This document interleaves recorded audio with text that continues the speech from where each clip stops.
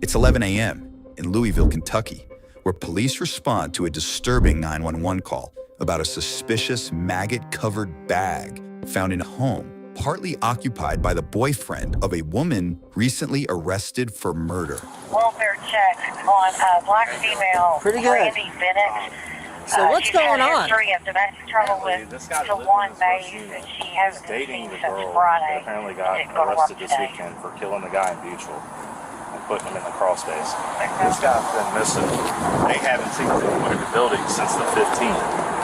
And the mom says he's missing. I talked to the mom this morning. We went down in the basement crawl space down there. There's a god-awful smell, and there's a bag in there that's got maggots on it. It's underneath a bunch of like carpet and ceiling tiles. Okay, well, nobody. Who else been in there? Me and him went in the crawl space. Okay. All three of us. Go been ahead in the and house. go ahead and get me your IDs and just stand by. Let me. And before we move any further, I'll contact homicide. The landlord of the multifamily home, seen here, along with two workers, said they found a bag covered in maggots in the basement area and grew suspicious after the mother of the man who had been living there allegedly told him she hasn't heard from her son for nearly 2 weeks. Furthermore, the witnesses said the missing resident was dating 44-year-old Sarah McQuillan, who had been arrested as a murder suspect in another case. Hey, Sarge. So apparently, yeah, it's related to the Sarah McQuillan, and that he's been missing. When was the last time you said they seen him? 1894 out of 1106. The 15th of September. And they went into his apartment already, but they said that the bag is covered in maggots and it's a god-awful smell, like something was rotting flesh or something. I'll go ahead and I'm gonna call homicide. Okay. Bye. I mean, it could be a dead animal, but I don't. No, don't want to take the chance. Yeah. It's too close to coincidence. Thank you, guys. Okay, you went in there, didn't you? Did you go in? I went in the house and changed the locks. I drilled it open. Okay. Because they wouldn't go in. Okay. Unless we had access to it, I guess. 514, baby. I'm switching service. 7 days earlier, police said they believe Sarah shot and killed 64-year-old Jerry Carden before hiding his body in his Louisville home's crawl space. His body was discovered 3 days later, falling into the time frame when investigators believe Sarah struck again, stabbing and beheading 39-year-old Douglas Brooks before also stuffing his body in a crawl space.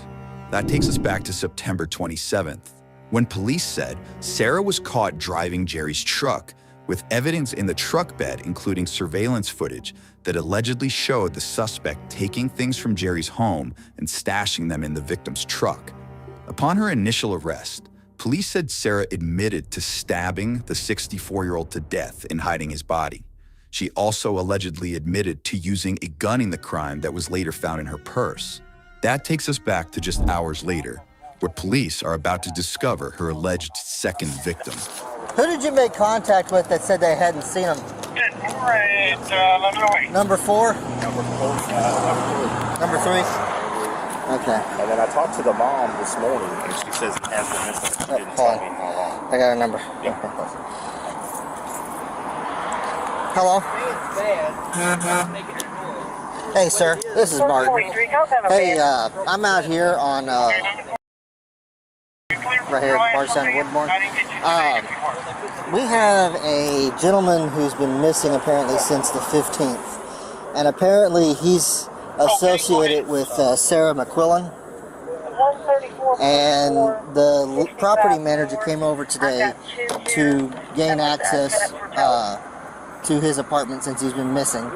They drilled the locks, went into the apartment, didn't see anything suspicious. And then went into the basement, and you said it was a garbage bag? It's a garbage bag. We didn't touch it, but there's some stuff on top of it, and there's maggots on it. There's a garbage bag that has other articles stacked on top of it, but the garbage bag itself is covered in maggots, and it's gross looking, and apparently it reeks to high hell. How would you guys describe the smell? I mean, it smells like a dead animal. Dead animal? Okay. It smells to me like a dead animal. I mean, it smells bad. I've never smelled a dead person. But it's, so I don't as know soon how as to you compare walk it in that door down there, you smell it. Oh, yeah. It'll knock you out. And other tenants have been complaining of the same smell? Yes. Did the mom ever say what his relationship was with the murder suspect? On and off girlfriend, I believe. Okay. So we've had several calls on them down here for screaming and violence and whatever. Yeah. So, When you walk in that first room in the basement, you'll come into a second room. Uh-huh. Right, the smell and all that carpet is right on your 416 out of left on the 1114. ledge. You Okay. just follow the flag. You don't have to. Okay, well thank you. You don't have any tape or anything, do you, Greg? What's that? You don't have any tape or anything, do you? Tape? Yeah, we're going to tape off. There's a back door. So nobody goes down there.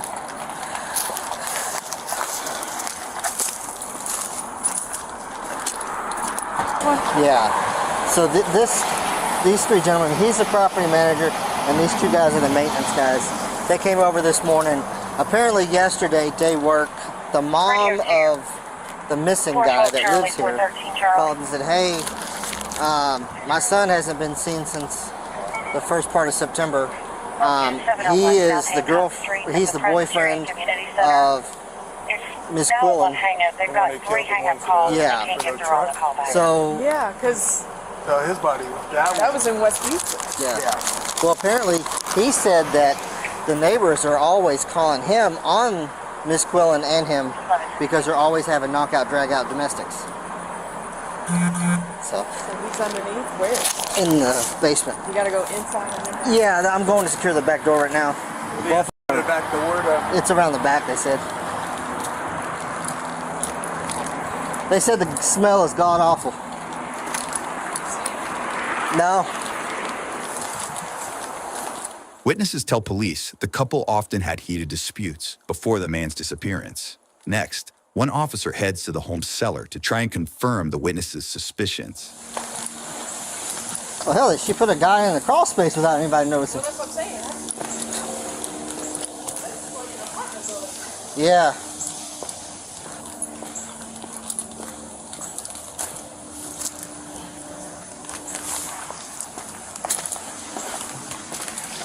Ooh.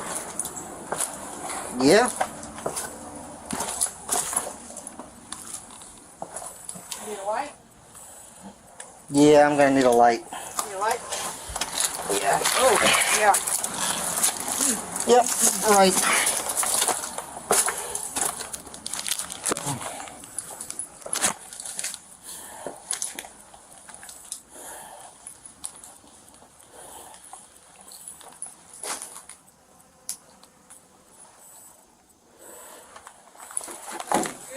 Yeah, I'm good. I'm trying. Can you have Mr. come down here? Yeah. Did you find anything? No, I can't find the bag they're talking about, but geez. Okay. Mr. Richardson? Yeah.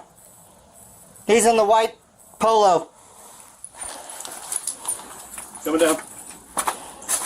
That is death. Mm-hmm. Mm-hmm. That is the smell of death. Mm-hmm. With the flies to go with it. Mm-hmm. Where's your baggie? Trying to find it. He said it was in this room and then to the right, but I can't see it. Where's that? One back here. Well, it leads to this, Leads in that? Okay. but I don't see a bag or anything. Here, if I take a peek. Yeah, let me back out, because there's a whole bunch of Room? Yeah. Yeah. There's a smell down here, that's for sure. Mm-hmm. Are we sure it's not coming from upstairs? No, they checked the apartment. They said the bag is got the one with the maggots on it.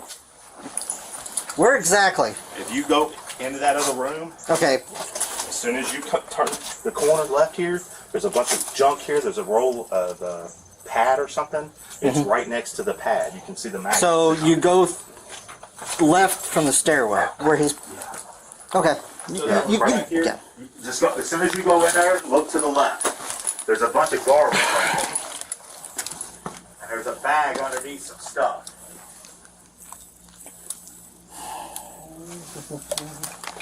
Yes, I guess that's right here.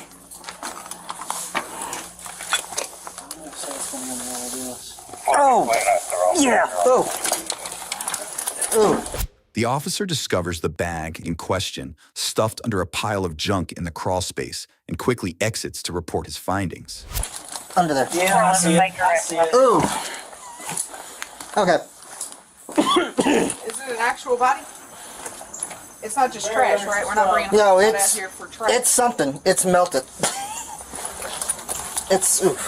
You can go back out front, Is sir. it Thank in you. the carpet or is it in the trash? No, it's rolled up Back in buried under some like insulation and like an some exercise mats.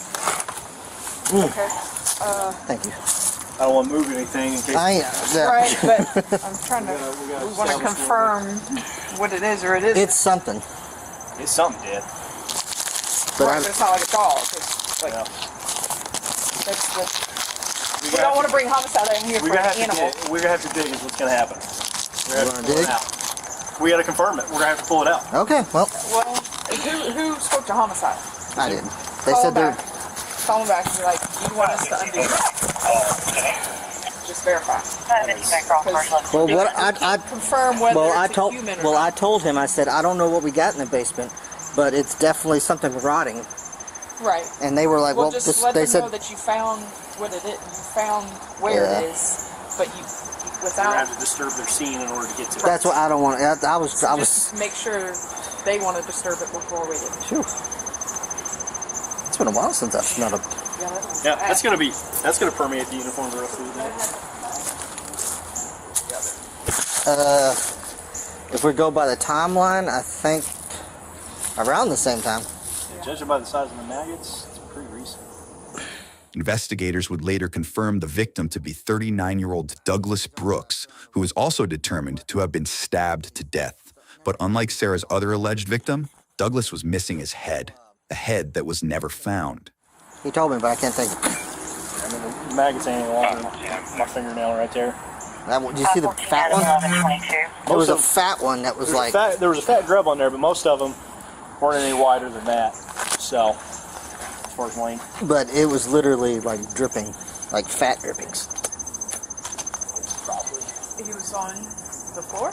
How's No. it So, you know how these old houses like have like that crawl space? Like there's the basement and then there's like the dirt crawl space that sits up. Yeah, like a There's shelf. a bunch of Yeah. crap that's shoved back in there, like old insulation, foam mats. Yeah.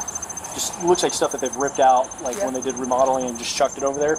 There's a bag buried underneath all that has got whatever's permeating that smell through the room. That's where it's at. Oh, okay. It's buried underneath all that But stuff on top of that, on top of that little shelf Yeah. that's down there. yeah.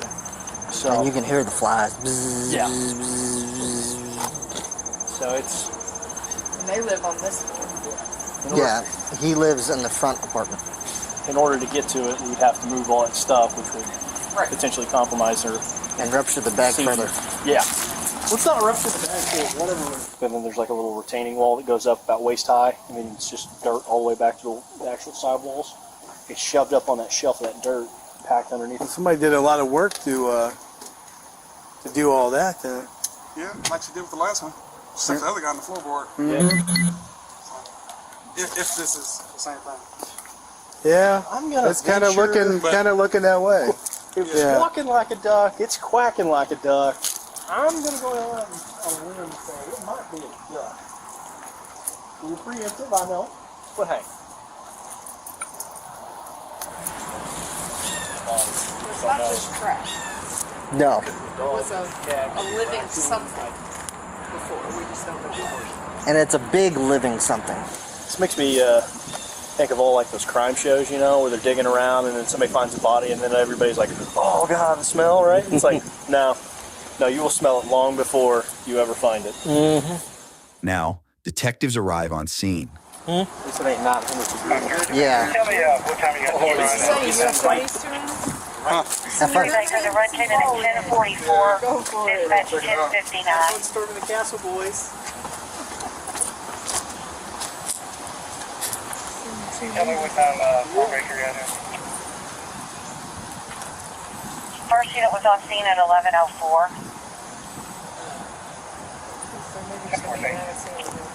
You're welcome, 11:34. somebody runs out. Hope y'all didn't eat here. I was here at 5:30, 5:30, 4:30. But when they caught her, she confessed to the first one. But I'm guessing she didn't say anything about this one. If she's guilty of this one. Yeah. For like 40 minutes. I wanted to call it soon. That's her. Oh yeah, she I got see her that. doing this, and I'm like, well, I got She kind of looks like the chick that used to be the serial murderer that they, Then they brought the the one that, paddles out. what was her name? That's what I thought. Come to find out the paddles weren't working. Sarah So they McQuilling. weren't actually shocking when they were trying to. She admitted shooting the victim and placing him in the crawl space. Poor cover up. What was that serial killer's name? The female, Charlize Theron played her, like where she uglied herself up to play her. Oh, I know who you're talking about, yeah. Kind of what she looks like. A little bit. It says she confessed to the first one, but she didn't confess to this one. We never asked her. Oh, well, if you're catching me for one, I might as well, it's one go for one. Oops, what, B? So is this a shared basement, or? Yeah. Yes. That's taking an awful big risk. It's not a basement. I imagine like a lot of people go down into. It's It's like my grandmother's basement, like damp and nasty. yeah. It's one of those old earthen basements. Back in the front of the home, officers try to piece together what exactly they think happened here. No, it's so like, you know how the old houses, they have like a crawl space shelf? So it's kind of like that, and there's a pile of stuff that goes back like 10 feet, and you can't even reach it, but where there's a roll and there's insulation, you can see a garbage bag underneath it and maggots. I mean, yeah, there's something there, but what is it? Yeah, I mean, too much of a coincidence. True. I told Sarge before I left the division, I was like, is she becoming a Black Widow? Killed 2 guys, put them in garbage bags, put them in basements or crawl spaces? Possibly. Who called it in? Sarah, who was already in jail at the time of this discovery, was charged with complicity to murder, second-degree complicity to manslaughter, 2 counts of abuse of a corpse, and 2 counts of tampering with physical evidence and theft. The 44-year-old later entered an Alford plea, an agreement that allows criminal defendants to maintain their innocence while also accepting that there is enough evidence against them for a conviction. She was sentenced to 20 years behind bars. Well, what happened was yesterday, the reverse day work came over here because they were like, hey, mom hasn't seen her son since early September. Neighbors are saying they haven't seen him since September 15th or something like that. Well, she decided to call today and have him come over here, and he was going to evict him anyways because he hasn't been paying rent. So, Because he's missing. so they knocked on the door, didn't see anything, didn't hear anything, saw the broken window, decided to go ahead and just bust the lock, change the locks. And then I don't know what made them go down in the basement, but they went down in the basement, and he said as soon as they opened that first door on the outside, he said it just hit them. They were telling us where to find it, and me and Woods could not find it. We were like, we smell it, we see the flies, but we can't see it. And then he was like, it's under there. And me and both was like, It's nearly 4 p.m. at an animal shelter in Atlanta, Georgia, where police arrive to apprehend a murder suspect.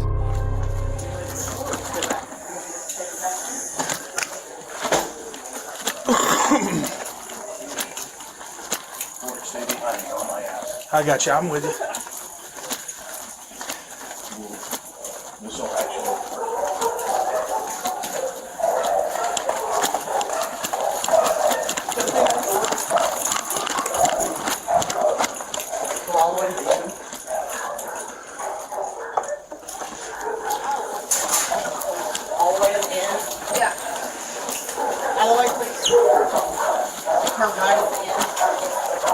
First or second? Rio.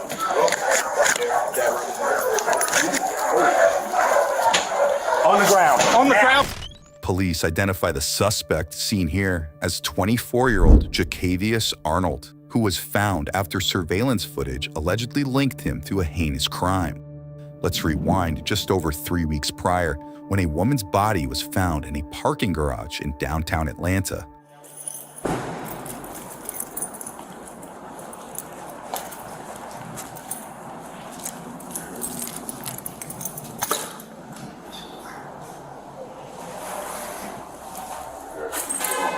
Right here?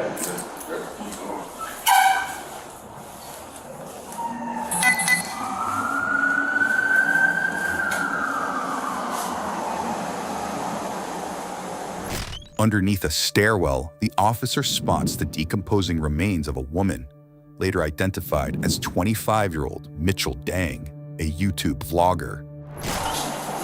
Well, she been there for a minute. Yeah, that's why I said security. And we got security. She smell. 1503, you still on the air? As soon as I got here, I smelled a strong stench as soon as I got by the elevator. And I used to just go on down here and clean up and shit like that. But you know how you think it's a dead rat or something like that? I kept walking, I said, I don't see that side. So I said, just walk a little farther. When I walked a little farther, I said, oh. And protocol was called, Gotcha. Well, what's the address to this garage? The head was covered up, right? I don't know what I found right there. It looked like a female or a male to you? To me, it looked kind of like a female. Possible, because she's small. Mm-hmm. It's 40% radio. Get a house, go ahead. Yeah. 5%. It's gonna be a confirmed 48. There's an order coming from the location, so she been here for a while. Look like a white female. Hello. Nah, he just want to know what's going on. I don't know myself, so I just told. It's a dead body there up under the stairwell. So yeah, I talked with our security. They walked the stairwells last night. Said they didn't see anything. Nah, there's a smell coming from there. So even if they didn't see nothing, they would have.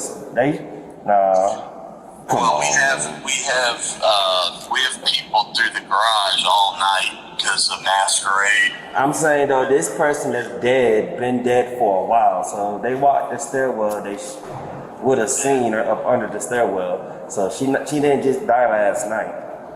Okay. Yeah. Well, that's what I'm saying, that we have people walking that stairwell all hours, all day, all night. So, I don't think 25/7 the radio. done this even yesterday night because we had club traffic all We just need access to the cameras.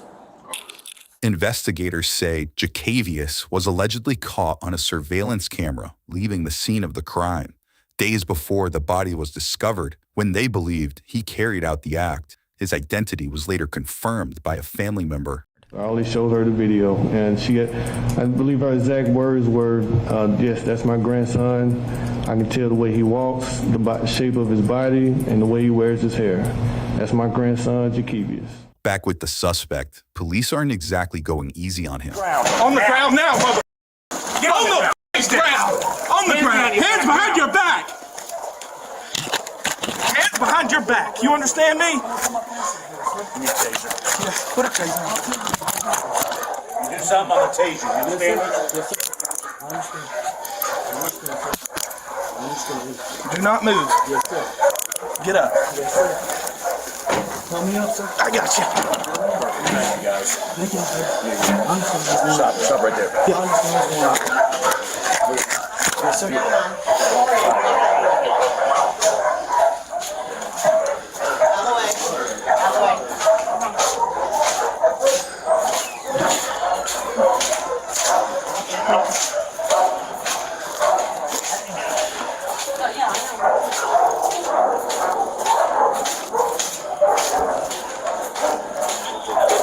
Wish me luck, brother. As police escort Jacavius out of the building, let's return to the crime scene, where police secure the area and investigators try to piece together what exactly happened here. You had me fucked. I was like, You saw it? yeah, it's right there.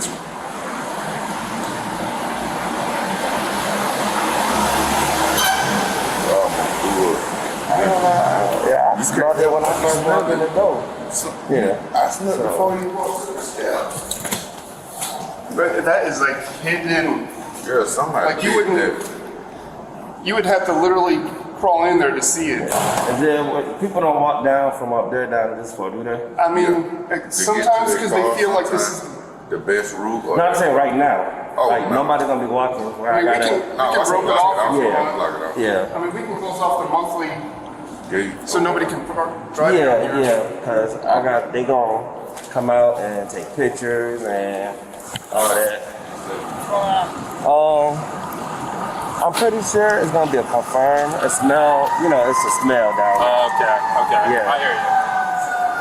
I told him, I don't know if y'all just want to double check, but I told him I didn't need y'all, but. The thing is, I'd still rather bring it. Is it in the stairwell? Yeah, it's at the bottom.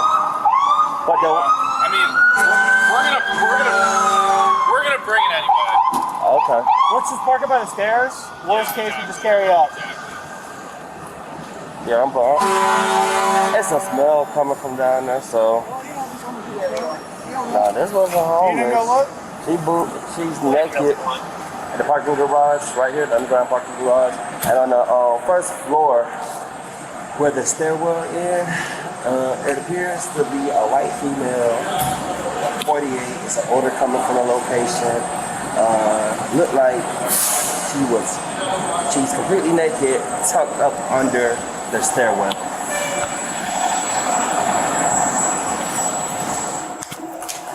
All right, let's go. Live for all that. Go ahead. No clothes. Is she the homeless? There's no clothes or anything. Is she the homeless though? That's a little weird. I don't know. That's up to y'all to determine, but. Yeah, she's under the stairwell.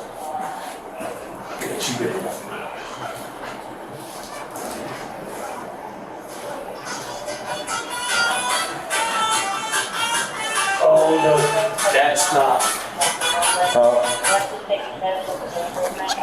Okay. Alright. Look natural to you? No. Right. Hey, sorry, come down to it's that parking deck on your right. Turn right into the park. Homelessness. There is an orange cap for like a hypodermic needle, but I don't see any other needles. Well, there's a needle laying right back there. So, just the way this body's positioned, it doesn't look like, and the way she's shoved up, she is shoved all the way up underneath the step. Yeah. Is that make sense to you? So the department attendant smelled it and called it in. But look, they got security that's supposed to walk the stairwell, but and they said they walked the last night, but they didn't. That's what I told them. What up, Sarge? Y'all give you 8 or 9, you doing the same thing you did this on for, man.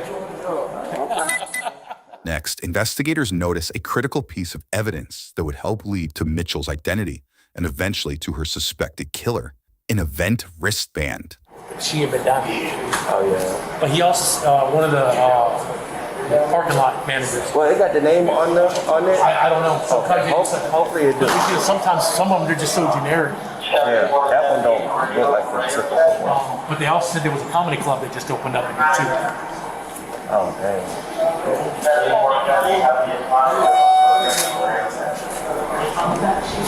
Alley Cat Music Club.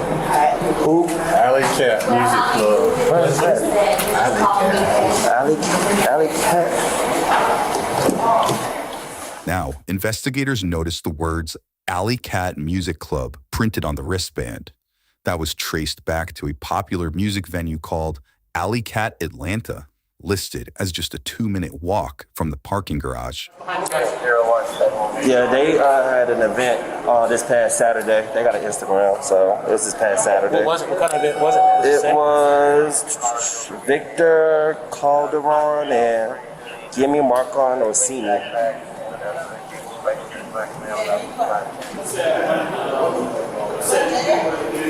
So, August 26th? Yep, that was Saturday. Yep. He got the information. Oh, Denise out here talking. It's a good job, man. It's a good job. Trying to see if they got any mass posts since then. People posted like, "Where's my friend?" or anything. Yeah, that's the other things. Family members later confirmed that 4 days before the discovery of her body, Mitchell had allegedly said she was attending a concert at the venue, reportedly helping investigators pinpoint their time frame and uncover key surveillance video that led them to their suspect.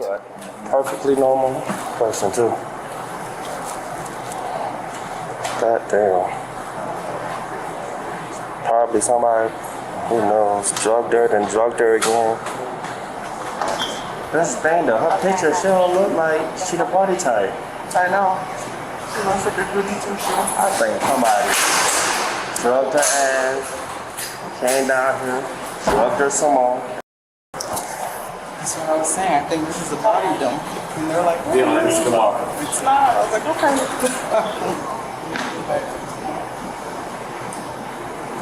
If they were smart, they would have took that off her.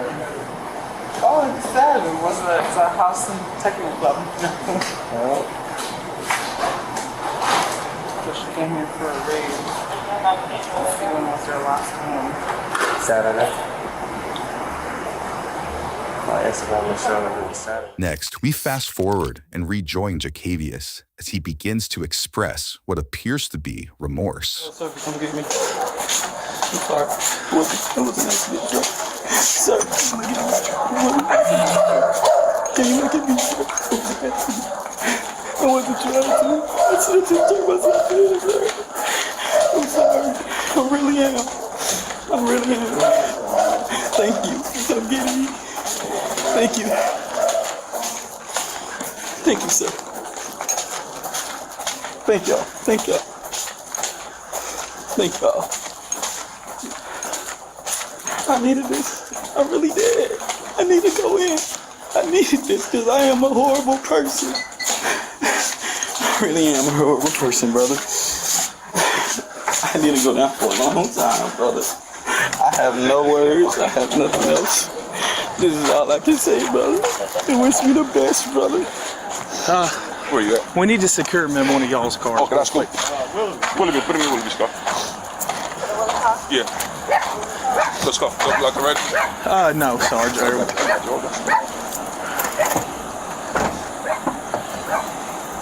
It's tight. Very tight.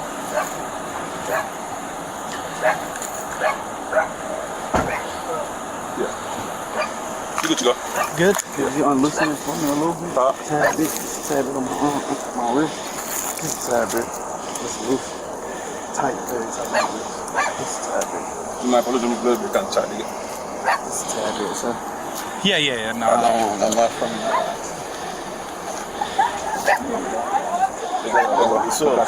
Yes, sir. Huh? So I'm sure y'all gonna want this up. Yeah.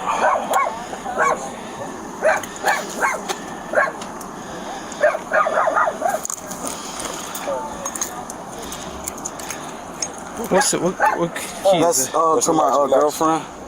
My girlfriend. Okay. She works in there. Yes, sir. Where's her car? Where's her car? She in the back. Okay. Is it black? No. Okay. Jacavius also stands accused of stealing multiple belongings from Mitchell, reportedly including her car, clothes, cell phone, and bank cards, which he allegedly used to buy items at a gas station near his home. There she goes. She's coming out right now. Yeah. We were just going to secure him in there just temporarily. Thank you, sir, for loosening it for me.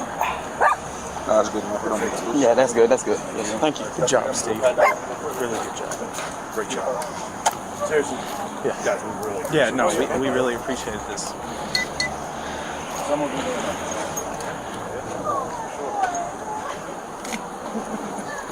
That's his girlfriend right there? Yeah. We'll go ahead, Sergeant. We'll secure him over here. Transport?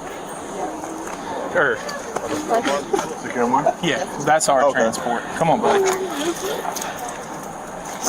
Thank you. Could I just say one thing? What are you doing? Just to my girlfriend, please. Just one thing. Just one thing, sir. Can you take that? Can you follow him down? I'm going to do some stuff up here. Yeah. Do you have a locker in here? Yes, I do. Where's your locker at? It's K's number. I think it's down below. It's right by the break room. Okay. Just give us a second. We'll talk to you, okay? Can I say one thing to my girlfriend? What's that? Can I say one thing to my girlfriend? Give me a second. I know what I'm going. I know what I'm going for. I just know. I'm sorry. Get in there. I'm sorry, y'all. I'm sorry, y'all. I apologize to everyone. Get in there.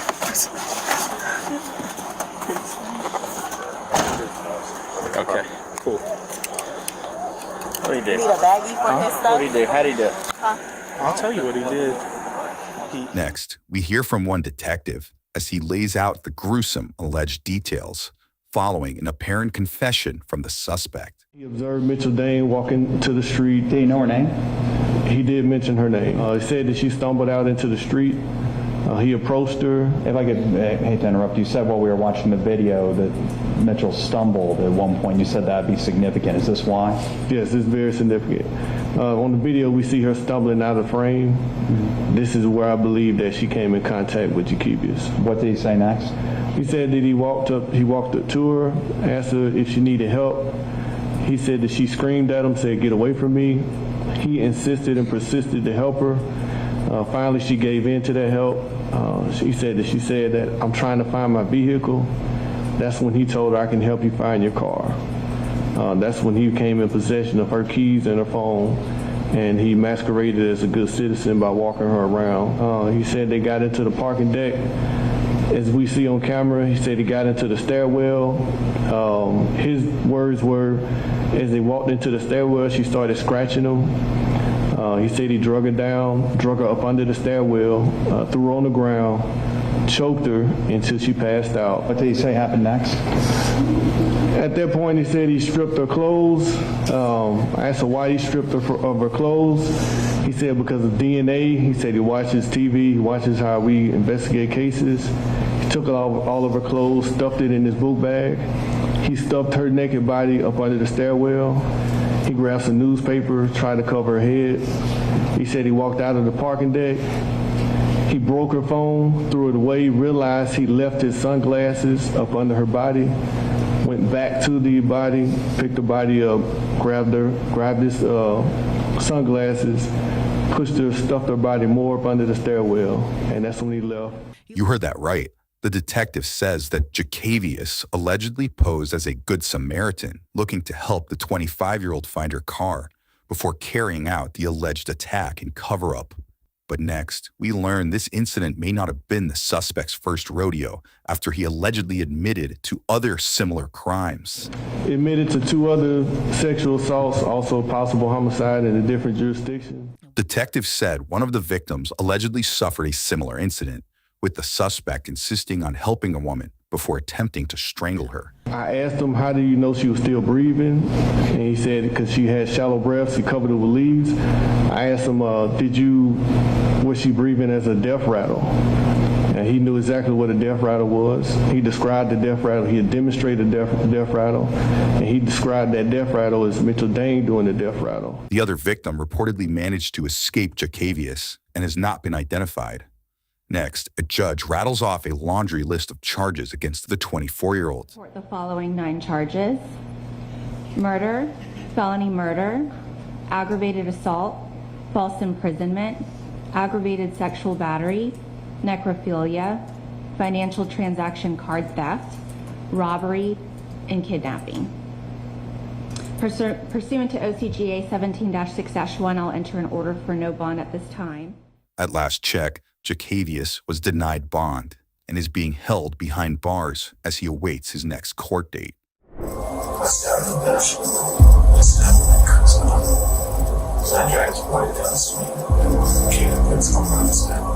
play soccer with his head? It looks like there's a roll right there. That's the roll? Yeah, there's a blood right there. Or picked it. Yeah. It's a quiet early morning in Las Cruces, New Mexico, when dispatchers receive a frightening 911 call. So I was just driving right, and then I pulled in. And I seen there was a body laying on the floor, and then I think his head was on the side of him. Okay, so Apodaca Park? Apodaca Park, going in on Waterbridge. I was pulling in, because I was going to go in Waterbridge Park. And then I seen something on the floor, and I thought it was a traffic cone. And then once the light, the light touched like the body, I seen the body, to the left of it, I seen his face. Okay, could you tell if he was breathing? And then no, his head was completely off of his body. What do you mean? Like he was decapitated. Okay. And what was he wearing? And then, I don't know, I want to say a white shirt, and I believe it had blood on it. Maybe. And how long ago did you see this? I seen this like 5 minutes ago, 5-10 minutes ago. Okay. So then I seen it, and I got sweaty, so then I got sped off, and I was going forward, and then I seen a cop at the exit on the other side. There was a police officer sticking near his car. Okay, and for facts, you said he circled back to double check and is completely off of his body? No, I didn't circle back. I just tried getting out of the area, to be honest with you. That's okay. Do you have it in this? Did you see anything else suspicious around the area? No, I seen there was nobody at the park. I just pulled in, and then I just seen his head off of his body, like decapitated. He was to blame, and I got scared, You heard that right. The anonymous caller said they spotted a decapitated body while driving through a park. Let's join investigators as they descend on the area. Right there. You see all the blood? What up? North end, Apodaca Park. Don't even go to the parking lot. It'll be on Solano itself. You'll see us. All right. Thanks.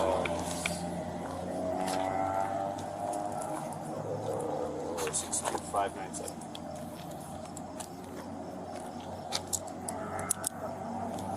$801 is the address for the parking.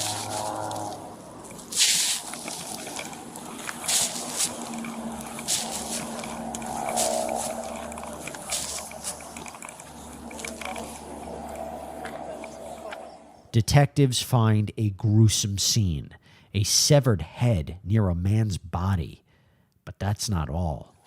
It looks like there's a roll right there, Dustin. A roll? Yeah, because there's blood right there. Or kicked it? Yeah. Well, that's one thing we probably need to do is look at his shoes. He's got any blood on the top of his shoes too. We're gonna need all of his building. They're gonna lose their way. They've been bitching to Chief that this guy was. What's the tattoo say on the top? Bot Mickey? I can't really make it out. It's a scorpion and then maybe N-I-C-K-I or N-I-K-K-I. Looks like a duck tool. Looks like the name Miranda we're looking at. Like possibly right here. See, there's something shiny. Yeah, like he spit on him? Like maybe he spit on him? Yeah. That's what I'm There thinking. and there. Because that's what it kind of looks like. Yeah. I mean, I could be wrong. Cut off his finger. So we're missing a finger. Yeah. Is it freshly cut off? Yeah. Okay. So we're missing the middle finger on the right hand. Lax all over the hands. So we may find it over here. And then there's multiple stab wounds on the back. Yeah. That being slices. What was this finger? The middle one? Investigators also find one of the victim's fingers has been cut off and suspect the head had been, quote, tossed or kicked. The victim is later identified as 51-year-old James Garcia, who investigators said was stabbed 84 times, decapitated, and had his finger severed. Next, detectives investigate the surrounding area, where even more disturbing details are revealed. And obviously decapitated with his head, what would you say, 10 yards? 10 yards from his torso. Up with the direction. North, yeah. North of his torso. Okay. Let's go back. Let's go physically before we get I'd like to look this way.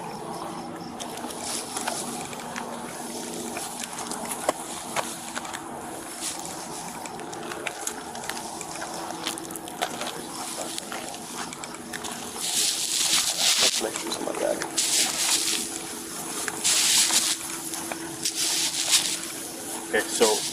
so that we have an idea if they want to come look any further. We'll use the crack and the watermelon To the outside? to the rock. And to the outside of the rock? To the rock. No, I don't know which way we're going.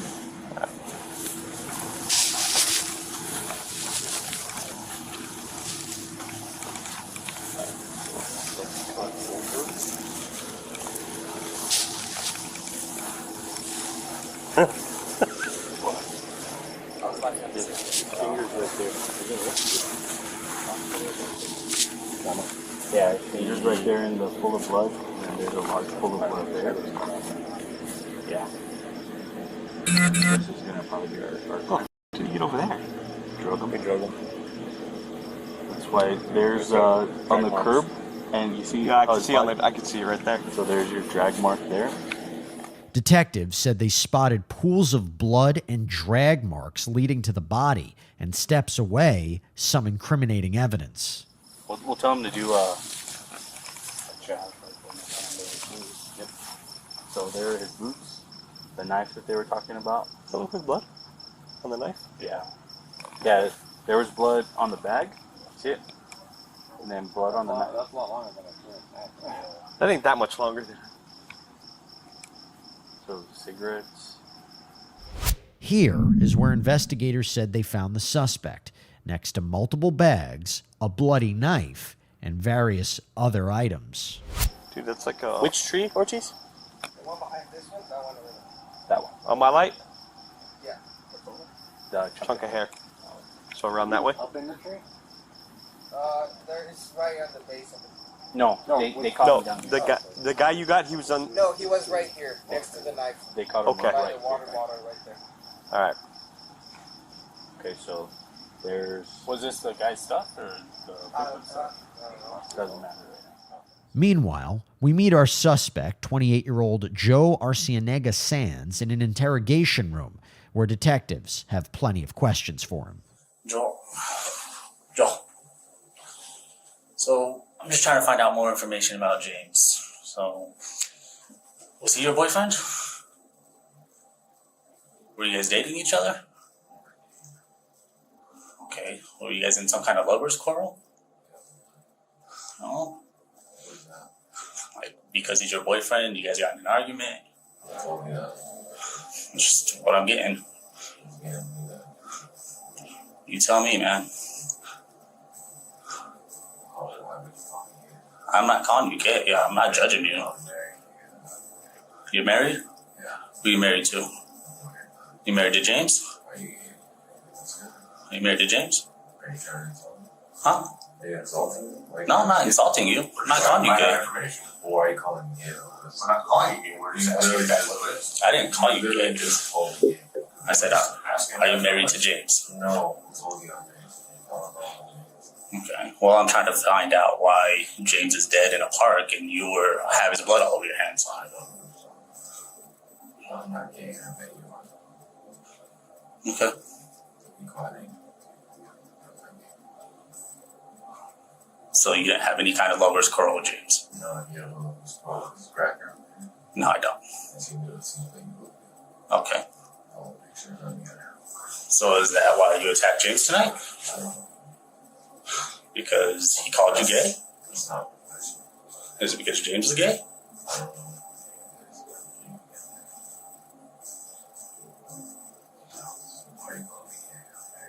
I'm asking you. I'm not lying about anything. You're telling me I don't know that everything. I'm not acting like a child. Okay. So then tell me about James. Tell me about James. Is that why you're pissed off? Because James thought you were gay? Did James hit on you? Did he make some kind of advance towards you that you didn't like? He told you I was gay. That why they didn't kill me? No. That big like in your hair, not Yeah. Don't call me gay, man. Okay. Well, I mean, if that's what you feel like you want to do. I'm not calling you gay. I'm asking you. You literally just killed me. I did not. I asked if James was your husband. I asked you if that was your. And I told you that's not. Well, I'm trying to find out why your blood, or why James's blood is all over you. So, if it's because you guys had a lover's quarrel, or he made some kind of unwanted advance. You guess? No. So, he did. You okay? Do I? Yeah, you do. Well, then help me out. You want to fight me? I don't want to fight you. Well, let's do some more ghost. I don't want to fight you. Don't call me gay. I'm not calling you gay. Okay. So then tell me what it was. No. You gotta apologize. Okay, I apologize. That's not. So, well. You came in here lying. I'm not lying. I'm trying to figure out your relationship. Joel makes some, let's just say, confusing statements, but detectives aim to keep him on track. Help us out, James. Clarify it for us.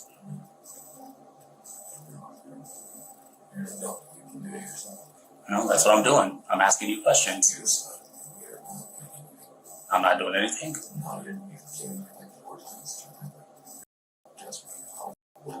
I'm not trying to act like I'm tough at all. You're right. Am I? Okay. So tell me. Okay. So then what happened tonight? Okay, so here's what I think happened. You and James are in a relationship. He said something to you, and you killed him. Where did you hear?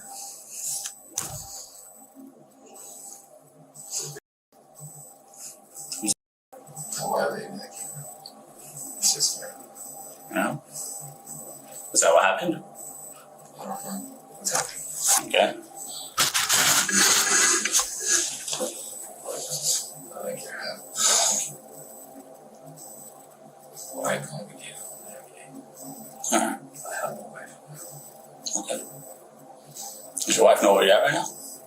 No, I'm not even telling you. Does she know that you're sleeping in the park with another guy? No. Well, I'm not. You told me earlier you're sleeping in the park. You and James are the only ones in the park. I didn't do that. Yeah, that's exactly what you told me. No, I've never seen that. It's on the camera. That's what I said. Well, then help us understand what was going on. You're investigating, aren't you? Yeah, that's exactly what we're trying to do. Well, why are you saying yeah? Aren't you? So we're fine. Don't you make your brother Bart first? You have a brother named Detective Bart. Do you have a brother named Detective Bardo? No, do you? Do I? No. You look like I've seen him before. You look just like him. Okay. You have a brother named Jacob. No, I don't even know Jacob. You have a mom named Sarah. No. You have a son named Jason. No. You really killed your own father. No. Yes, you did. Okay. So what happened with you and James tonight? What happened with you there?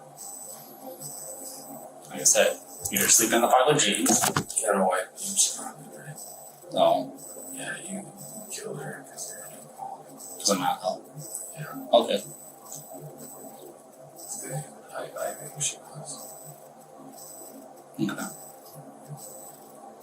So then, tell me why you killed James. Why did you kill Scarlett?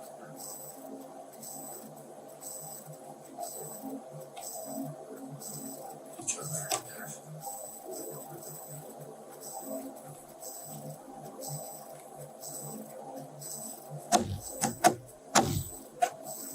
So am I close to what happened? James made an advance on you and you didn't like it?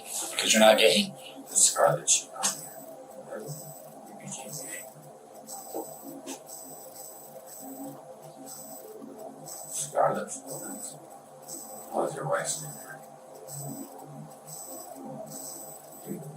When she caught you getting made by her partner.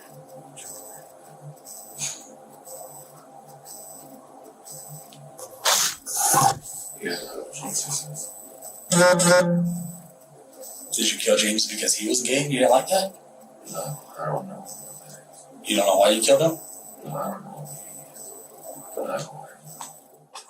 Joel continues to try and steer the interview off the rails, but detectives decide it's time to be blunt with the suspect. I don't know what happened to James. Who's James? You know who James is.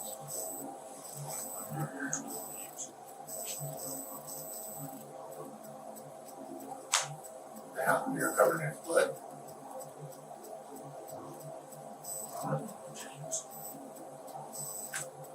Do you remember when we did those swabs of your hands? Okay. What was it last? Garcia. James Garcia. Yeah. Remember we did swabs of your hands a little while ago? You ever played the last of us part 2? You remember when we took swabs of your hands? You rubbed those Q-tips on your hands? Remember that? We're gonna send that off to the lab. And it's gonna come back with James' blood. It's back. James Garcia's blood. It's gonna be on your hands. James Garcia's dead.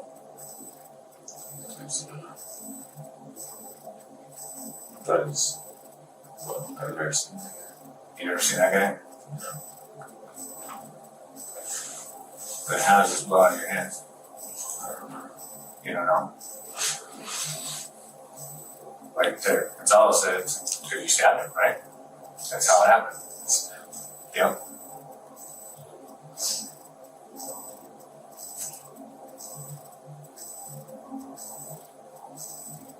Isn't that true? Yeah. Detectives continue pushing Joel for answers when the suspect finally cracks and delivers a shocking confession. Look, Joel, you know what you did. I just want to know why you did it. It is Joel. What do you want to be called then? Altair. I'm sorry? I gave it to the cop, the principal. Altair? Altair. Altair. That's our Okay, Altair. version. So then why did you kill that guy? My wife. Your wife. When did this happen? 4 years ago. 4 years ago? Yeah. Okay. Was that reported? No, we were all. What's that? We were all homeless. You guys are all homies. Homeless. Homeless, I'm sorry. Where did that happen at? The same spot you was at. The same spot you was at? Yes, sir. Okay. So you killed this guy because you killed your wife 4 years ago? Yes. Okay. How did you... Those are our bags that you had to go steal from us. Okay.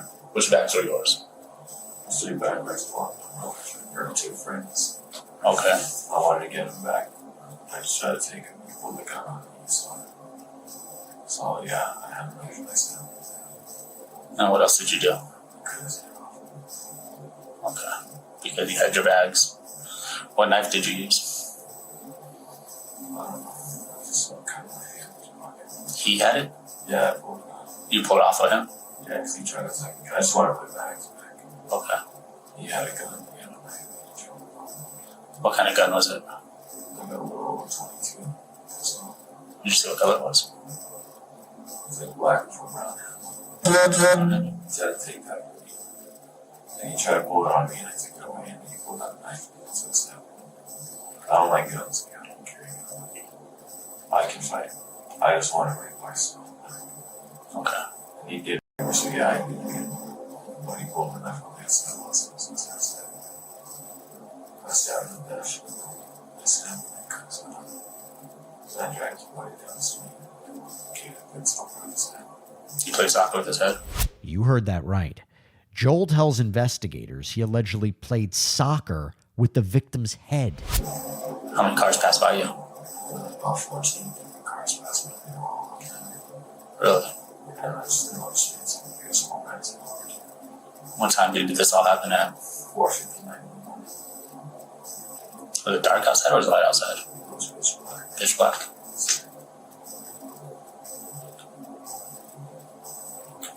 Did you use the same knife that you stabbed him with to cut his head off?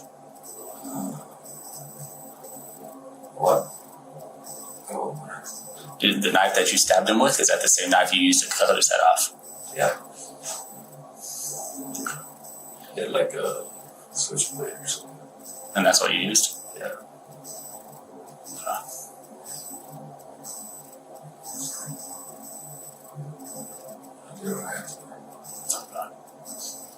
Where's that gun at now? I don't know. You just left it there? Yeah, I think so. I don't know how you guys were coming. Was anybody else around? No, it was just us two. There was a struggle between me and them. Okay. Where at the park did this all occur? What park do you know where at inside the park? Towards the end of the movies. Did you just stumble upon him, or did you know he was there? No, I knew he was there. I was small. He had similar stuff. I just wanted to stuff that he's right there. When did he steal your guys' stuff? 4 nights ago. 4 nights ago? Where was your stuff at where you stole it from? We were on the other side of near the Walmart opposite. Yeah, we were all hanging out there. We all fell asleep and all put in our stuff, so that's why you got him with your stuff? Yeah, he was there. I asked for it back. I woke him up. Like, he starts with staff, he starts with things in the bag. He bring my girlfriend or something. Alright. Can you give us her name so we talk to her? She's homeless. She's homeless. I don't know where she's at. Would you have a name so we can talk, try to find her? No, I can't remember. Okay. That's all the much. I appreciate that. I appreciate you being honest with us. Can I get a cigarette? You want a cigarette? I can see what I can do for you, okay? See if I can get you a cigarette. Anything else that happened? Anything else we need to know? That was it. Have you ever had someone bring this? I've been reading a lot of there. Sorry, I just lost it. I don't know what's in there. He was a very bad man. And his real name was Joel. I guess his name was Joel. Joel Sherman. He always had a different name. Okay. His real name was Joel, but he was not from this country. No. Where are you from? It's a place called I'm not Islamic person. Okay. Alright. My wife saw anyways. Joel was later found guilty of first-degree murder by a jury after lengthy legislation stunted by the early days of the COVID-19 pandemic and questions about the 28-year-old's competency. He's expected to face sentencing this spring. Is Zion a real person? No. Can I look in your basement real quick and I'll get out of No, here? you need a search warrant to do that. What is that? First tip for Zion Staples. Zion Staples. She told me, she said, promise me that you'll take this to your grave. It's 9:21 p.m. in Rock Island, Illinois, when officers respond to a welfare check that's far from routine. How can I help you? Hi. Are you Miss Staples? Yes, how can I help you? So we got kind of a weird phone call. Do you know? No. No. I don't know anybody out here. Some lady called DCFS. And, What? And kind of made some claims that you had a child that accidentally shot themselves. Absolutely not. 37-year-old Sushi Staples wastes no time denying the accusation and has an idea of who might be setting her up. My ex-husband, his new girlfriend, this broad is off the chain. I have went down to Rock Island and filed a police report on her. Okay. I have went and put a restraining order on her. What's her name? Her name is... This girl is never in it. She has so many different Facebook pages she stalks me from. She has made up different names, called me from different numbers. I have changed my number, tried to do everything I can. Right. Unfortunately, I can never seem to get them served because they're always bouncing around in the Chicago area. Oh, okay. They're not even down here. They're then? not even out here. And Okay. it's been a constant... Have we been here before? No, you've never come to my house for anything. I've been here for 7 years and never had a problem in Rock Island. Yeah, I didn't know who you were. I work at... I'm a patient care tech. I'm a student at... Okay. I have a business in Davenport. This girl has made threats towards me on Facebook, posting her gun up, saying that she's gonna come to my addy. It's just never ending. Right. So they made some allegation that you had a son and he shot himself. Sir, and he's in your come on basement. now. You think? Look where I live. No, I get it. Just so I can check the box off, can I look in your basement real quick and I'll get out of No, here? you need a search warrant to do that. I'm sorry, I'm not about to have my rights violated because someone makes Uranus allegations like this. I know. Like I said, it sounded crazy to me too. I'm just up here seeing if, we have to investigate it, no matter how crazy it sounds. If you want to do that, I would suggest you go through the proper protocols. I'm not about to let some crazy woman who now has my husband make Uranus accusations like this and have my rights violated. No, I get it. That's what that is not okay. I have 4 girls in here. That's what I'm just asking. I'm not 4 children. I'm not trying to blame anything on you. I'm not saying this is true. I was just asking. Okay. This is nuts. That's all it is. Be careful what you wish for. Sushi asked for a warrant, and that's exactly what officers delivered the next day. So the reason we're here, okay, is because we're investigating a call that we had, okay? The officers came out and talked to you last night, correct? Yes. Okay. We have to handle that real seriously, okay? Because the allegations are that you have a son and that he's deceased and he's here in this house.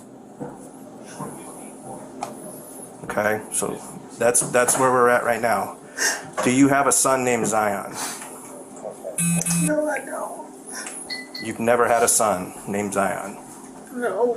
Are you claiming benefits for a kid named Zion? No. I haven't gotten any benefits for anyone.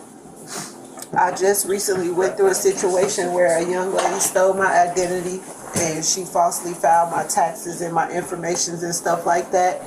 And I've been working with the FBI. I've been working with the IRS.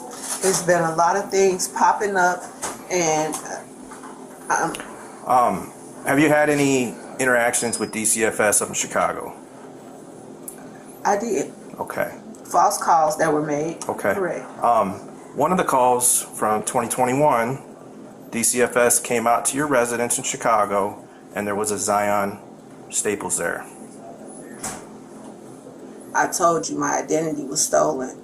My taxes were illegally filed. I went through a whole thing with the IRS. That was not me. But who was this Zion that was interviewed by DCFS up in Chicago, right in the presence of all your other children? There was no one Zion interviewed. Staples. No one was interviewed. Where did you say someone named Zion Staples was interviewed? It was. Because the call was made about my son by his father. Yes. It was never made about a Zion Staples. But when they went there, there DCFS was. did a report. The only child that they spoke to, because it was regarding him, was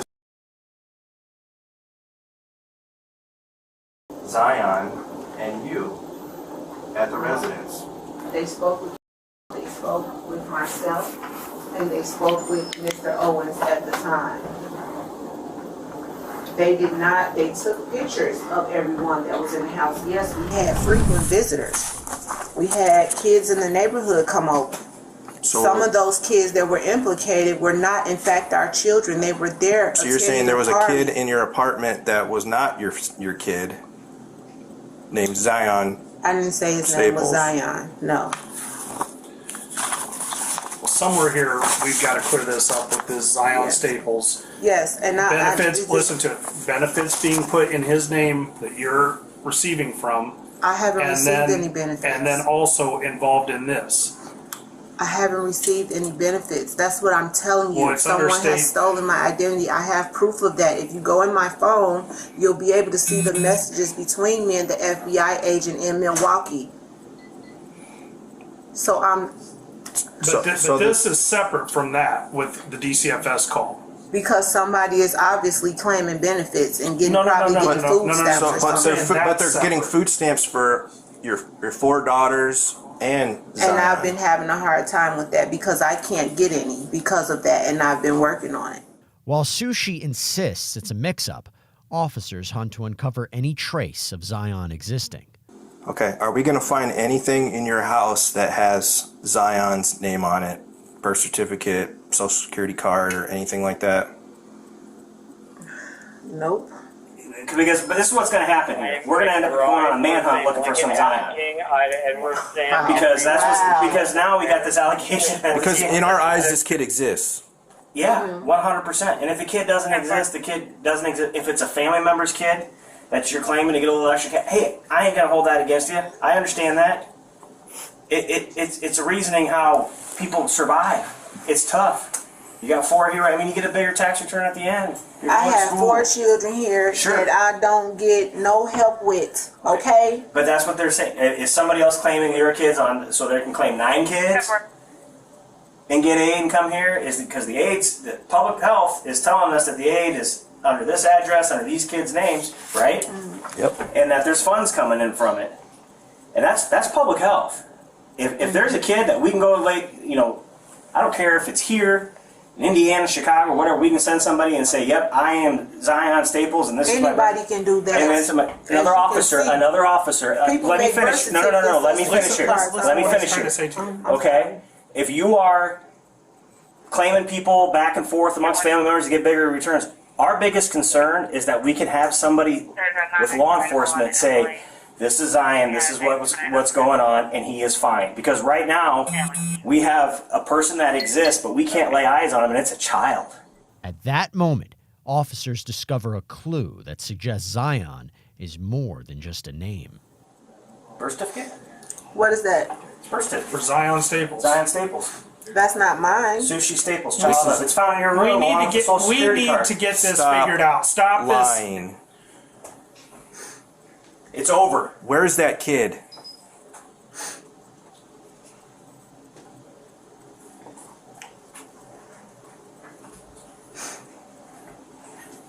You need to come clean because we're not going anywhere. This is just, you're just going to dig yourself a bigger grave now. I asked you if there's anything with Zion's name in this house. You said no. So let's start all over, okay? Who is Zion?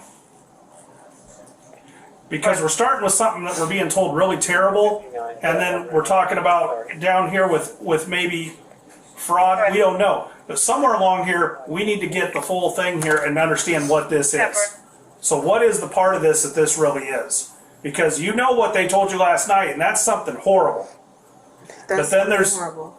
And then we're talking about, are you getting benefits from a child that doesn't exist but have all this stuff for it? We need to know the truth here. It's done, it's over. We're in the middle of this now. We have evidence to show this now. So let's start over. Who is Zion? Is he your son?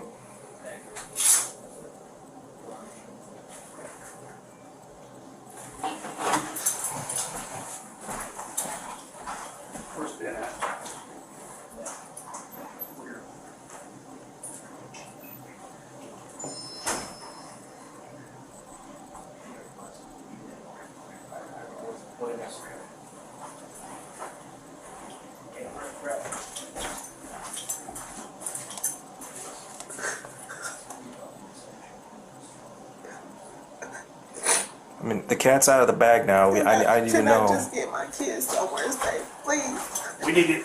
Here's the thing, hon. I will go with you where you want to go. Just let me call my family. That's it. We need to come get my kids. That's it. We need to open up and talk about this. Oh. And I know this might be the toughest thing you've ever done, but we have to figure this out now. This is as serious gets, and we need to understand what's going on here. We're too far in now. Okay? Let's take a moment here. Let's relax, but we've got to get this discussed and get it out in the open.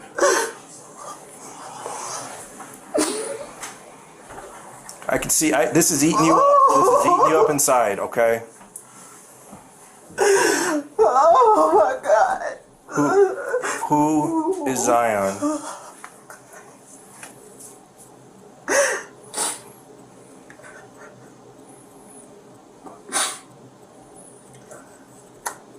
Look, I will talk to you, but can I please just have my family come and get my kids. You have family here?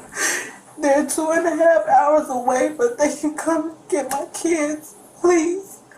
And I'll talk to you, okay? And that's my word. Stay here. We'll see what we can do, okay? Just stay right there.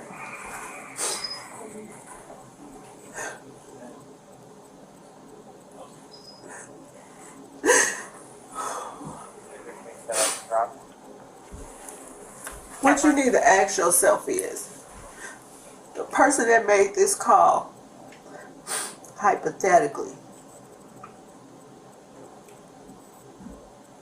if they knew that something supposedly happened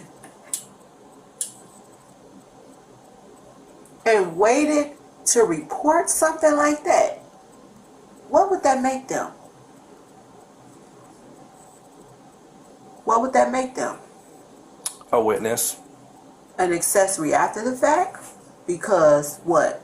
They came to you with this allegation and decided they wanted to use it when they got upset? We're not blaming anybody else, okay? We need to know what happened before we start getting to that point. Because yeah, we could work stuff out on the back end on that, but I don't know what happened. We don't know what happened until you tell us. Police sense the emotion rising in Sushi and play the strongest card they have, her love as a mother.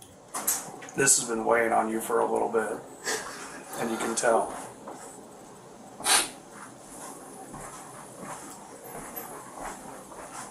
Let's get it in the open.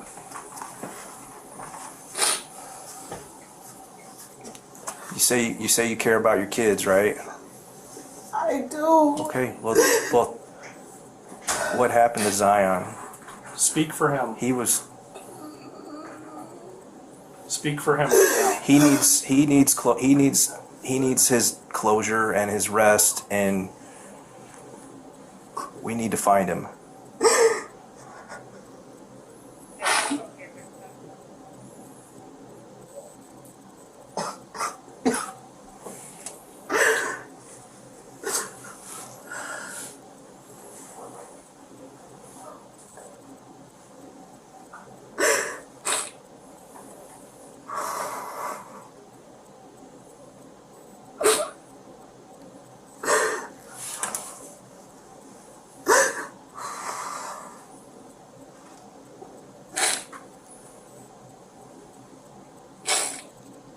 Can you be strong for him and tell us what happened?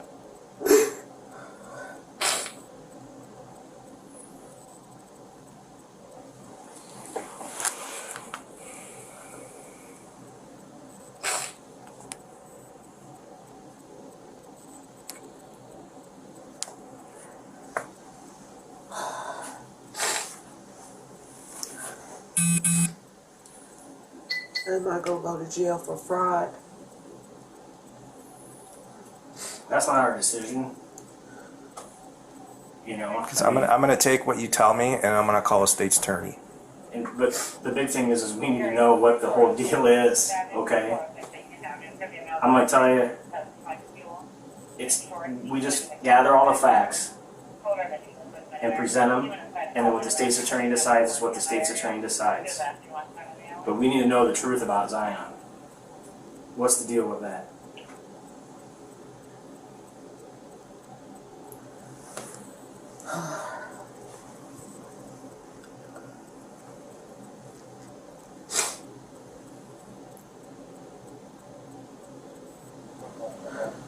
I needed some extra help, okay?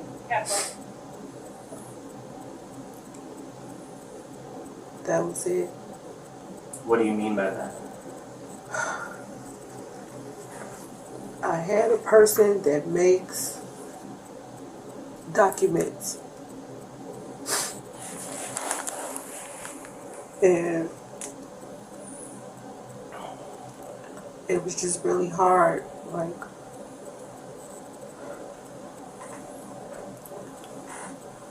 So is Zion a real person? no.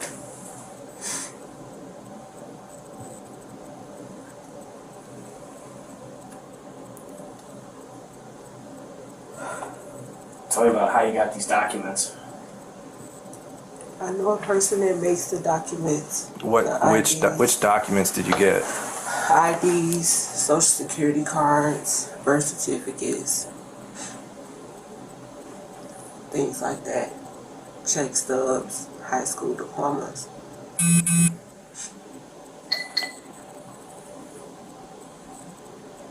And they made it for me to have an extra dependent on my income taxes, but I never used it, so I gave it to somebody else to use for theirs, so they can get more money. Okay, that doesn't add up though, because the benefit's coming to you at this house. Yeah, so that was the thing. I get the benefits, and they file the taxes. That's the split? That's the split. Sushi's words say one thing, but her tears are telling officers a different story. But I can tell in your emotion that there's something more here than a fraud issue. You've been through the system, and you're not going to be bawling and crying like that For over some theft issue. over a identity That's a theft crap. There's something more here, and we need to get that uncovered. And that's why we're saying, if you're not going to provide it, you know, we are going to talk to the kids too. We need to know what's going on here with this. What? What's wrong with my... Why is he yelling? He was talking. He was trying to get somebody else. There's something more going on here. That's why we were here. And I can tell by your emotion that it's more than a theft issue. And we need to unravel that truth of what's going on there. Because, like we said, until we can fully prove and know what's going on, we're going to search till days ends till we uncover and know where this Zion is. And you hold the key to that. And we need to get this figured out. I know you're worried about you and adverse of what comes of all, but I'm not worried about me. I'm worried about my children. We need to... I can fend for myself. They can't. I'm worried about them. I'm worried about my children. But this was one of your children too. And his soul is not to rest if we don't know what... If it's just like he's erased. He needs to be set free. There is nobody to set free like you're... So the kids are going to say that they've never had a brother named Zion in their life. That's been erased from their memories. Because we're gonna look for birth certificates. What, are they taking my kids out of here? They're taking my kids? Hey, you told us you would talk to us. No, I didn't tell you that. You told us that you would tell us what was going on here. Mommy, are you okay? No, what's going on? She's trying to take us. Hang on. What? No. Wait. Why are you trying to take my kids out of here? Because we're gonna talk to them. But you can't take... No. Can I call my lawyer? Do not talk to them without an attorney. Do you understand me? Don't touch me. I'm not touching you. None of you. Do not speak without an attorney. Do you hear me? Do you understand me? Look at me. None of you are to talk to them or answer any questions without an attorney, okay? You understand? Don't answer any questions at all. You understand? You understand? Do not. Instruct to do the same. And do not talk without an attorney. Because now you all are railroading us. Railroading anybody. We're trying to figure out what is going on. You're trying to figure out what happened. Yeah. And I just told you. And you're taking my kids out of my home, something you said you was not going to do.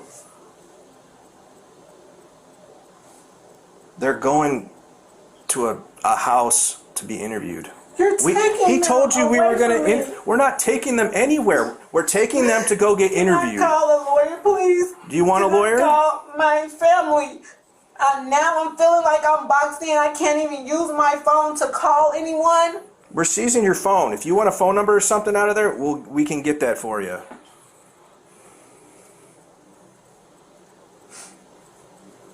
So if you want an attorney, we can be done with this, and we're just going to keep digging and digging and digging and digging. And are you going to bring my kids back in the house? After they're done interviewed, then DCFS is gonna my kids without a lawyer though, like they're not in trouble. They're not. I'm not there, and you're interviewing them because you're without wanting to me. control them. I'm not controlling them. That's what you're saying. You're saying you just sat here and instructed them to not talk or do You're anything. taking them to some unknown place and questioning my kids. We're not going to question them. There's trained professionals that it's called the Child Advocacy Center. Okay, and a police you're officer. taking them to a center. You just basically came It's a house like house. a couple miles away from here. You came and searched my house. Well, we're not done searching it. Yeah, with a warrant. You're interrogating me, Exactly. and you are telling me I can't call family and I can't call a lawyer. I can't call a lawyer and let them know you are here. I can't call a lawyer to come here to my house while I'm being questioned by you. If you want an attorney right now, we can we'll just be done. We'll be done. All right. But the investigation continues. Okay. Okay. Go and turn around for me. Oh, no. I'm going to jail. What am I going to jail for? What have I done? You just admitted to fraud. So now you're going to railroad me on fraud? Railroad you what? We're trying to figure out where your kid is. You're saying that he doesn't exist. My kid. So now you're trying to railroad me. Railroad you what? You did this to yourself. Your officer just said he didn't. I didn't get any benefits though. I didn't file any IRS returns. You're in possession of false documentation, and you already said that you signed up and have them for financial aid. But I didn't. That's what I told you. Someone stole my identity. You said you did it, but then they claim I bought the documents. I told you I bought the documents. I told you I bought the documents, but they were never used for me. They were never used for me. I never used them. You don't have any proof that I used anything. That's not proof.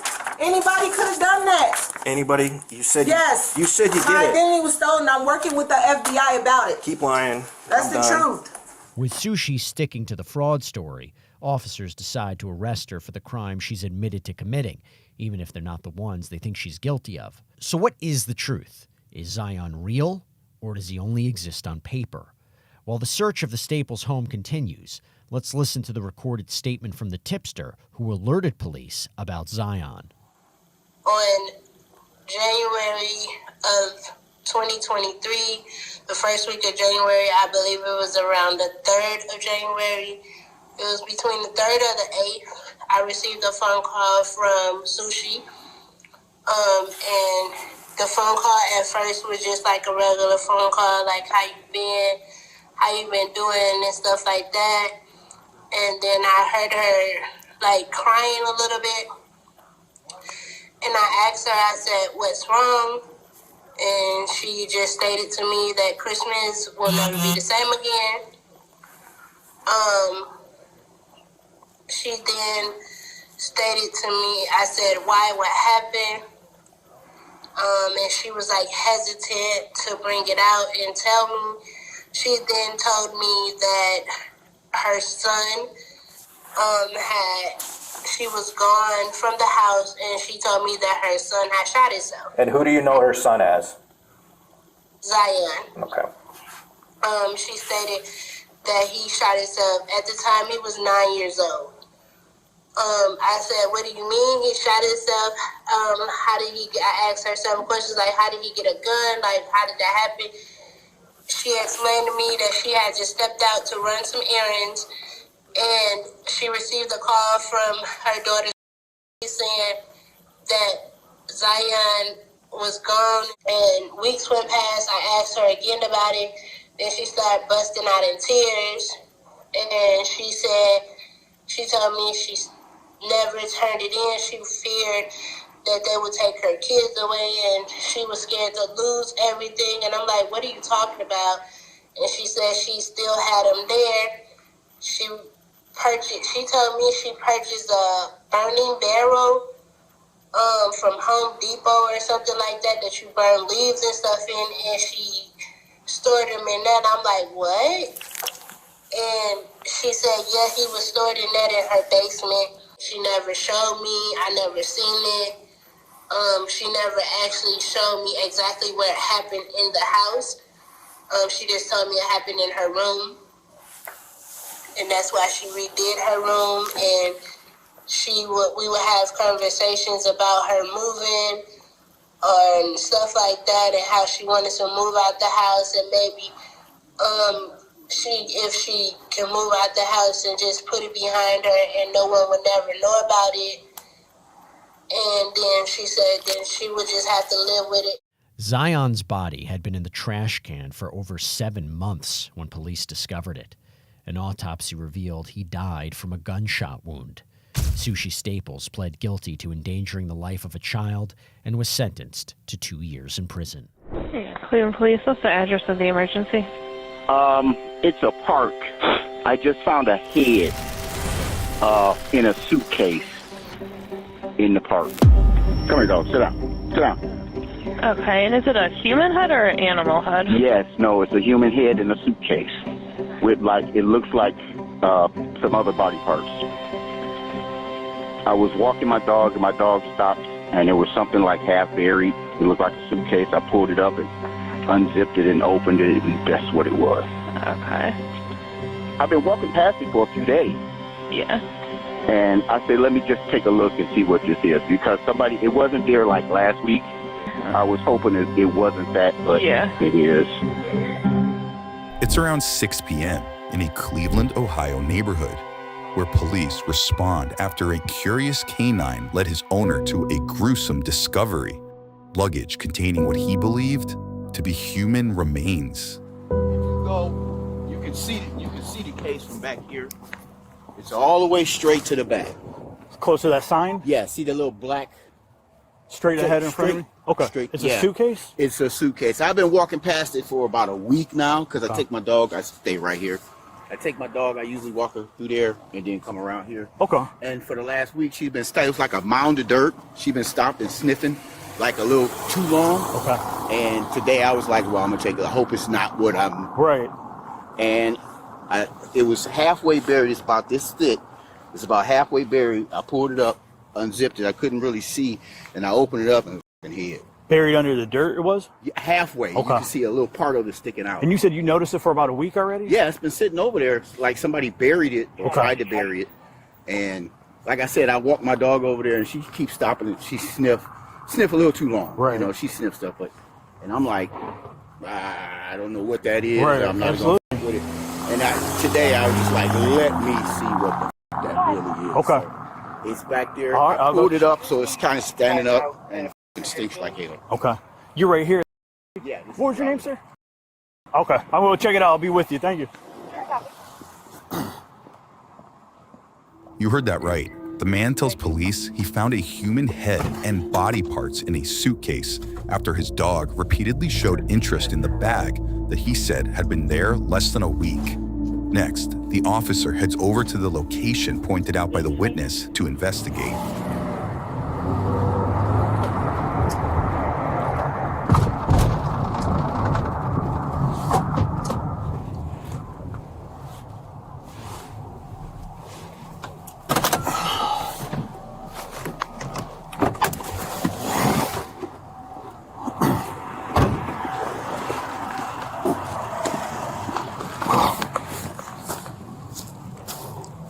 Radio. Go ahead. In the early.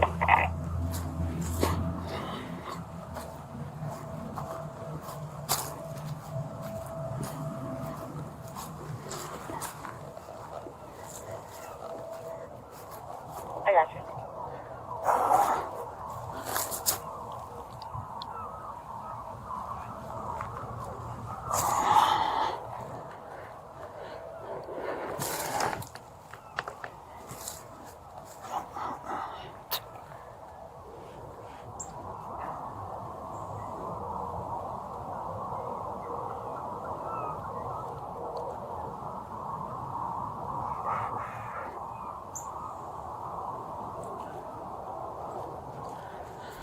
One officer finds the suitcase in question dumped near a wooded area and partially buried.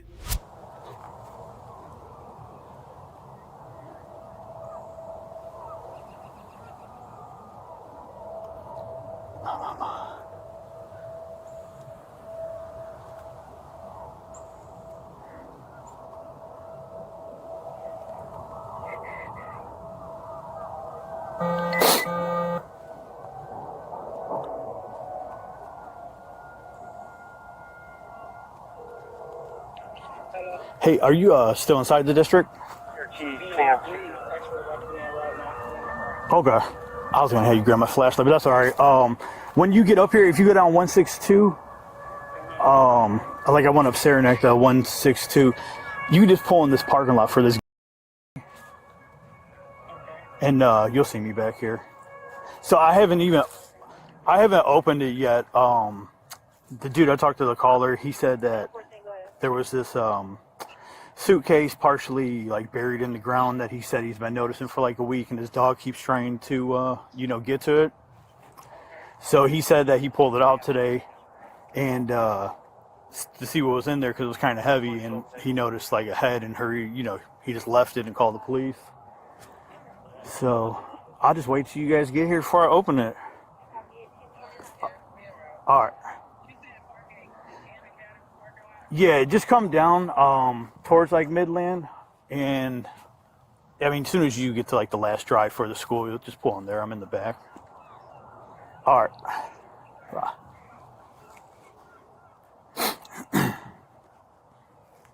The officer calls for backup before further examining the suitcase that police said was found just steps away from a school.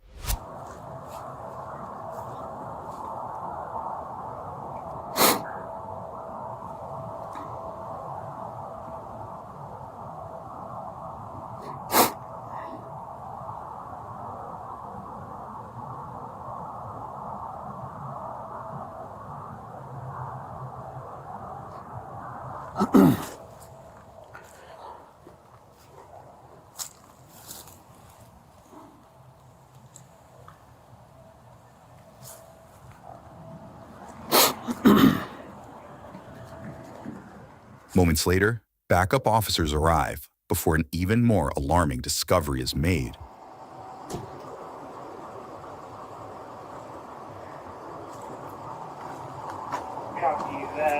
I ain't opened it yet. I left my flashlight. Oh, you got a flashlight. We're gonna have to look and see.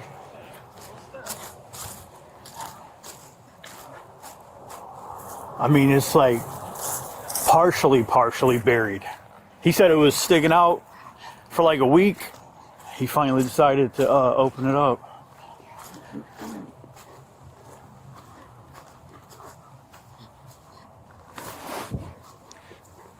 I just want to see. You flash your light on. I just want to see if there's any blood or anything on it.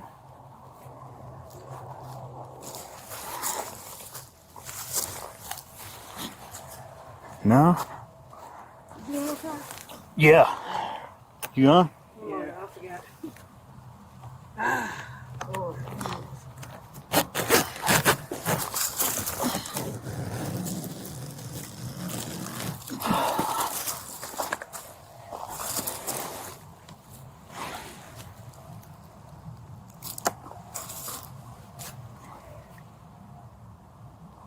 You bring it closer.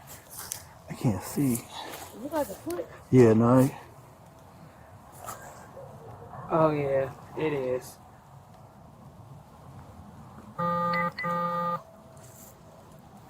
It look like a kid. Yeah. I can't. It's attached. It's just like full in the fetal position. No, frozen. According to a police report, the badly decomposed remains of a young female were found in the suitcase. But that's not all. Multiple units later responded to the scene and shockingly discovered another suitcase about 25 feet away from the first that also contained the remains of a young female. DNA testing confirmed the two deceased individuals were half-sisters who were later identified as 10-year-old Amore Wilson and 8-year-old Mila Chapman. A medical examiner quickly ruled the children's manner of death a homicide, while at last check, the exact cause of death remains under investigation. Both victims were identified as the daughter of 28-year-old Aaliyah Henderson, who is about to become a primary suspect in the case. We'll catch up with her shortly. The next day, investigators perform welfare checks on children in the area when one neighborhood resident decides she has something to say about it. Hey, how you doing? I'm calling because the police was just at my door. What's the address? Yeah, You said the police were just at your house? Yeah, girl, talking about a child wellness check. Okay, why do you need police now? Girl, I was calling to ask why they're knocking on my door talking about checking on my kids. So you want to speak to the officer about that? Are they still Please? there? No. I'm not at home. I'm getting called. Okay, is there anybody who's home now? What did they say to you? Tell to talk to the police. Are the police still there? Oh, he said that they was claiming to be knocking on everybody's door to check on everybody's kids in the neighborhood. Y'all doing that? So are the police there talking to? Well, they gone now. Okay, so tell to get the officers back, and then maybe she can hand them the phone. The police they're not there though. That's what I'm calling for, to figure out what's going on. Can she still see the police? What is going? There's no other way for me to find out the information. So the police are there. That's the thing. Like, they have all the. Nobody said the police was there. Yeah, I'm calling a non-police officer. I'm not calling 911. I'm calling to find out why they're knocking on the door. He also mentioned that they knew my name already, knew I had 5 kids. If y'all doing a wellness check on every house on the street, how do you know my information, how many kids I have? That's what I'm saying. So the officers that is there, they have all the information that you need. So I'm saying, can you let them know that they're not? Let her know that you're. Hello? Yes. Yeah, my name is. Sir, do you still see the officers? No, they're gone. They were here earlier, and we were trying to figure out what was going on. Was that why were they stopping by? So typically what you want to do is when the officer is there, you ask them what they want, because they can give you all the information. They were at the door lying about knocking on everybody else's door, checking on their kids. They knew my name. They knew how many kids I had. They asked me for my information. They said they had a 440 number for me. How do they have all that information if they're doing a well? Hello? Okay, I think that's better. What's your name, ma'am? Are you talking to me or somebody else? I'm talking to you. What's your name, ma'am? They had my number, and they said they had a 440 number for me and everything. So typically, I understand your frustration, but when we think it's not a frustration, it's just I feel like they knocked on the door lying. Okay, so about what they were really at my door for, because it's not like they went door to door. Is there a reason you're speaking over me? Now, I called you guys to give you the information that I know. You have to let me speak. We have to have a conversation. You're speaking over me. Oh, my God. Okay, can I speak to the officers? The officers were at your house. Let me say this, okay? When the police are out, you want to ask them all the questions that you have, because this is dispatch. Once an officer is out there, it's beyond us.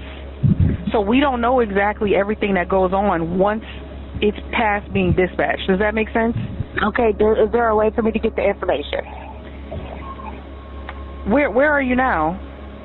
I have court this morning. I have things that I am doing. I am not at home. Okay, so what's your address? We can send an officer back out there so you can ask whatever questions Ma'am, you have. I just said I'm on my way to court. Why would you send an officer to my house? Is at your house? Ma'am, listen. Is anybody home that can speak to police? I just told you what they said to the person that was home. Okay, so what I'm saying is we can send someone back out there if you have questions.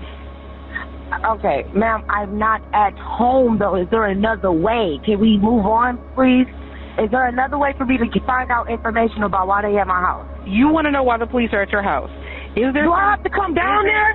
Hold on. Is there somebody at your house that can speak to police? No, listen. Nobody's at my house. Nobody's asking for nobody to pull up. I am calling to get the information. You keep trying to send people out. Because I can't give you anything over the phone. You typically want to speak to an officer I would face like to face.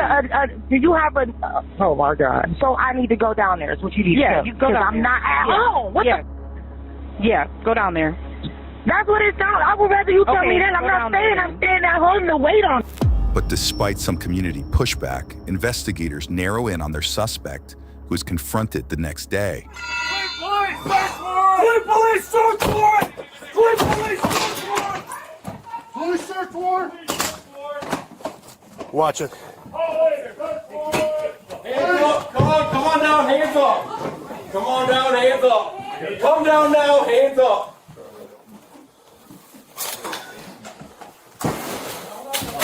Yeah, ready for Bring it? it. Yeah, I'm gonna pass her out. Anybody else inside? Okay. Got her? Put the girl down. Here, we get our first look at Aaliyah, who was found at a home near the field where the bodies were discovered. In the home, police said they recovered substantial evidence related to the case, but no further information has been released at this time. Next, police allow Aaliyah to cover herself before she's escorted out of the home. Go ahead. You good? Okay. Okay. I got you covered. Just hold on one second. I'm gonna wait for the car to pull in so you don't have to. 1 second. Yeah. Yeah, you're good. I got you. It look his color?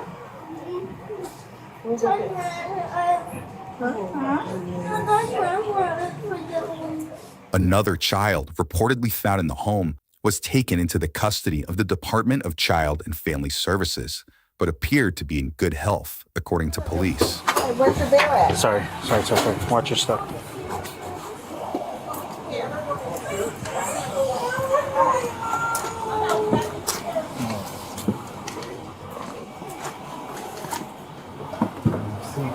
Okay.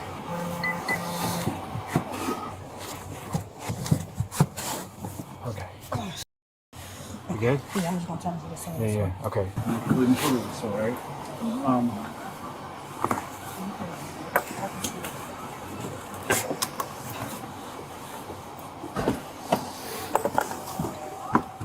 Aaliyah faces a 22-count indictment with charges including aggravated murder, kidnapping, child endangerment, gross abuse of a corpse, and tampering with evidence, according to the Cuyahoga County Prosecutor's Office. Court records show the 28-year-old pleaded not guilty to the charges and is being held on a $2 million bond. She's expected back in court this spring. It's 2 days before Halloween in Santa Fe, New Mexico, where officers descend on a home hiding a horrifying secret. Come back.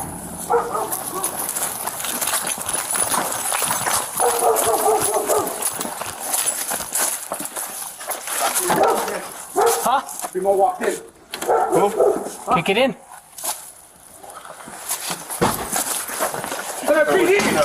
Break the door down. There's blood on the door. Kick the door. I got you. Police department, let me see your hands. Back up. Back up. What's going on? Who called? So someone was getting killed in here. We're being told that the girlfriend's in the garage. That's where she Where's the garage? apparently killed the other 41. You heard that right. Police were called to this address after someone reported that a woman had been stabbed to death. Who's in this garage? Okay, Who's in this garage? my cat's my son. The caller told police the alleged attack took place here in the home's detached garage, where the homeowner tells police her daughter lives with a significant other. Someone just called that someone just got... Step over here. Step over here.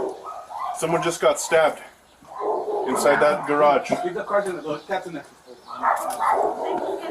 Okay, that's fine. Do you have a window back there? They're saying it's possibly in here. In my house? Oh, from my house. Stabbed here?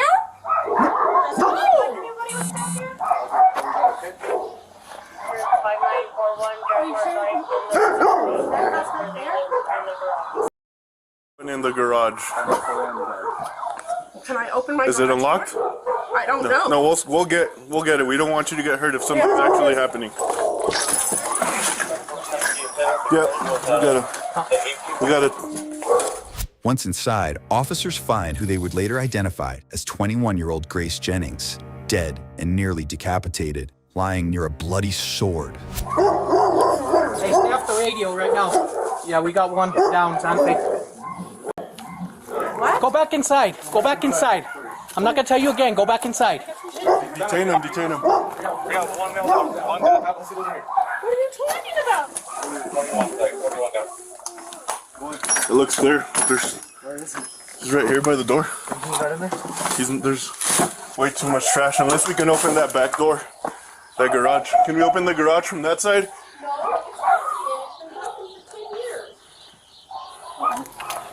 We have Isaac on the phone. Want to know if you guys need him? I guess he's the boyfriend. Isaac invited her last night without even telling me. Where's he I at? got really pissed off, of course. But why would she be here if he invited her last night? Let me try to She came get over today? She was here last night and I He's left at the AP house. Wireless. The building. That's why you were in the house most of the night. Yeah. So I was angry. She stayed the night? Yeah. In my house? Yeah, and I'm pissed about it. Grace is not allowed here. She knows that. If they're tall and skinny, then it's going to be Grace. If they're tall and bigger, then, Isaac's a big guy. He's hard to miss. He's 6'2". Who's Isaac's girlfriend? She is. You're Isaac's girlfriend? Yes. Okay. Police identify one of the suspects, seen here, as 20-year-old Kiara McCulley, who police said shares the residence with her mother and ex-fiancé, 25-year-old Isaac Apodaca. What are you to Isaac? Well, I'm kind of mother-in-law to be. This is your daughter? Yes, this is my daughter. Step out with me real quick. What's your name? Kiara. Kiara? Do you have shoes on? No. Okay. I don't know where my shoes are.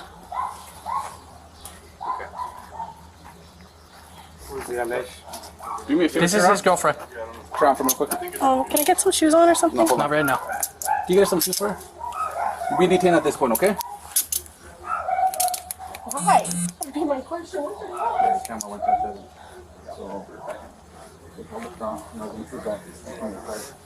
Did you guys have a fight or something?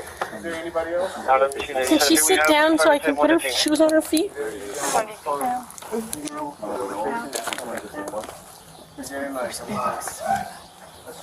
did you do? And Isaac went for a walk? Yeah. So he was going for a walk in the shower. But they were going to go on a walk too. Hey, so she went back in there, so you want to seal this up as well? Okay. She was in the shower. Okay. So nobody's going back in the house and nobody's going back in there, okay? I was kind of like, oh, sounds like a prank call. Yeah, that's what I thought initially. That caught me really off guard when I opened that door. Well, things that I see here, and it's like... I thought it was She's got her ears chopped off, you see that? Huh? She's got her ears chopped off. No, I didn't see that. Her ear chopped off, so...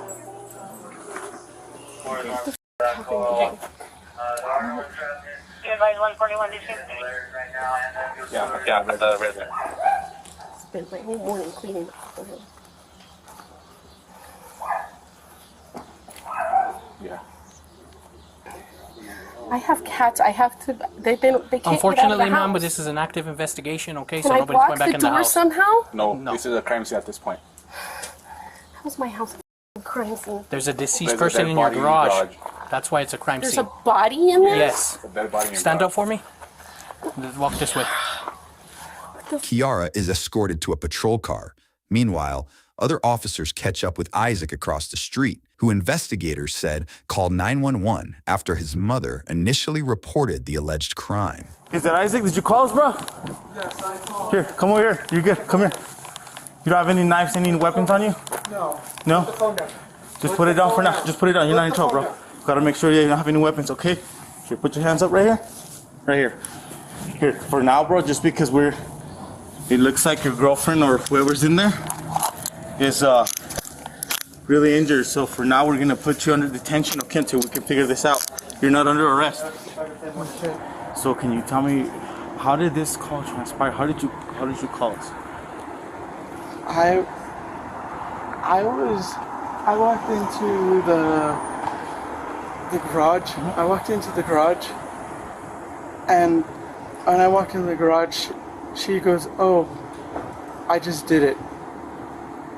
And I'm like, And who was this? Kiara McCulley. She told you that? Very calmly and everything, blood on her hands. And Isaac wastes no time pointing the blame towards Kiara, but once seated in a patrol car, officers look for more details. So what happened, man? I was in the house, and then I walked into the garage, and she goes, "Okay, I did it." That's what Kiara told you? Yes.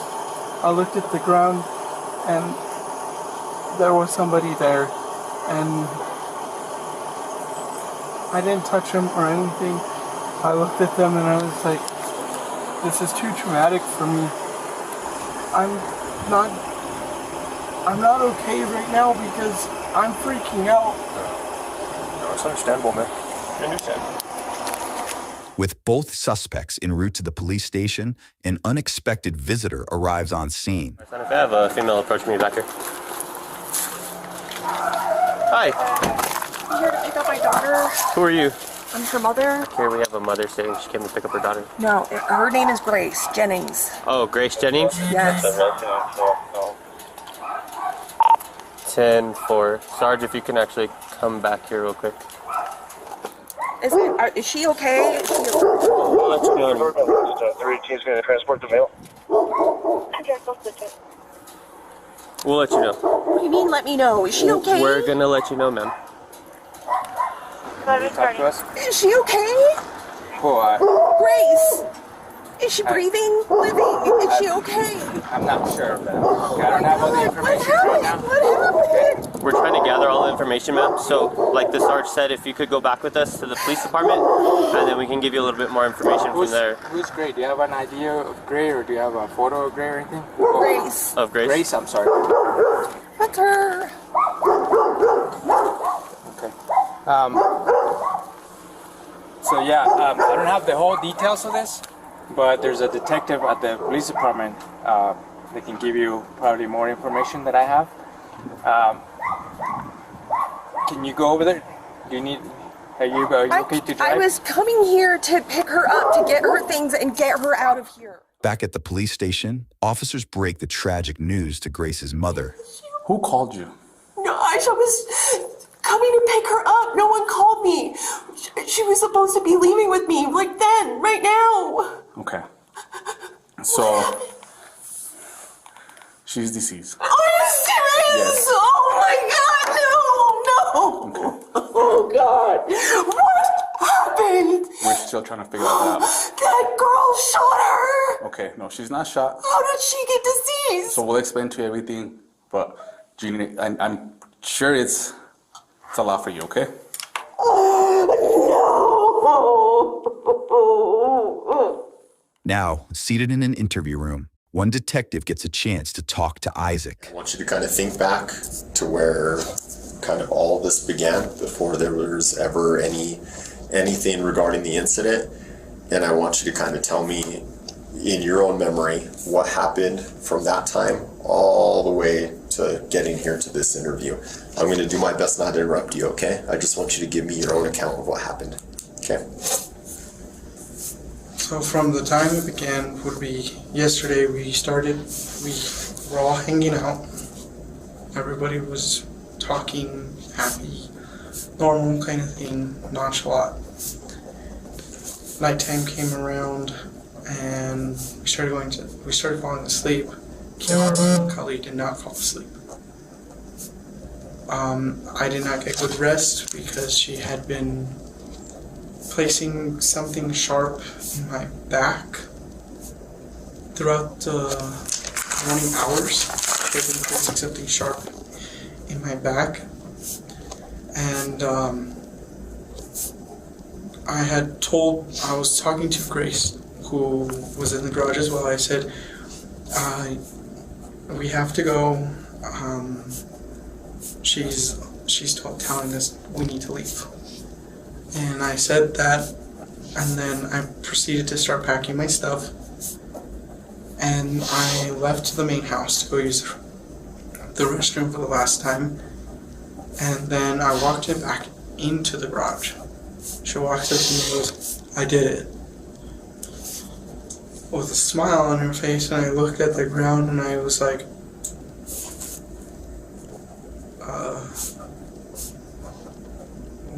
what do I do now? You guys ever date? We did date. Did date? It was when she was 16, I was 20. Okay. I committed a crime there, but... Well, I appreciate your honesty. I understand that's not what we're here for. Okay. Kiara also has a past with Grace. Oh, they know each other? Yes. What's their past? They are exes to each other. Oh, they used to date each other? Yes. Okay.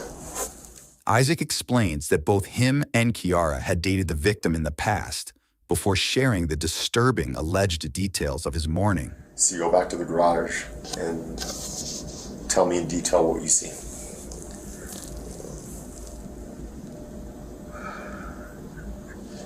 I walk in, she yells, she tells me, I didn't mean to say it, she yelled, she goes, "I did it."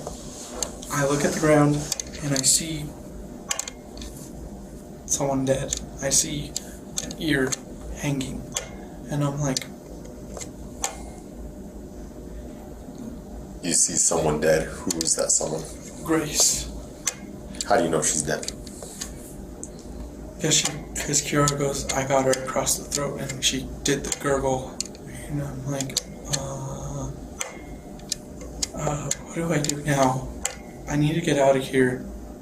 Next, Isaac gives the detective consent to search his phone when his initial story starts to quickly fall apart. For a second. This is your fiance saying this? What?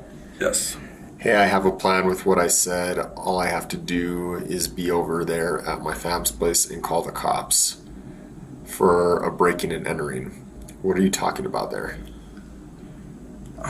It was something that happened in my family's house. We've been trying to figure out who has been getting into my storage. Mm-hmm. I have stuff in my storage and they keep finding it unlocked. And that was something entirely different. Hold up, listen. Okay, plan B. Just tell her she needs to leave. Follow my lead, my lady. Just tell her to leave, dude. I'm in a mood. I did, through Insta. So now what? Operation kick out, me following the call to the cops once at my family's. What does that mean?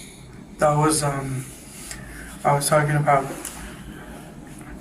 because she had asked me to leave. And that's why I said Operation Kick Out, because every time I get told to leave, I say Operation Kick Out. Because it's her go-to thing to tell me to leave. And it's like, she kicks me out, and then a few days later, she'll come back over. Why don't you pop off my little firecracker? What would you like me to do? Stab her? I don't know. I don't have the energy to do shit unless I ask your mom to give me a ride to Target and you do what is needed. What do you mean you do what is needed? I have no clue from this on. From beyond here, I don't know what's going on. You don't know what's going on? But these are messages from you? I do have another cell phone I didn't tell you guys about, but it's still over there at the house. At the house. Okay. What are you talking about? I don't know. That's not me. That's not you? That's not me. Who is it? That's the other phone that's been... They were being used to message back and forth. Isaac, this is getting really weird, man. Okay. I don't know, man. These messages look a lot like there's some conspiring going on, some planning going on. Do you want to start over? Because I'm really confused with everything that's going on. Like, you're telling me you have 2 phones now, and those other messages aren't you, and it's what you're telling me. Your statement isn't lining up with these messages. Now, I told you at the beginning of this talk that we need to be truthful with this, right? I am being truthful. I do have a secondary phone, and I'm telling you the messages are not me. Those are not my messages. That sounds like a fantastical tale, but she was gonna come up. Apparently she said that she was coming with her sword, and then she was gonna come in there, and she wanted to also kill me. And she said that over the phone, on a phone call. Okay. So you know what I mean. Platypus? Is that what you're saying? Platypus? Yeah. Rar rar. She says, get the conversation rolling, dude. I'm not feeling nice. Dagger because it's blunt? What does that mean? Why are you telling her dagger because it's blunt?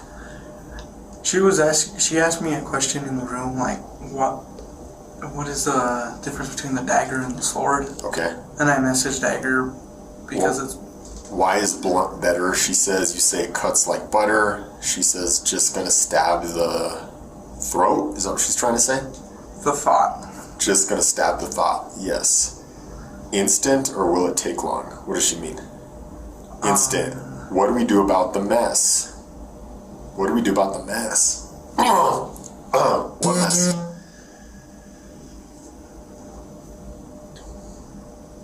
We burn it and I'll buy new blankets and bed. What's going on here, Isaac? I was talking to her and... What mess? She was talking about... she said was gonna stab the thought. And I thought like she was poking the thought that was in her head about her dagger. Okay, what about the mess? What mess? She had made a mess in the bed. What kind of mess? A poop kind of mess. A poop kind of mess? Yes. We burn it and I'll buy new blankets and bed? Yeah. But until we can, I love these sheets and my favorite fuzzy blanket is here. I know.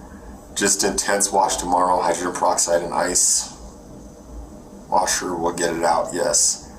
Can you help this time? Yes. I am just waiting for you to make the first move. So she pooped herself last night? Yes. And did you guys wash the sheets? No. So you guys slept in a bed full of poop? Yes. So when we go to the garage later for a search warrant, there's poop on the sheets? Yes. Okay. Gotcha. Remember when you told me don't be a p*** when I kissed you? Yeah, brat. We will have to take care of the mess ASAP after we finish. We will have to take care of the mess. I thought she already pooped herself. What mess are you guys taking care of? I don't know. Isaac fumbles to explain the, let's just say, suspicious text messages before the detective discovers even more disturbing details. Remember, you'll move up the ranks, plus you get perks in the black market since this is your first. Your first what? Isaac, what the hell happened? Tell me what happened, for real. Can we stop making up lies about these messages? What the hell happened last night? She was messaging me planning on how to kill her, and... Who was messaging you planning on how to kill who? Kiara. Kiara was messaging you on planning how to kill... Grace. Grace? Yes. And what were you doing? I was only sending a message back, only in correspondence. I just wanted to sleep. Because you're talking about killing her here, right? I was... What else could this mean? Remember, you'll move up in the ranks, plus you get perks in the black market since this is your first? What else would you be talking about here? I was trying to talk about something else, because I'm trying to get my mind off. Isaac, really? You're trying to talk about something else there? Yes. And I'm not... How do I aim? How do I aim right? Just aim. Well, tell me what you're talking about there. That's Call of Duty. That's Call of Duty. Mm-hmm. Tell me when. Okay, I'll give a count. 6, 5, I can't yet, dude. 4, I'm shaking, dude. I know, I lose the nervous. Help me drive it through. Help me drive it through? What do you mean, help me drive it through?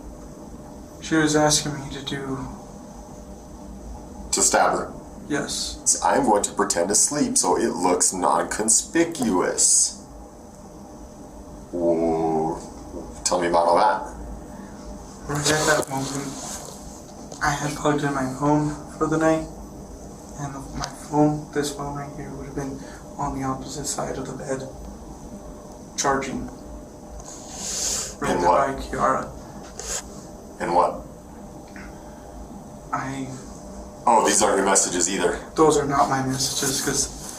Also, if you can't do it, I'll have them do it, and it will still count as your first. I'll just rewrite the report and submit it to the black market heads. What is this report you're going to write to the black market heads? What are you talking about? Don't tell me this isn't you messaging. I know this is you messaging. Be transparent and tell me what's going on here. The report with the black market heads was something I have been writing down, and I'm trying to leave. It was something I'm trying to leave behind. Tell me more about that.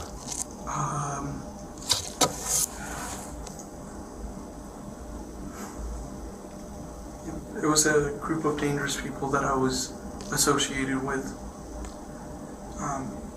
And they needed a report, and when I said this was your first on the report, it'll still count as your first. I was telling her, because as I was texting it out, she came and talked to me after she had stopped prodding me. She had talked to me and said, so what now? And I was like, this is going to be your first way out. If you just leave this alone, just stop. Oh, you were telling her just to stop? Yes. And she didn't listen. Okay. Kiara, let me do this. I'm using Zira? What's Zira? That's the sword. Oh, Zira's the name of the sword? Yes. And then you say, and deposit your Bitcoin in your crypto wallet. Payment? Some kind of payment? Bitcoin, crypto wallet? Just to get her to shut up. Well, what you say here is, I am saying just swing and don't regret the aim. So tell me what that means. Just swing and don't regret the aim.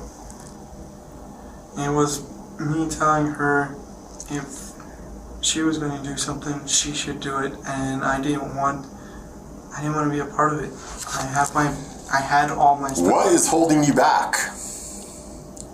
You say, okay. You say, want the barn, because you'll get to have a lot of fun with your hunt.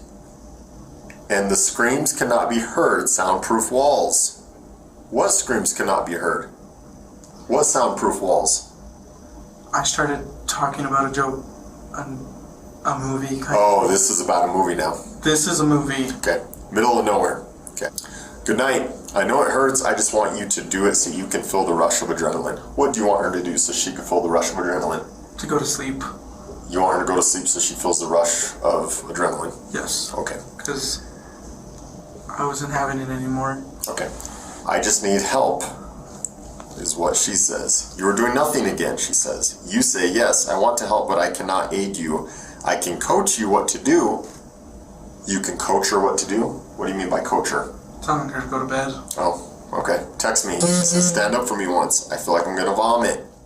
Soon enough, Kiara is seated in the interview room where detectives have plenty to talk to her about. 7 hours sit. You know what? I'm feeling so cranky right now. Did you ask anyone for a cigarette? I didn't ask anybody. Some of the cops sometimes have some. Well, all my smokes are in my room, and that's now a crime scene. Well, any idea why you're here today? I believe it's because somebody was found dead in my room. Where's your room at? In the garage. The garage? Yes. I was trying to make sure this wasn't a freaking dream again. It feels so weird.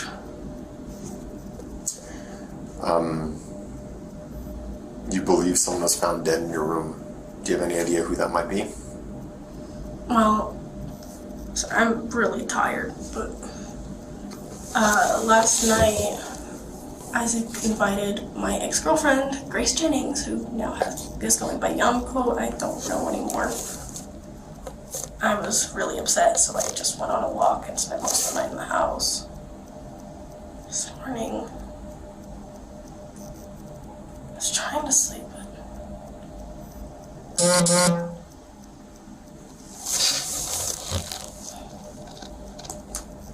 if you were blocking memories from me again, God damn it. Sorry. Who are you talking to? My best guess is that I have DID, but I'm not 100% certain. Different personalities that come out. Do you have names for them? Some of them, yeah. What are their names? There's Abby, and then there's, we call her Jinx because she hates people saying her real name. Jinx. Yeah. If you say her real name, she gets mad. I see. Then there's one personality that I haven't seen in a long time. Like, I haven't communicated with her. It's with wow, I'm tired. Her name was Jess. Jess. Is she alive or dead? Grace? Yeah, You don't know? I'm not sure. What do you think? Well, I'm partially hopeful for her to be dead, but I'm also, like, confused. I'm like... Why would you hope that she's dead? I'm still angry at her, but I also won't have hope that she'd be better, but it's like this frustrating emotion that I can't seem to pinpoint. So part of me hates her guts. It wants to see her dead. The other part wants to see her get better and see if she'd admit it and just fix it. Kiara claims to have multiple personalities and is candid with the detective about her feelings towards the victim before the detective asks for her side of the story. Tell me about last night. What did you do last night? Oh. So, a little more detailed than prior? Yeah. So, Isaac tells me that Grace is coming over. Without asking me if it's okay. Is it okay if she comes over? It's like, she's coming over.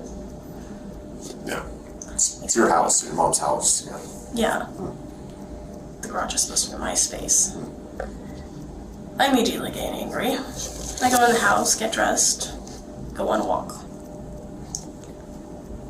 Where'd you walk to? The park across the way. I point as if you can see it. Wow. What'd you get dressed in? What were you wearing? That was black medieval piece. Ow. You alright? What's your cut from? I dropped a knife last night, which was what I was about to mention. The detective notices bandages wrapped around wounds on the suspect's hands, which she claims were caused by catching a knife. Let's continue. That's a tough spot to get a cut at. Yeah, it's your skin moves a lot. It's actually where I was about to go. I left and went in the house for a bit and decided to try and make something. I dropped the stupid knife and grabbed it wrong.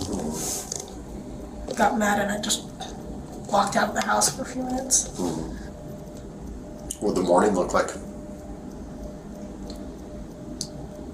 It was like...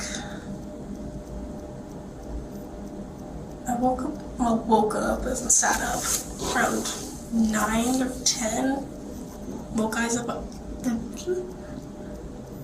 Woke up Isaac. And her alarms kept going off really annoyingly. Grace's did? Yeah. She just would not turn them off. Her cats kept growling. She has 2 cats of her own. Hell. Oh, and she brought them to the garage too? Yeah. She kept them in a bag all night, which is not nice.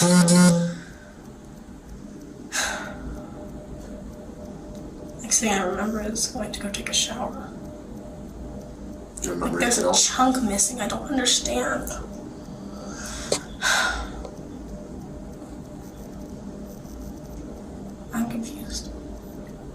So you have a whole chunk of memory missing, Yeah. but you remember the whole night clearly I before don't that? remember most of it. It's like a little foggy because I'm like obviously exhausted. And there's this chunk just missing that I just. I'm so confused. I felt a lot of anger. More so than towards Grace. Jinx has ever had or Abby's ever had. And I don't remember Jess being like that. But she was also the one who was out more when she was with Grace. So you thought about killing Grace a number of times. Yeah. I have dreams about it all the time, and I'm like, I wonder what this would look like in my brain. Aside from, have you ever planned to hurt Grace or kill Grace? Not really planned it, more like wrote a short story about it. But then I also changed all the names and genders and stuff, so I just wanted her gone.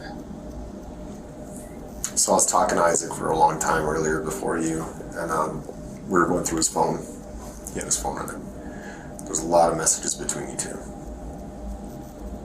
Yeah. What were all those about? You know what I'm talking about, right? Yeah. It's like in this kind of moggy area that I kind of remember. Yeah. This might sound really weird. So, there's an organization that Isaac is in charge of. I probably shouldn't be saying this to a cop. I saw the messages about it. I'm just trying to understand it more, you know? Well, it's called Ghost. They're like an underground version of cops in a way, but a little more intense and deadly. And like, he kept trying to tell me, just do it, and you're gonna just kill her. Then you'll get ranked up. Yeah. Because he had me join, and I'm like, I don't know what the fuck's going on, and I kept hesitating. It's like, What's that thing there? it's the mark for, honestly, I'm very confused because he hasn't told me jack shit. He just gave this to me, and it's like, yeah, you're a part of it. I'm like, okay. Do you think you killed Grace? I'm not sure. She is dead. That's the dead person we found in the garage. Do you have any memory of that?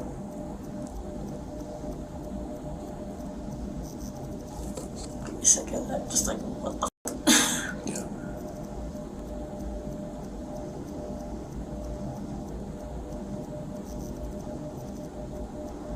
I'm trying to process this properly. This is like confusing. Did I don't know.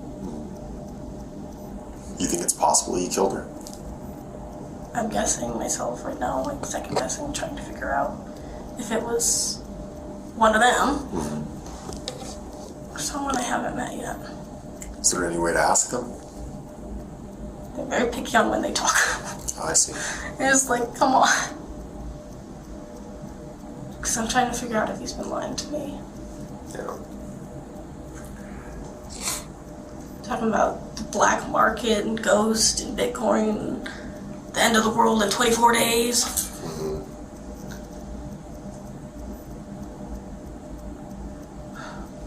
Has Isaac ever killed anyone? Well, he said he did, but I don't know if it's true. Who did he say he killed? I don't know who, but there was a number he said, but I don't know if it's true or if it was stupid teenagers who were always saying, oh, I killed this many people, I killed this many people, I'm so cool. Grace did that a lot. There was a number he said, like a number of people he killed? Yeah. How many? 40. 40 people? Supposedly. It's a big claim. Yeah. Okay. Calm down. Calm down. So, you said there's a possibility that you might have killed Grace. Also a possibility that Isaac might have done it, right? There's kind of that gap of time missing in your memory. It's confusing. I'm trying to figure out if this one vision was from an actual dream I was having because I was falling asleep, or if it was a memory. What was the vision? I'm not sure. It looked like an ear on my wall. A what? An ear on my wall. It was really confusing. There's an ear on your wall? Yeah. I think that was part of the dream, though. Like a human ear? Yeah. Just like, what the What did it look like? looked like one of Grace's, but it had like dagger in it, and the dagger's not that sharp. Yeah. Like, what the There's probably a good potential that both you and Isaac go to jail tonight. You understand that? Yeah. I've never been to jail, I've never done anything. Now, going to jail for murder. Yeah. That was a leap. Kiara and Isaac were both charged with murder and conspiracy to commit murder. At last check, Kiara accepted a deal and pleaded guilty to aggravated second-degree murder and conspiracy to commit murder in an agreement that requires her to testify against Isaac. Under the deal, the now 22-year-old will face 30 years behind bars. Isaac reportedly refused a plea deal and is expected to stand trial later this year. Before heading to jail, Kiara has one last question for the detective regarding the alleged murder weapon. I'm guessing I'm not getting it back. Why not? We have to collect it as evidence. It was $200. Damn, where'd you get her from? Amazon. Amazon. I felt like it. Like I just got stabbed. Sorry. Well, we gotta do some paperwork.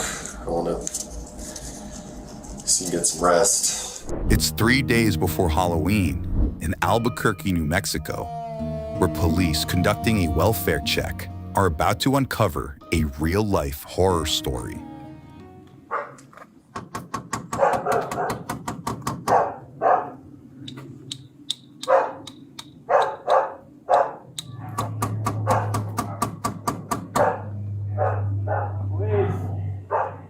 Police are looking to check on 69-year-old Ernestina Lucero, who was reported missing by a family member.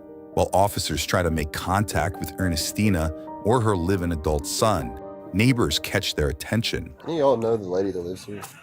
I know that. The older lady? There's a dude living there. There's a dude that Leroy? lives there. Is it Leroy? I don't know his name. But he lived with an old lady. Yeah. When's the last time you saw him? Well, I know about like 2-3 weeks ago. Hold on, baby.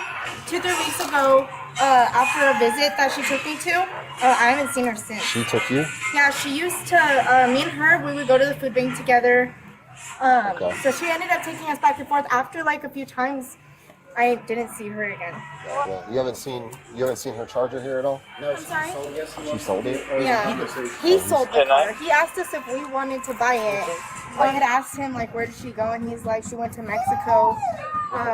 He was saying a bunch of things about her leaving to Mexico with her boyfriend, and that they were on a speaking basis right now. And then like a couple days later, he came and knocked, and he's like, hey, by any chance, do you want to buy my car? I'm trying to make money for rent. That's what he said. How long ago was that? Like a week ago. I know my brother asked him like, where's your mom at? Because we haven't seen her in a while, and he like stuttered and he just went silent. Please. When they were fighting before she left. That was my next. They were fighting before she left. I know there was a couple nights where they were going at it. I have a 2-year-old, them and stuff. and I've asked them to, just take it down a little bit. He said he's thugging. He said I'm very quiet. yeah, before she but this was like, she's been gone for a while. Yeah, she's been gone for at least a month and a half now. If not more, I don't know.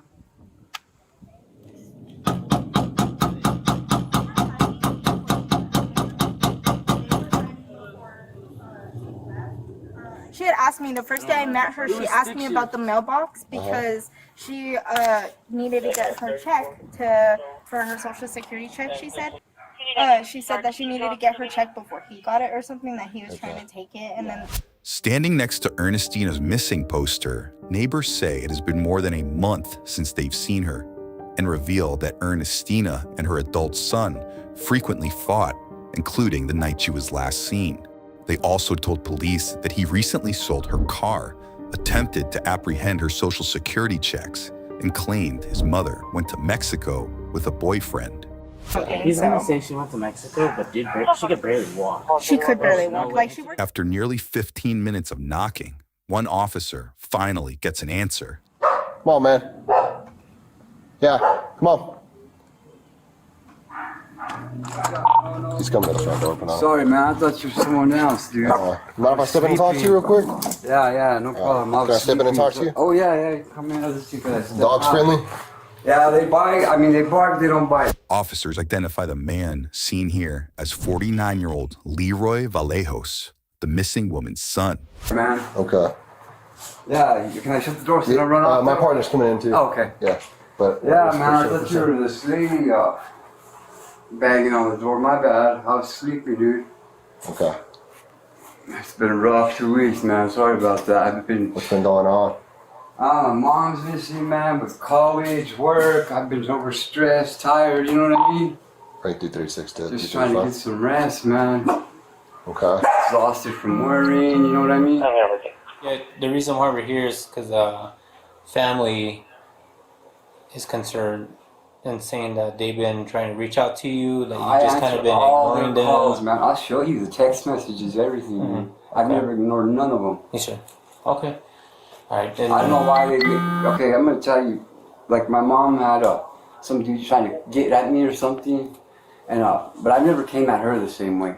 What do you mean she's been trying to get at you? Dudes that harass me and stuff. But I've never went at her like that. You know what I mean? Mm-hmm. So they know what she's capable of, so they're afraid of me doing it, I guess is why they're thinking it, you know what I mean? But dude, this has been going on for years, you know what I mean? And I've never once raised a hand to her. You know, this last time I just told her, you know, I'm just tired of your lies, I don't believe you, man. I don't even think we should be around each other. It disgusts me because we used to be close. Mm-hmm. You know, we weren't always like that, and I'm sorry it is the way it is, but if I would have known, I would have paid more attention, asked more questions, you know what I mean? Mm-hmm. But it's just where we were, man, at that time. Okay. And I haven't been in trouble with the law since I got out of prison. I'm in college, man. 4.0 student president's list. 15 times straight, dude. Mm-hmm. Into the Lord now, you know? Mm-hmm. Okay. The last time I had seen her, when she came in, I asked her, what are you doing? She said, I've been kicking it with her. She said, I've been seeing her. Is what she said. And I just went to my room. I thought she was going to crash here in her room. I woke up in the morning. There was a load of clothes in the washer because we have a front loader. So she tends to leave the clothes in there and it stinks the front loader. Mm-hmm. So I thought she was in her room. So I went in her room and she was gone. So I put her clothes to dry. That was the last time I seen her, man. Mm-hmm. Okay. Alright. And before that, she didn't mention anything about going anywhere, seeing anybody? Just yeah, man. While one officer continues chatting with Leroy, another heads into the kitchen, where the case of missing Ernestina is about to be solved. At the bottom, I want that pea, you know what I mean? Oh, yeah, I got you. Right there and mixing with the rats and did your mom go out? She was the landlady said that we don't know the stages of not you, she's been gone since.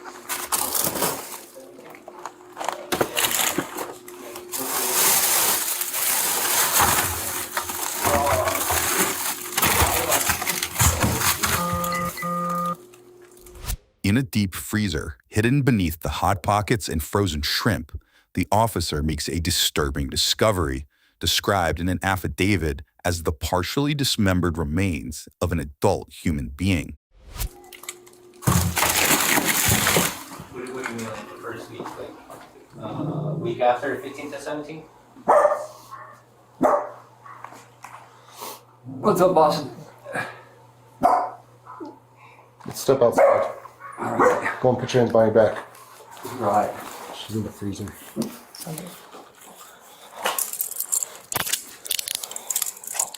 I know. Hey, dude. I know. It's a lawyer, man. Be quiet. Sure. I know the crap. Services. Hey, let's. Okay. Thank you, man. Hey, will you take the dogs in, please, sir? So they don't stay out here? Huh? I can't put them out. I can't put them inside there. Could they follow me and I'll come right Yeah, back? they can follow. They can follow us. No, us inside, so I could lock them. You could lock them in. No. Right now We're not going in there. Hey, sir, I love those dogs, man. They're all my dogs, brother. I'm real cooperative, man. There's a story to everything, man. I love you guys, man. Can I kiss them? Huh? Can I kiss the dogs and fun? Just finish your cigarette and have a seat in the car, man. Can I finish my smoke, at least, man? No. I'll put your dogs in my car. Have a seat inside. Okay. Thank you, man. Yes, sir. Have a seat inside. Hey, I love you. I love you guys, man. I'm just gonna let him Come on, buddy. and go back Thank here. you, man. I appreciate it. Yeah. Come on, buddy. You gonna bite me? No, you don't bite. Hey, I know it's.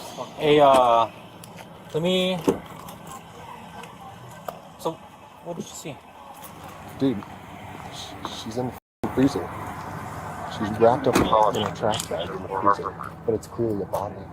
Like her head, right? As crime scene investigators descend on the scene, Leroy is taken to an interview room where detectives have plenty of questions for him. No one believes me, eh? It's all good, eh? Because, you know, it happened to me, I still don't believe it, bro. I still can't make sense of it. Most of it's lies anyways. You never get up to get the truth. You know what I mean? Who's lying? I don't know, man. I don't know who they are, what they are, I don't know what the they are, man. Witches. I don't know what you call them. People who are giving their light to darkness, you know. My family, I come from a family of witches. My grandma, my aunts, my mom. It's not something you talk about, really. It's a secret.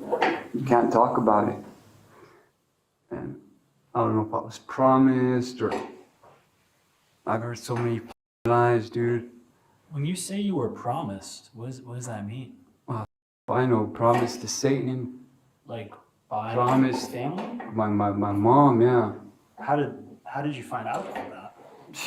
It's just shit you gotta learn from other witches, you know, that ain't into it and shit. You gotta talk to them, ask them questions, you know, and then you're still just guessing, really, because I despise evil, bro. I mean, what I did was a bad thing, and I can't ever take that back. Only God's the judge. Leroy shares an unusual story with detectives, saying his family is, quote, full of witches who he says are out to get him. Next, detectives look for more details on Ernestina's death. What happened on that day? I snapped, man. I had enough of bullshit. Secrets behind my back. You know, they tell you one thing, but behind your back is this and that. And all I did was cook, clean, do laundry, cook 3 meals a day. You know, there's a thing she used to do, make you look bad, you know, because I'm living at the house. I can't even get a job because of these people, dude. I had to quit 3 of my jobs. I know, trust me, if it didn't happen to me, I wouldn't believe it, bro, but I don't know how they get so much influence or what they do, but it's really a nightmare, bro. So I think it's a nightmare, man, but here's a quarter, it's on fire. You know, it looks like a quarter, it's on fire, and he's like, ha, ha, ha, and he drops this quarter. And when he drops it, it rolls down my head, down the middle of my nose, down my arm, and down this middle finger. And I jump up, and I'm like, I have the nightmare. I go back to sleep. The morning comes around, I tell my grandpa's wife, I'm gonna use the bathroom, wash up. I wet my face.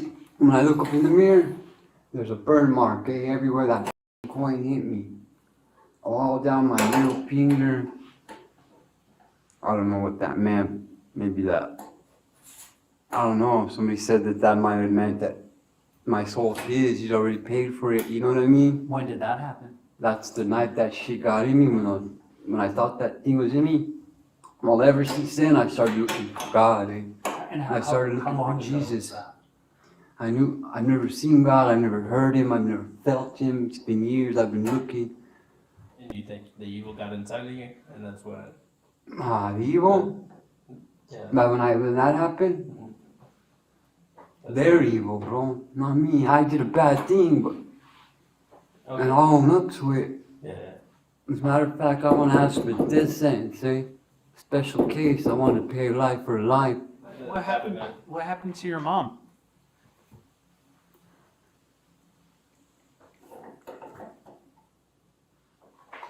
When you ask me why, the last 17 years she's been trying to get me supposed to kill me, eh? These gangsters who run Bodycam. Alright, so let me tell you how that happened. Well, she picks me up from Lubbock. And, I want to come home. I've never had problems with her, dude. She's always been my best friend, my come to, always be around. This is when it's 17 years ago. And, What did you do? Help me to understand.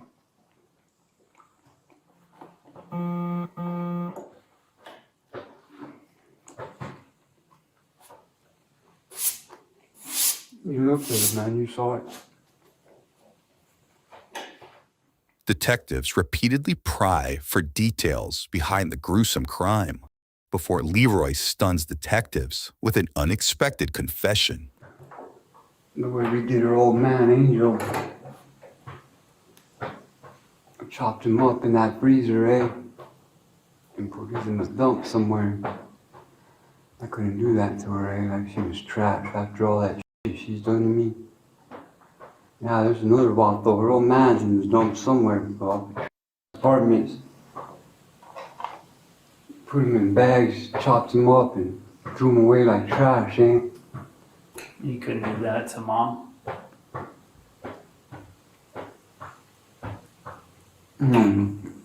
He's evil, dog. He's not. Yeah, I killed him. Because they were, trying to set me up. I walked in his room, I shot him, pop, pop. And I put the gun down, I told her to call the police, eh? Were they living together? When I talked to the guy in that Camaro, that was his. That used to be his car? Pop, pop. I put the gun down, I said, turn me in, eh? Because I was going to kill her too for that shit.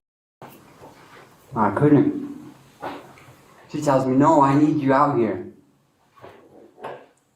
Next thing I know, we're looking around for something to chop him up with, eh? And get rid of the body. I never got rid of a body. But that's my mom, I'll do it. You know what I mean? Whatever she says. Mm-hmm. Where was this? It took me 2 hours, eh? To chop that up. Get rid of him, you know what I mean?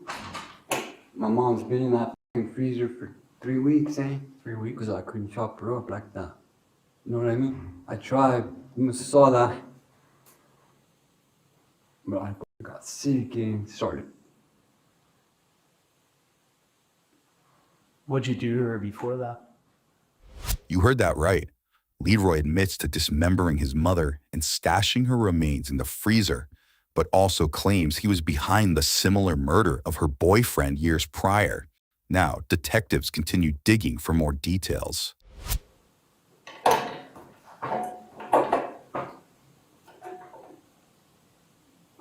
Strangled her, eh?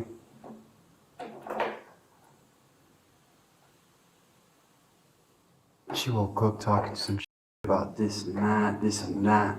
Lies, dude. Straight lies all the time. Like I'm a stupid kid. Like I don't know any better, I put up with all that shit because I loved her, eh? And I prayed and I just wanted it to change. What did your mom say? What kind of lies was she telling you that made you strangle her? Mm-hmm. What sort of shit? You know how I told you she admitted they got these guys after me? Right, yeah. After that, she started saying she'd never do that. That she never would ever got nobody after it. She loved me. It's all bullshit. So she was telling you, like, I wouldn't send people after you. Nah, she's already working on the neighbors up on #1. I thought maybe she's just a witch. She gets them to believe some shit. She told a couple dudes that I beat her. I've never ever done nothing than what I've done now. Never, eh? It's never crossed my mind. What'd you use to strangle her? My arm. Like that. Which arm? I don't remember. Okay. I just How long did you hold her? for a little while. It took a long time, eh? It's not like you think. It took a long time. How come you held her so long? Huh? Why did you hold her so long? Why you ask questions like, you know why? It's a killer, right? You make kind of made that decision that I had to stop. She didn't stop him. I begged her, I pleaded with her 17 years. You know, this 17 years. It was 13 years when we killed her boyfriend. 13 years ago that happened? No, 13 years into this shit. All these dudes have been after me. And I woke up my day and kept keep on. That's when I shot him. I was going to shoot her too, and I couldn't. And this is like 4 years ago then? 3-4 years ago. He's in the dump over there somewhere now. No one even missed him, man. Did you put any of your mom out in the dump? No, I couldn't. So she's all. I was gonna leave her in the freezer till you guys found her. Okay. You know what I mean? I let every cop in that went. Yeah. I never told them no. I never told them where not to look. Yeah. So you know what I mean? I just wasn't gonna do that. Yeah. You know, I wasn't gonna turn myself in, but I wasn't gonna run either. Something for God. So Leroy, so when your mom was dead, what did you use to cut her up? What I used to cut her up? Yeah. It was Sawzall. It's under the sink. Can you get it? Sawzall under the sink. And did you use anything else? No, Where did you cut her up? I got a freezer. What's that? In the freezer. Oh, she was in the freezer and that's where you cut? Just a couple times I couldn't do it. I think I took off a leg, both legs and an arm or something. About right here. She was laying in the freezer as you were cutting? No.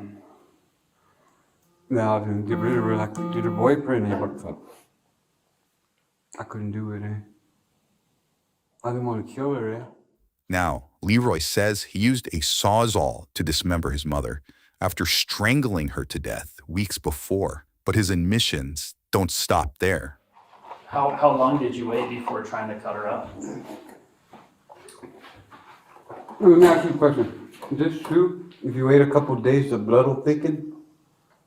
Is that true? I don't know.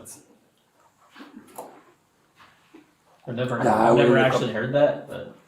You never actually heard that? Mm-hmm. Maybe I was just wondering because Is that what you did? I waited a couple days. Okay.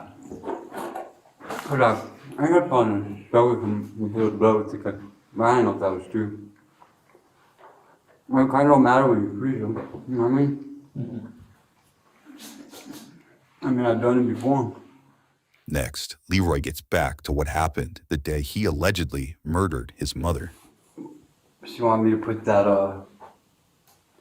phone case I ordered for on Amazon. You know that front protector piece. Yeah. Like the little plastic Screen piece. protector? Nah. She's like, come on, put this on. I can't do it. No, do this, do that. And this is cool. Like you're saying you're supposed to do for your mom, but your mom's supposed to be your mom, man. You know, not all that two-faced behind your back. Did you hit her at all? Nah. Ever? Nah, never. I never did nothing to Ray until that night, that day. I'm not a violent person, man. I'm not a bad guy. I'm actually a good person. But Had you been using meth before this? You strangled your mom? I used a little here and there, but like tiny little, man. Small amounts? Not even small amounts, not even like $3 worth. And then every 7 days, I don't do it all. That's not the first time you strangled your mom. That's the first time. How come? What happened in 2023? Lie about that shit. So she lied about you She strangling lies her? all the time, dude. She's a narcissist, dude. But then today you strangled her for real? Yeah. But she was lying then? She lies all the time, bro. All the time. She said I used to beat her, steal her money, and what else did she say? She even told somebody I beat her with a stick one time. All that shit was lies, bro. Straight lies. Like, where'd you leave her? I put her in the freezer, bro. Okay, you left her in the freezer. I told you, I put her in there and I left her in there. She I just threw stayed some there. shit on top and never looked at her again, eh? Until you tried It's it. still bugging me, you know? Mhm. It's still bugging me. I don't even want to see her, you know? I love her, eh? I don't care what nobody says. I'll always love her, but I know it's messed up, man. I wish I didn't do that. Do you think it was wrong what she did? Nah, it was wrong. There's only one judge, that's God. I should let him judge, eh? But no matter what she's done, I should have done that, eh? She should have died a long time ago. Leroy was booked for an open count of murder and tampering with evidence. At last check, online records indicate he was deemed incompetent to stand trial and committed to the New Mexico Behavioral Health Institute for treatment. As officials attempt to return the 49-year-old to competency, his case remains open. Before heading to jail, Leroy shares his alleged background with police. I was an actor for 8 years. I got speaking roles and I don't know, it was like 76 different movies, commercials, and I did that for a while, eh? I'm a 4.0 student in college, computer science, eh? President splits 15 times straight. I went and I got my head checked. Twice, man. Said I'm clear, I'm good. I wrote a book, put it on Amazon, eh? You have a book on Amazon? I did, I took it off. What was the title of it? Out of the darkness into the light. We got a dead body wrapped in a blanket, duct tape, in a shopping cart here. It's the crime scene. He told me was she came after him with a butcher knife and I killed him. It's an early February morning in Cedar Rapids, Iowa, when police receive a disturbing 911 call. Would be the emergency.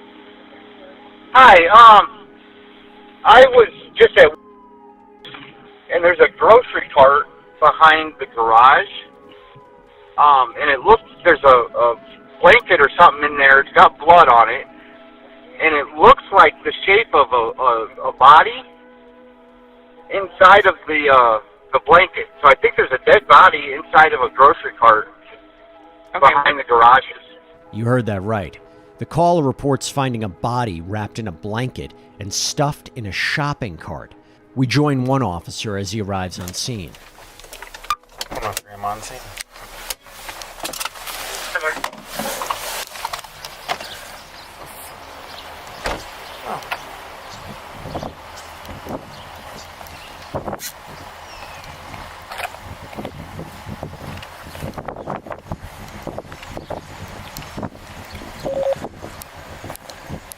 I hate to bother you with this, but Okay. there's a woman walking around here.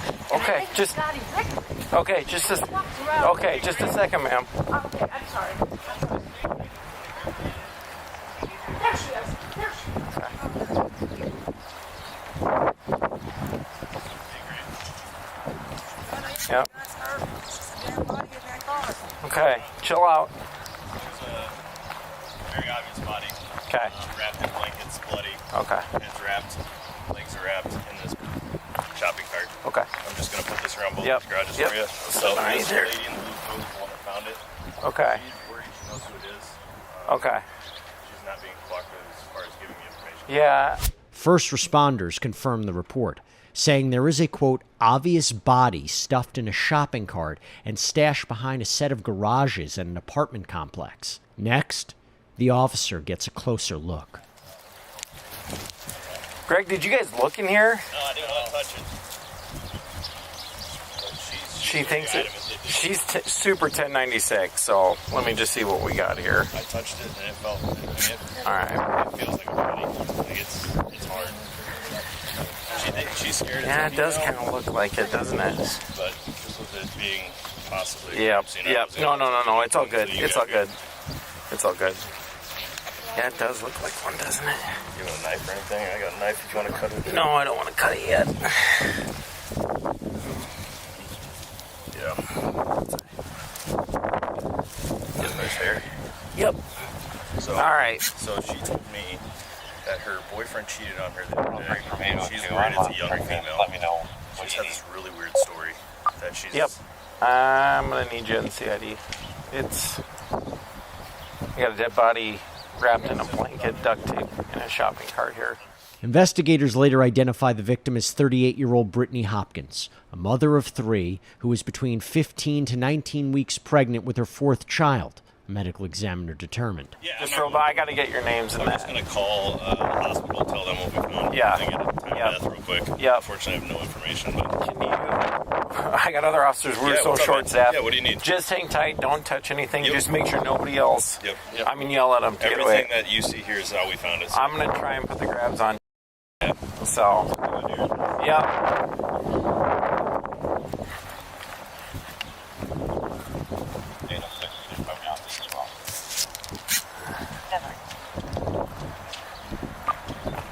Hey, 180. Shaquila, put your... Never mind. I'm out with her.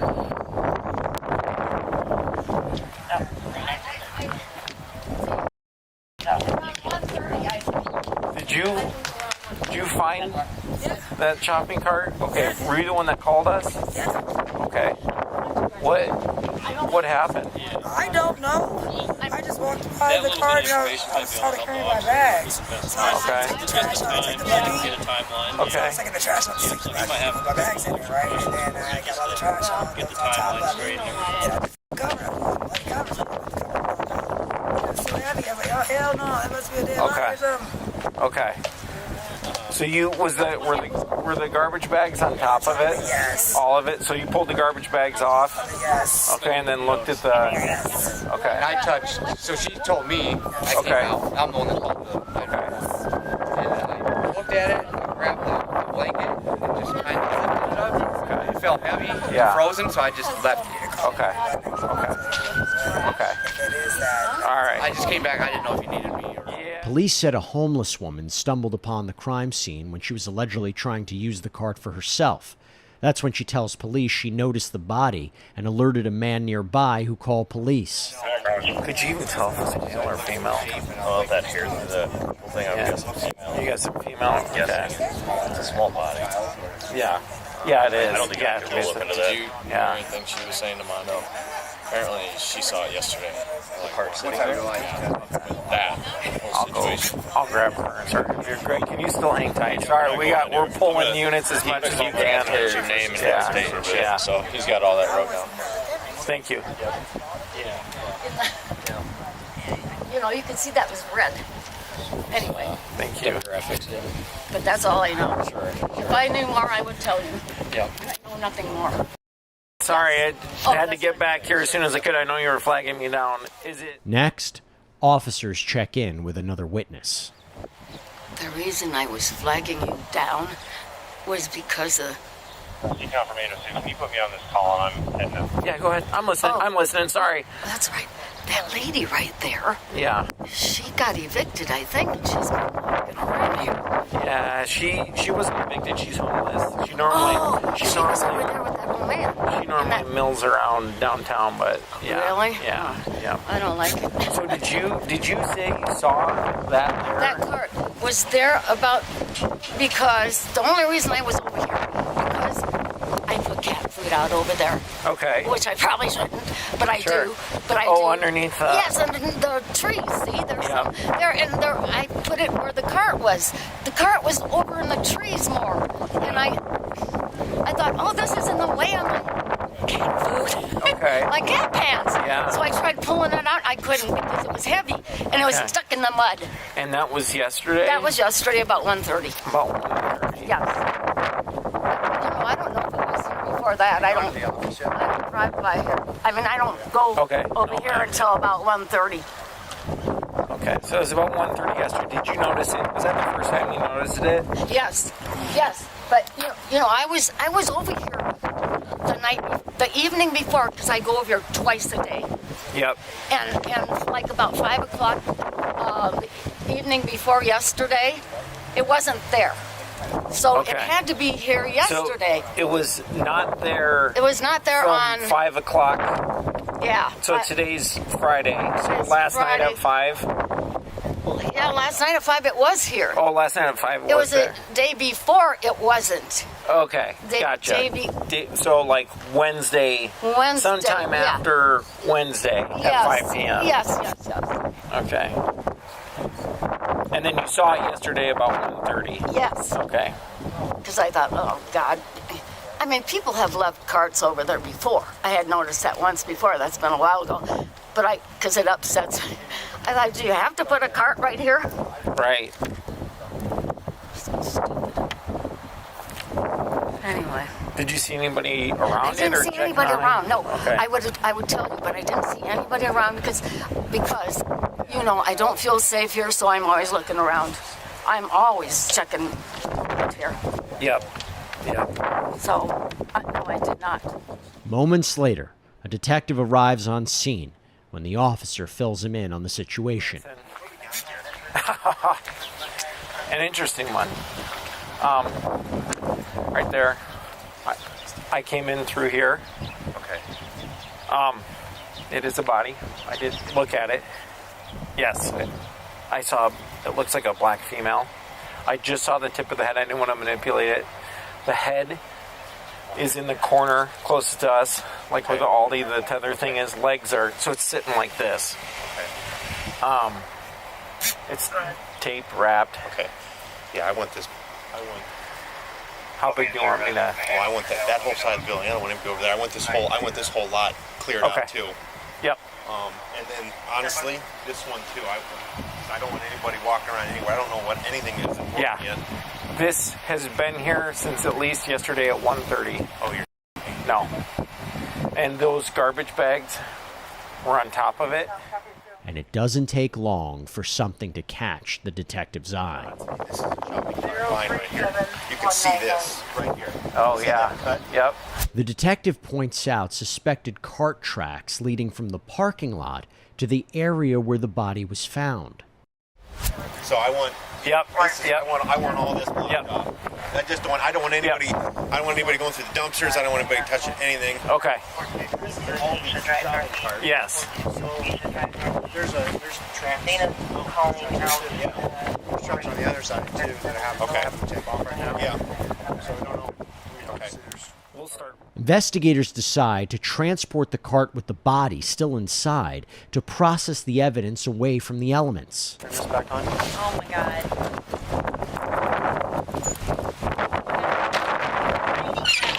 Huh? There's hardly any lighting. He's not gonna wake up. I'm gonna tell Grant that we're done out here. And if he does wake up, I'll let you know. No, I'm not stuffing.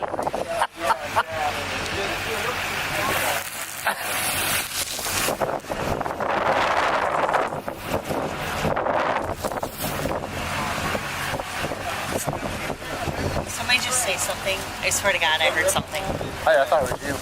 It was a female. I know. What was it? I don't know. No, Randy? Oh my God, no. Absolutely. I heard it too. It would take investigators 5 days to hone in on their main suspect, 51-year-old Donnie White, who family members said was in a relationship with the victim. Police then released Donnie's name to the public, asking for any information on the case. When they said a caller reported seeing him and Brittany together days before the murder, and another reporting they were with the couple a day before the body was found, when he witnessed Donnie physically assault the victim. We join officers as they approach the apartment the suspect was allegedly living in, located just across the street from the complex where the body was found. Cedar Rapids Police Department search warrant, come to the door!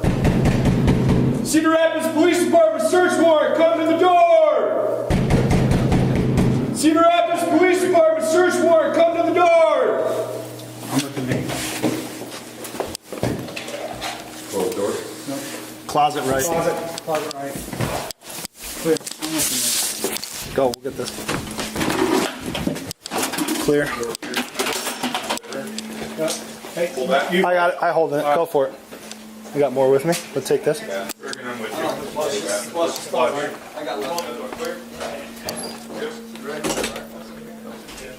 I'm not going to go in there if we don't have to, but... Police spot a large discolored area of carpet they suspect to be caused by bleach from a cleanup attempt. But that's not all. Blood spatter is spotted in various places around the room, including a bloody handprint. Investigators also find bleached clothing, electrical tape, the same kind of tape used to bind the victim, handwritten notes, and a bloodied hammer. We do have to. There's closet and bathroom. Bathroom's clear. There's a closet here. Closet here. Hold on.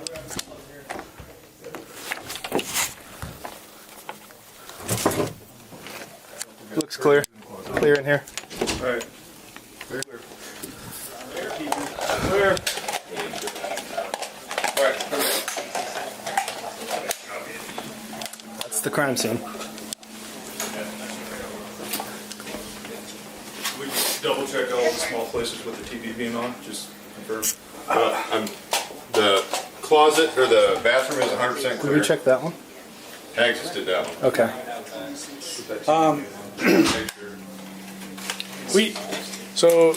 With it being a crime scene, I don't know how. We didn't flip nothing. We didn't want to manipulate.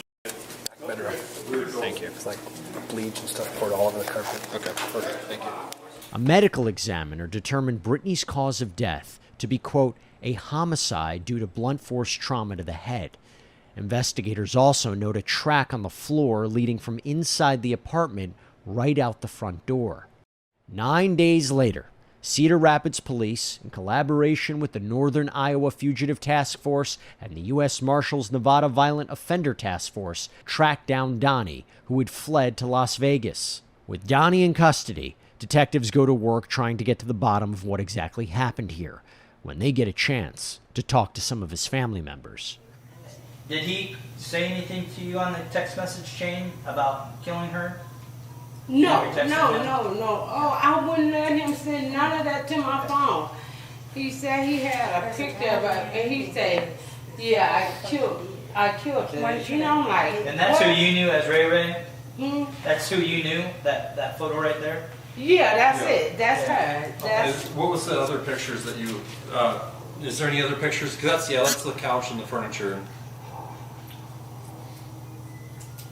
That's the apartment, yeah. Okay, this is the apartment. He was showing me the different. Here she is again. Yeah.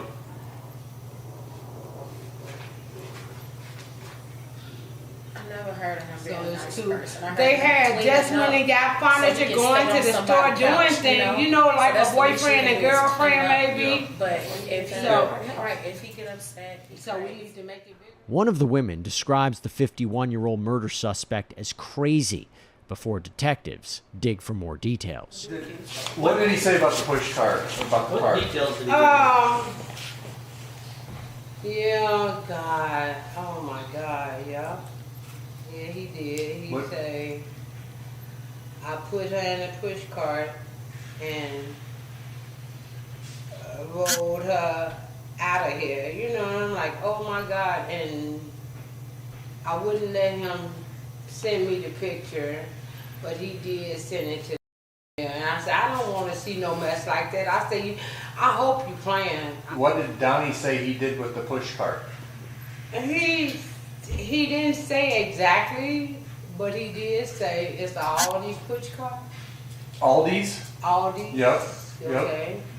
And he put her in there and he pushed her somewhere. He didn't say exactly where. Okay. But when I saw the news clipping on my phone, I know it said that her body was found by an apartment building. And I was like, oh my God. So I said, well, he didn't try to hide her. So to me, that means, I think he wanted her to be found, you know. Because, you know what I'm saying? I think putting her out there by an apartment building and a push cart, somebody was going to find her. So that's what I'm thinking. I'm like, I just wish it had never happened. Yeah. It was humiliating and stupid. He could come. Did he ask? He could come to police after he did whatever he did. Like but the thing is, I think they both probably was high off that stuff. Yeah. They both was high and just probably went into a rage. I don't know. I never took the stuff. I don't know what kind of effect it would have or whatever, but he did say she came at him with a big old butcher knife. And he probably freaked out too. Now, one woman reveals Donnie had allegedly been a longtime drug abuser. Let's continue. Did he tell you he was high on meth? Or are you assuming because of his history? We haven't discussed none of that. The only thing he told me was she came after him with a butcher knife and I killed that.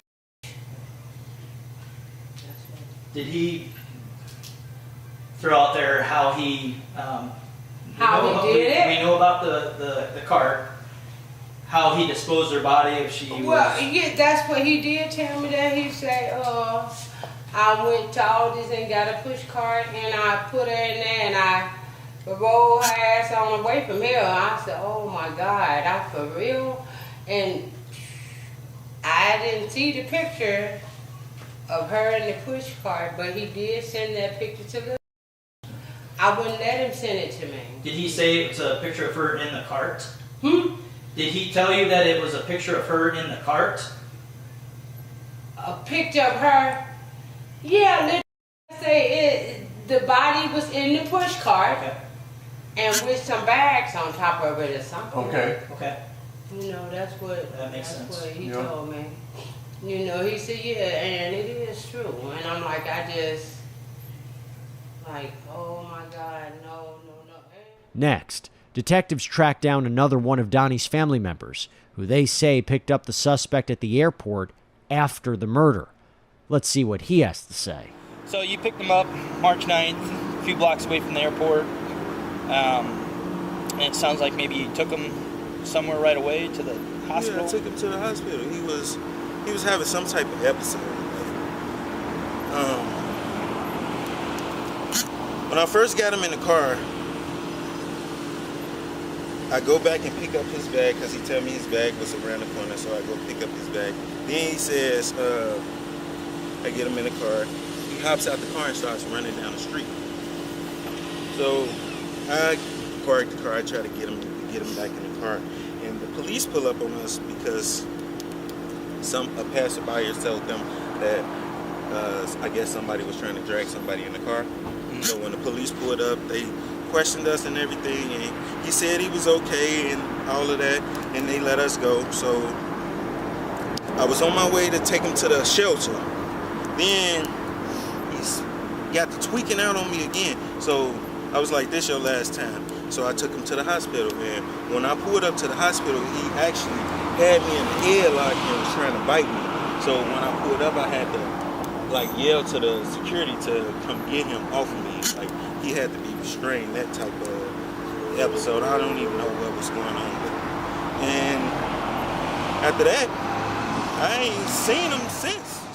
The man describes Donnie's alleged bizarre behavior that he says led to a hospital stay. What was he suffering from that he needed to go to the hospital? I don't know. They didn't tell me what he was suffering from. What I just did know Donnie say he was suffering from? He didn't say anything. He was screaming and hollering like he wasn't saying anything. That's why I had to take him to the hospital, because I didn't know what was going on. Had you ever seen him like that before? Okay. Did you feel like it was mental or like he was coming down from the definitely drug or felt like something? it was mental. That's why I took him to the hospital. I'm like, I don't know what this is, and I can't have that around nobody. Did he make any statements to you about anything that happened in Iowa? I did ask him because my aunt told me like that it was a situation that had happened, and I asked him about it. I'm like, are you in some type of trouble? He said, I might be, but I know somebody did something, so I'm trying to get over it. That's what he said. he knew somebody did something? Mm-hmm. That's what he said. And he was trying to get away. Mm-hmm. And he said he might be in trouble. Mm-hmm. Okay. I was guessing because he said he knows something, but my uncle been on drugs for years, so like I'm thinking he just had maybe like tweaking, cause he's supposed to came out here in January, and like when he came out here, he just told me he was here. Like I'm like, okay, you here, but I thought she was coming like 2 months ago or something like that. Yeah. Anything else you think would be helpful for us to know? I just really hope he not the person who did it, but he got arrested for. Listen, I read it. He got arrested for a brutal murder. I read it. Donnie was charged with first-degree murder and non-consensual termination of pregnancy. Court records show he later accepted a deal and pleaded guilty to the lesser charge of second-degree murder as well as non-consensual termination of pregnancy. The 51-year-old was sentenced to up to 50 years in prison with the possibility of parole after 35 years. It was like I knew he could die, but I didn't thought he would die. He's been there for a while. Yeah, for sure. What was preventing Jakari from getting food the last couple of days?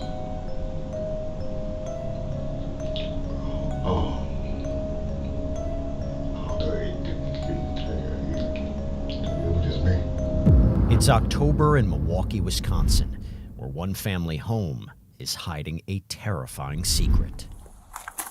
Milwaukee Police, if you're in here, announce yourself. If anyone else is in here. Alright, is there anything on your side? You going down to the basement? All right. Entrance. I'm on your 6, Osana. Creep. I'm on you. I got eyes to the right, there's a mattress. Okay. If you want to hold my left.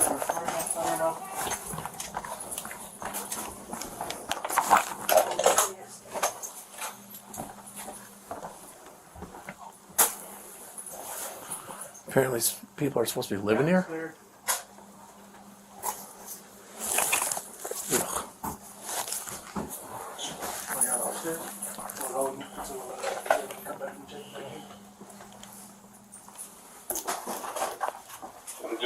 Where you at?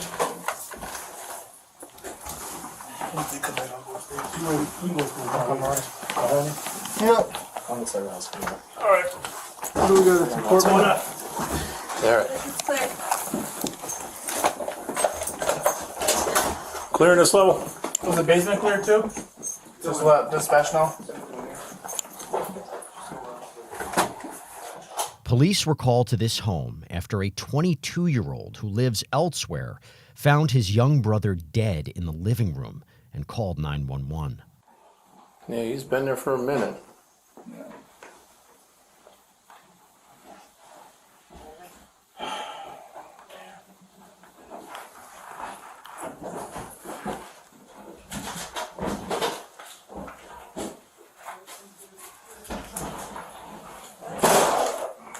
You all right? Guys all right? Yeah. Among the trash and disarray, investigators find the child, later identified as 12-year-old Jakari Robinson, who was reportedly severely emaciated, weighing only 54 pounds, with 2 broken arms and covered in maggots. This is the only call for DOE. All right. Disregard that. Have we seen anything goofy on the ground? Goofy? Yeah. Like in what or something suspicious? Just something that catches the eyeball. I mean, besides the person.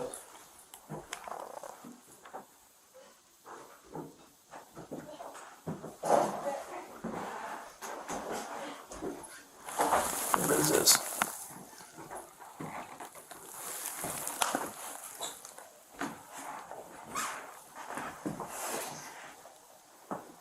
Is this house occupied? It's apparently he was just staying here. Where's the DOE?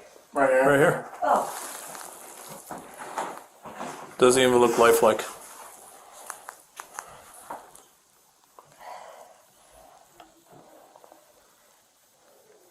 He was just by himself.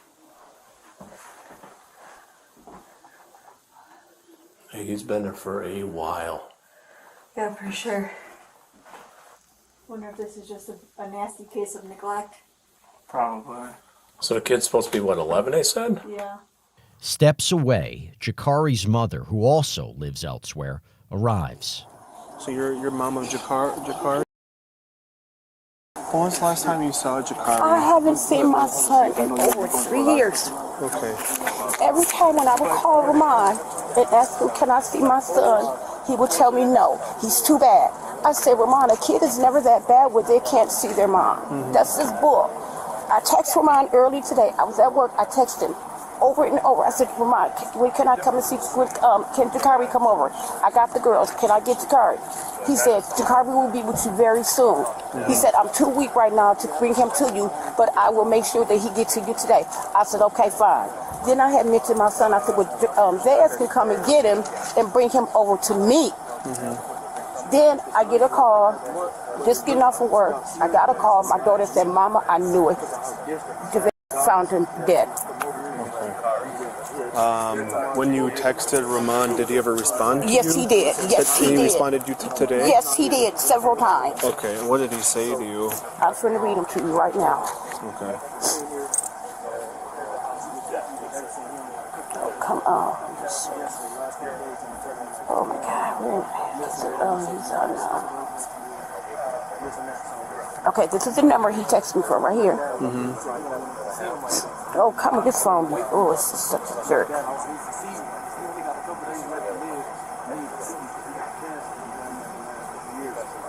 Here it is right here. This is what he said. He said, I don't have, he pretty much saying he don't have no energy to bring Jakari to me. And I just kept texting. And then I said, because he had told me, I know he got, and I said, you're going to be okay. You're going to, prayer works and all this other stuff. He said, I'm not feeling good. He said, but I will, pretty much bring Jakari. He said, yes, I have Jakari. Yes, I have. Pretty much, I got Jakari here. Jakari's fine. But then this... Police identify the main suspect and father of the victim as 45-year-old Ramon Moye. We'll catch up with him later. In the meantime, one officer gets a chance to talk with the victim's brother. You're the one that found your brother, right? Was the door unlocked or was it locked? It was unlocked? Okay. Is he supposed to have his cell phone with him? Jakari? Yeah. He have a cell phone, but I don't even think that is on. Okay. I don't even think that is on, bro. How long ago did you start getting concerned for him? I've been concerned for like the last month, but it really got serious like within the last week. Yeah. Because I was distant. My dad been dodging. Like every time I come over here, every time I come over here to like drop the kids off or something to him, he'll say he's not here. But I'm like, how you not here if you just told them? So,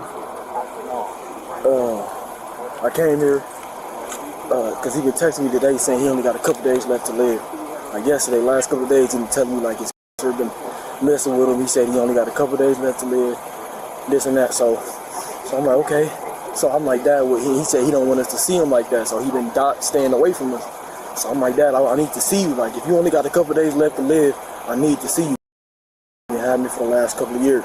I'm like, if you got that, and if it's that serious, I need to spend time with you before you leave. So he been telling me that I don't have. He been telling me like no, I don't have the energy right now. As soon as I get the energy, son, I would definitely you can definitely see me. So I'm like, I just knew. I'm like, no, something. You just felt something wasn't right. I just knew it because I'm like, you don't never dodge me like this. You never dodge me like this. Ramon's other son explains he grew suspicious after his dad increasingly complained about an illness and refused to make contact with him. It wasn't until 4 months later that a tip led police to Ramon's whereabouts, and detectives finally got a chance to talk to him. We'll just start, obviously, we're here because of Jakari. So the main thing that we're wondering here is what happened with Jakari.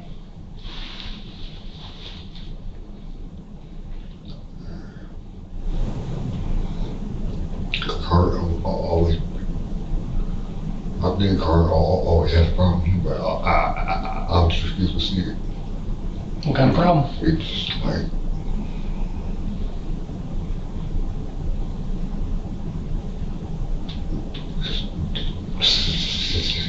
he wants to do whatever he wants to do, and all types of stuff.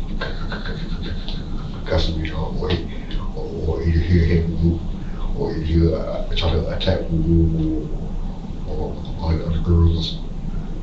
Then at that point, then it started getting to where he just wanted to this I still alive. Still a lot? So you had some discipline problems? Yeah, he got a lot of this. What was he stealing?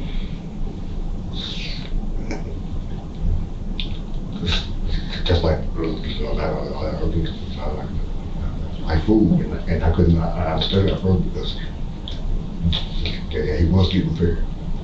And after he got eaten, it's like he wanted to get up in the middle. He wanted to get up in the middle back, and he wanted to go to bed.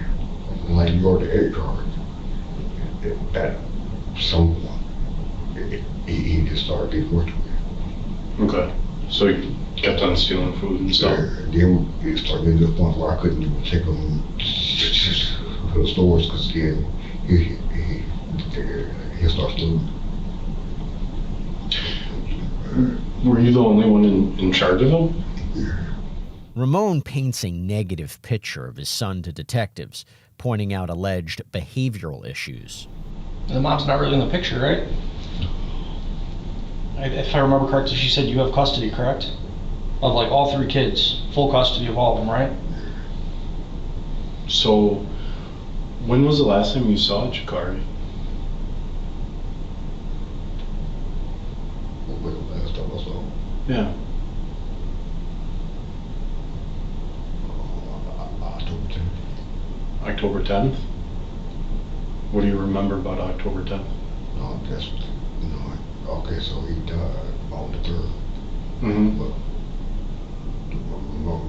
I had stayed in the house with him for almost a couple weeks. A couple weeks? Probably about a week. Probably about a week? How did he die? Over, I guess, to the point, like, once I died, it's like I stopped thinking about everything. So it was like, I wasn't breathing. Okay. So it's just like, So, passes. You have that to deal with. And you're unable to mourn yourself. And then you have the 3 kids that you have to watch. And I'm guessing everything just kind of piles up. It gets way too much. yeah. Shit, pretty much. When's the last time that Jakari ate before October 3rd? I can't even remember actually. But I think for the last 2 days, I think I wasn't eating for the last 2 days. 2 days? Okay. Why specifically Jakari? Because the girls were well fed.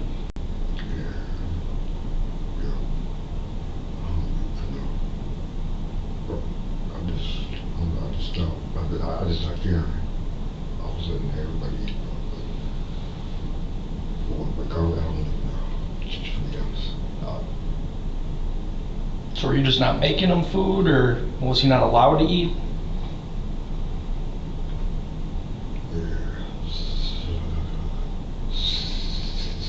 Something like that. You weren't allowing him?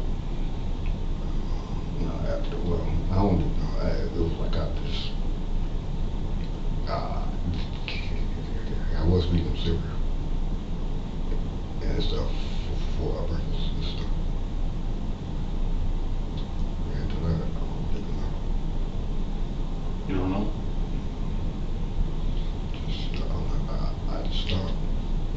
after I it's like I started taking my everything. Mm-hmm. So was Jakari able to go into the kitchen and grab food if he wanted to, or no?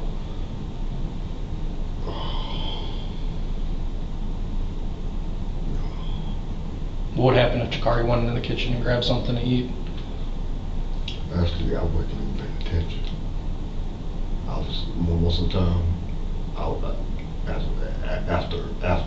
After I said right there, I just lay on the couch and just was like,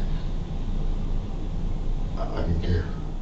The suspect tells detectives he simply gave up after the overdose death of his girlfriend, but investigators keep pushing for more answers. So when did the girls leave before Jakari? At what point did the girls leave? They left after I noticed that he wasn't alive. I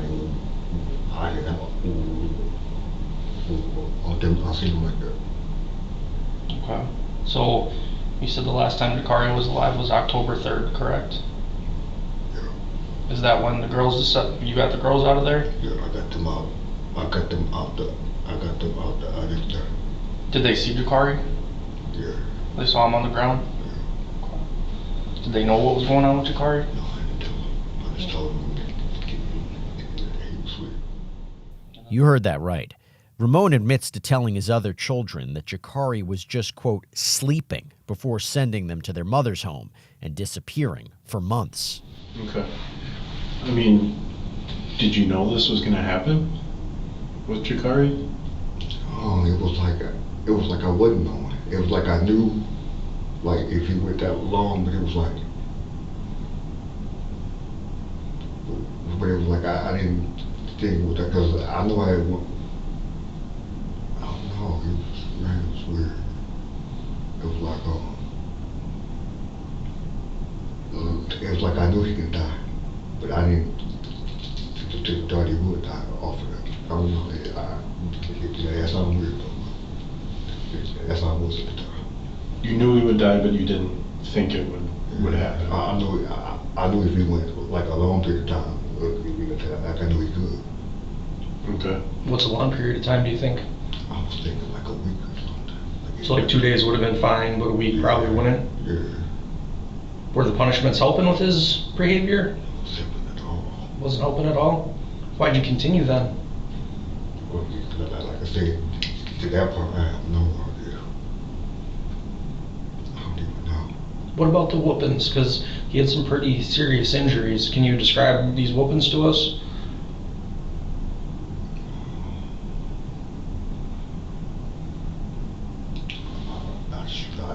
I just remember that I was whooped him. I mean, would you punch him? Would you, like, how would you whoop him? I mean, what? I had something.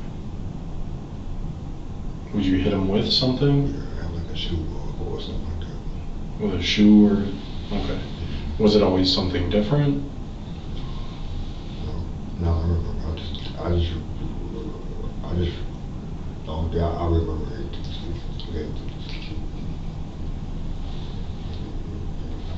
The shoe. The shoe? Okay. So he passes on the 3rd.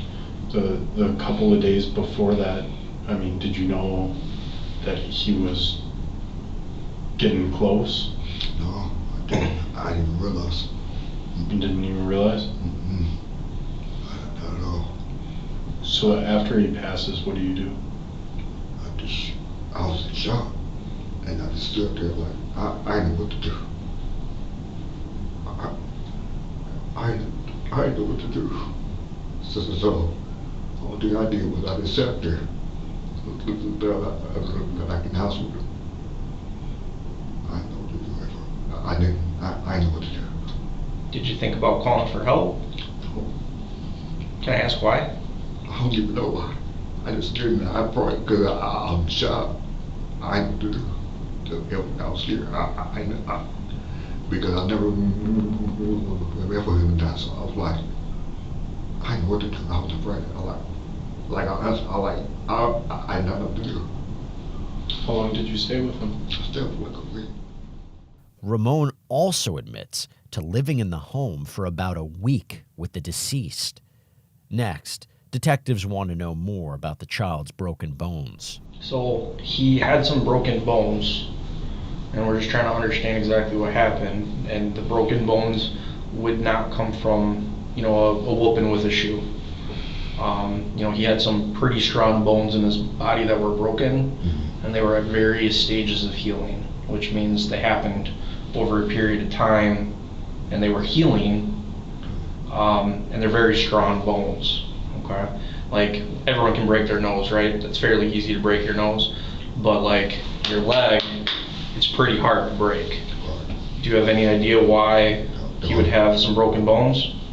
I mean, the only thing, like I said, I was doing with like a shoe, and the shoe was kind of like a thick sole. Okay. So, you think that might have caused it? Detectives now learn Ramon allegedly beat his son with a shoe on top of denying him food. Let's continue. What was preventing Jakari from getting food the last couple of days?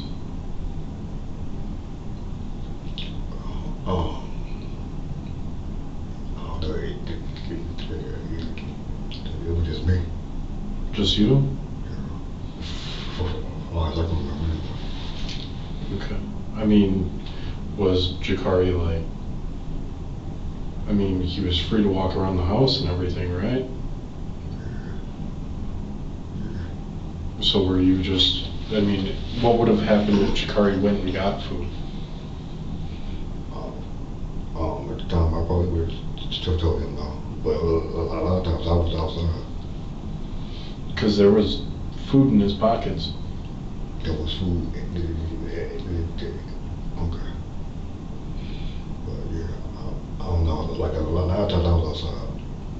So if Jakari pulled something out of his pocket and started eating it in front of you when he was on a timeout, what would you do?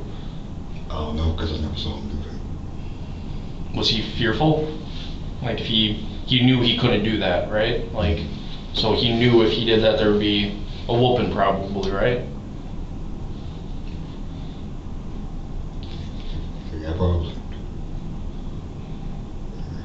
What do you think caused Jakari to die? Probably from those last days without eating. That's the one I got to think of.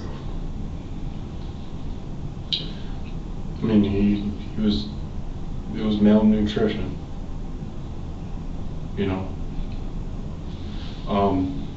There were quite a lot of bottles of pee in the living room. Was he allowed to go and use the toilet at all, or did he have to stay just in the living room? Oh, yeah. So, yeah. I just let him, I had him stay in the living room, because if he went to the bathroom, he got that instinct off and do that stuff, so I just had him pee in there. Okay. So he wasn't free to roam about the house? Not at a certain, like if he was going not by himself, no. Okay. How would you prevent him from going and, would you, was he tied up? Was he, kind of put in an area where he couldn't move? Yeah, put him inside the area. Okay.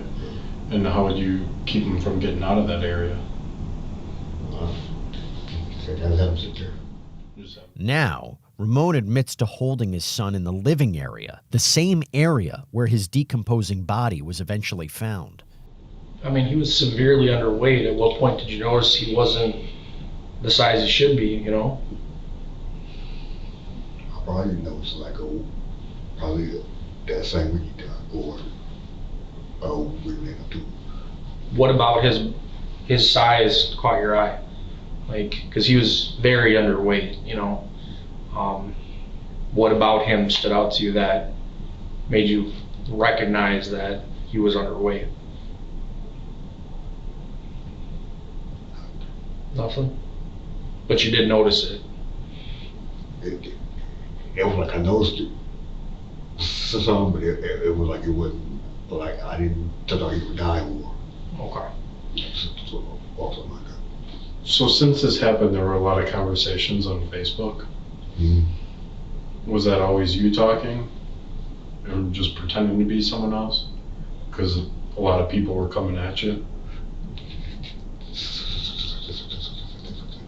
Was me. It was always you? Yeah. So there's a couple of messages in there where it says that what happened to Jakari wasn't an accident. You say it's a couple of messages that was not an accident. That you had responded then to people saying that what happened wasn't an accident. I can't remember. Can't remember?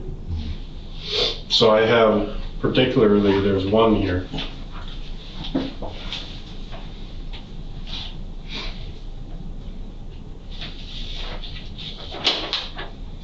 His son was intentional, so don't get it twisted.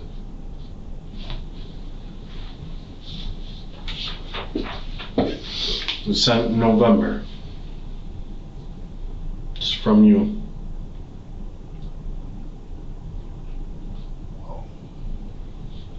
He probably attacked it wrong because I even sent out another saying, I sent out quite a few of them saying the guy never met for and stuff like that. So that probably was like a misprint.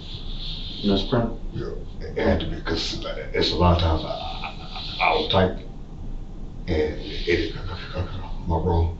Okay.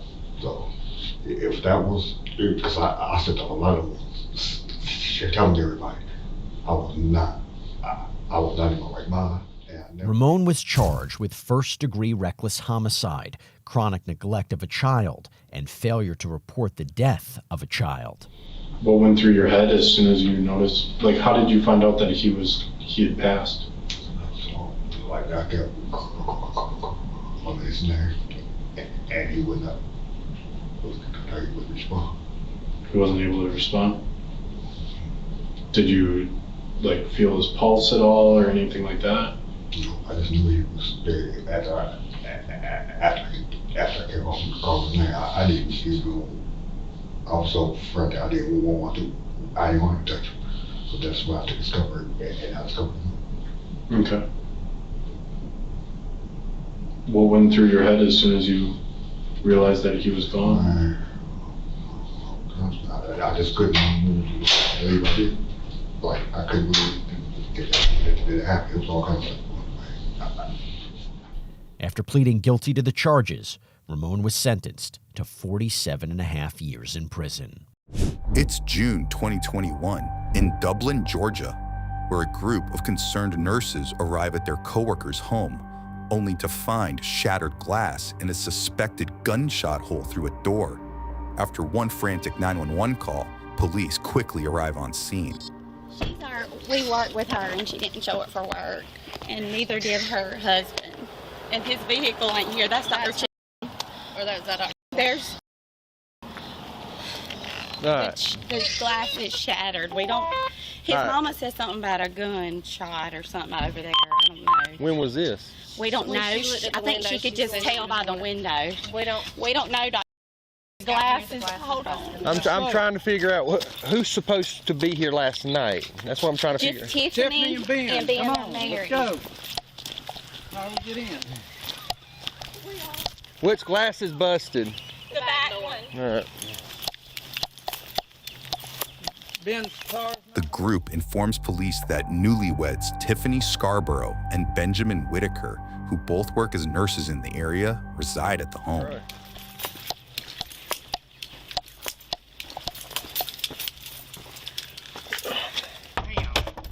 Just going in. Here, police find a suspected bullet hole through the rear door, but that's not all. Whose house is this? This is Ben and Tiffany. I think we got a gunshot right here. Huh? Did what? See that right there? Oh, crap. Hang on, y'all back up. What's up, brother? Who all lives here, Doctor? Ben and Tiffany Whitaker. All right. There's a gunshot. It looks like a gunshot bullet is what I'm thinking. That's what his mama said. Really, are we getting any shots fired over here last night? Let me check. Can't we get in? Y'all go back to the road. Ready? I got a DOA. I got a DOA radio. Come on, get you in there. What's the location right The officer spots a woman lying in a pool of blood and calls in a DOA over the radio, while more bystanders arrive on scene. Come on back. I'm the dad. Y'all go on to the road. Who's gonna be yours? I'm Ben's father. It ain't Ben on the floor I'm seeing. Y'all come on back.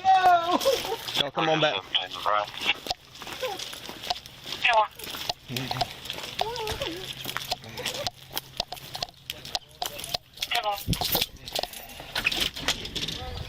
I'm 17, I can't get access. The door's locked, but I see one on the floor. Sir, I'm telling you to get out of the crime scene, sir. I'm telling you. I'm telling you to get out. I'm telling you to get out. We're going to handle it. Get out, sir, please. If she's alive, I want to help resuscitate her. Now, damn it. I'll stand back. Just go in. If she's alive, I'll go. Hang on. Go. Get in. Damn. I'm 17. Am I good to make entry on the front door? The back door is where we're going to have evidence. Damn, what are y'all doing? Just hold what you got. They won't let me. Who won't let you? Supervisor will not let me in. Who's the supervisor? My supervisor. Call Tim Chapman. They're Call all, Tim Chapman. Supervisor will be here in just a second, sir. Sir, I'm sorry. I know you're doing it. I know you're doing it. Brother, I'm sorry. I really am. Ask her what time this gunshot allegedly took place. When is this? We don't know. They don't know. They just didn't show up for work. She didn't show up for work, so I pulled up there earlier, and I didn't even, I guess, look close enough, like, at the ground on the porch. I just was like, their vehicles are gone. If you look in the back door, you'll see what looks like a gunshot going through a window. You look on the floor, and she's laying there. There's blood everywhere. Is there? That's right, I'll be out here.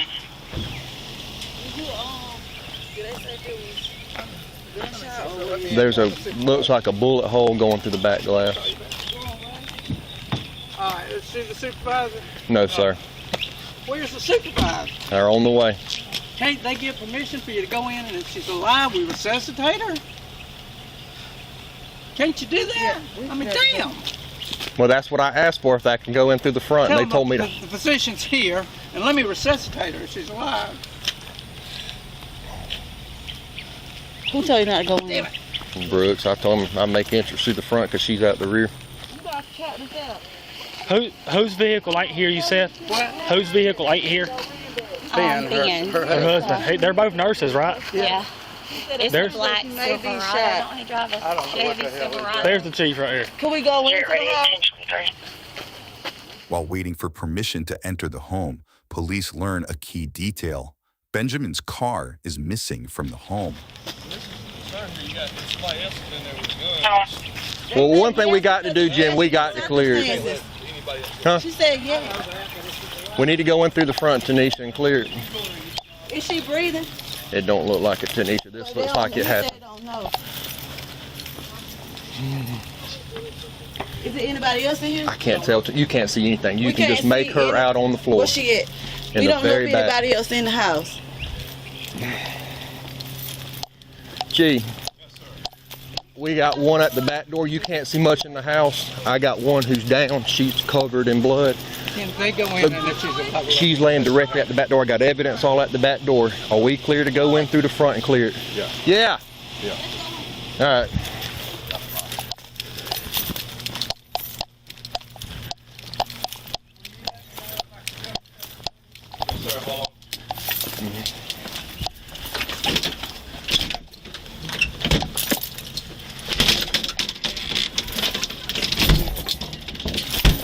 Majority of the trying to go in.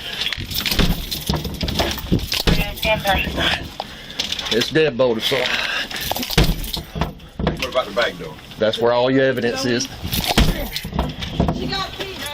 Come on.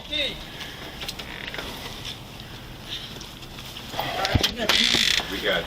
Come on. Is it the top or the bottom? I couldn't tell you. This ain't working. Got it, Mom?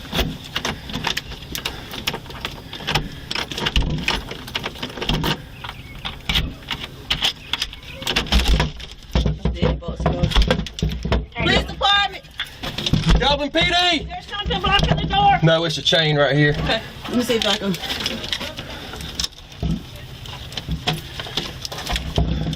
I might can break that chain along there. Yeah, kick it. Kick it. Dublin PD! If you ain't here, let yourself be known.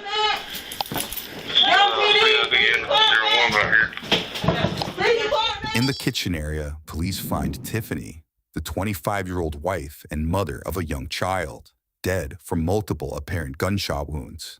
Looks like 2 bullet holes in the curtain.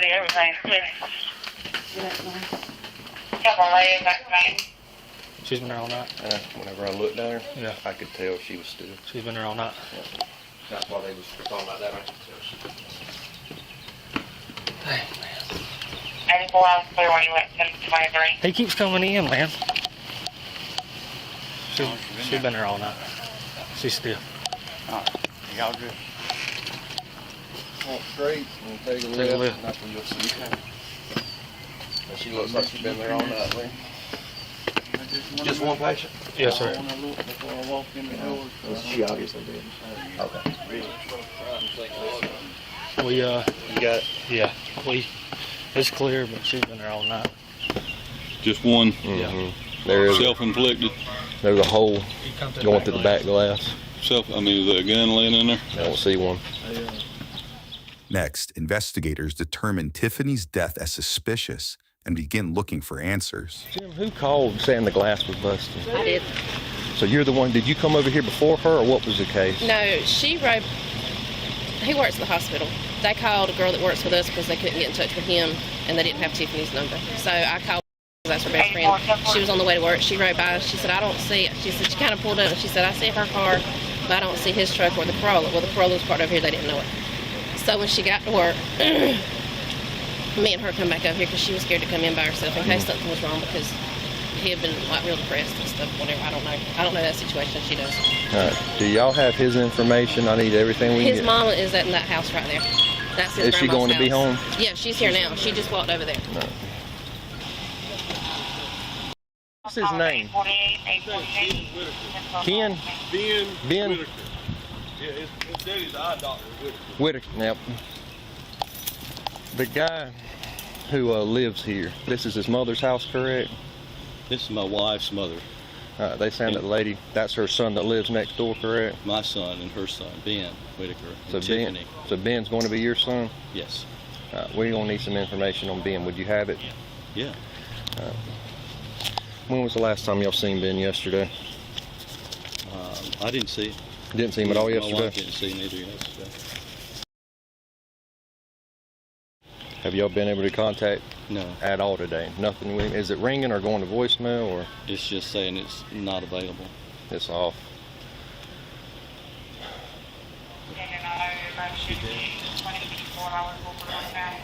I don't know who this lady is, but I'll tell you she's in shrubs. Some shrubs like from the doctor's office like you at. Yeah. She's going to be your victim.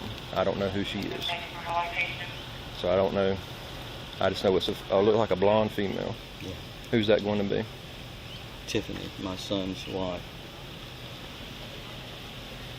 How long they been married? About 2 months. You heard that right. The couple had reportedly married just 59 days before the incident. Investigators quickly take note of Benjamin's absence and turn their attention to his possible whereabouts. Tanisha, is there a way we could get his 28? I got his name and date of birth. Who is it?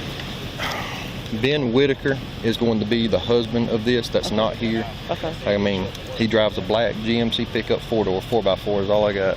Okay, hold on one second. Came from the back glass, the back door. The back glass. Is she lying? Huh?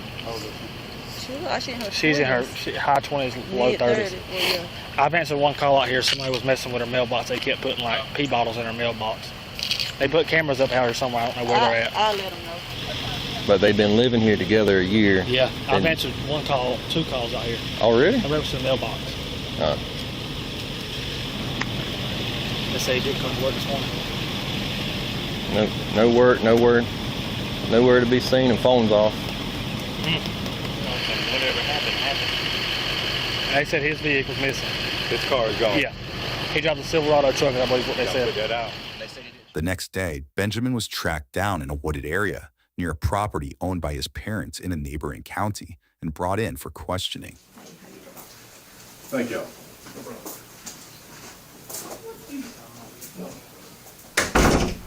Here, we get our first look at the suspect, 33-year-old Benjamin Whitaker. We got a handcuff key. I do not tell Hold them. up. Or just got them grab one from you. There we go. I just have a seat right there. My name is John Knight. This is Don Rhodes. We work with the Dublin Police Department. We need to talk to you this afternoon. You mind talking with us? No, I don't mind. I'm sorry? I don't mind. Okay, I'm deaf in this ear, Okay. and I can hardly hear out of this one, so you'll have to speak up. Sorry, I got cotton mouth. Cotton mouth? You need some water? Well, Would that help you? Yeah. It's room temperature, but That's nice. it's pretty good. But what I got to do before we get to talking is I've got to read you your Miranda rights. Have you ever heard of your Miranda rights? Yes, sir. The detective reads Benjamin his Miranda rights before continuing to question him. Who lives with you? I do, and my wife, and I'm sorry? I do, and my wife does, and her son. How old is he? He's 4. He's 4.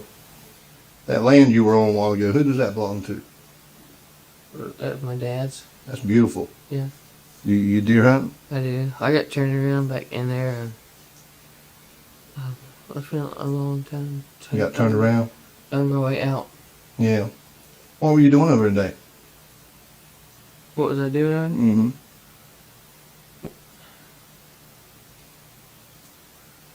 I was walking around and just walking around the woods. What time did you get there?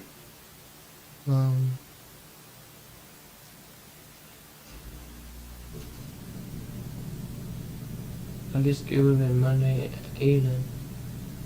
Monday evening? Yeah. You been there the whole time? Uh-huh. Yeah. It was, Monday evening. You do done today's Wednesday, right? uh-huh. And you're telling me you got there Monday evening? I think that's right. Okay. Now I want you to look at me. Look in my eyes when I talk to you right here. When I ask you questions, I pretty much know the answers to them. Yeah. Okay. And the way we're gonna keep this on a good note is I need you to tell me the truth. You're doing good. What got you to go out there? It's okay. It's okay. Yeah. A very bad thing. I'm sorry? A very bad A thing. very bad thing? Tell me about that very bad thing, Ben.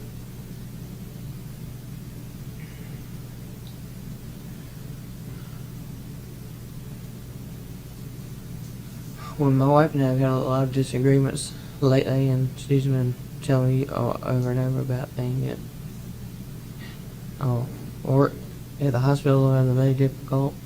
I've started some new meds.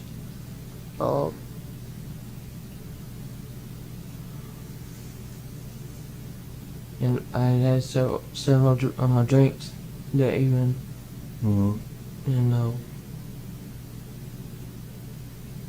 All right, so you had several drinks, y'all weren't getting along very good. Okay. After the pizza came, tell me about that. I was eating at our coffee table. Mm-hmm. And after I got done eating, they took with her. Benjamin says that on the night of the fatal event, Tiffany's 4-year-old son had been picked up by a family member before things escalated. Okay, and you're married to Tiffany? Yes. Is that right? All right, once you picked up,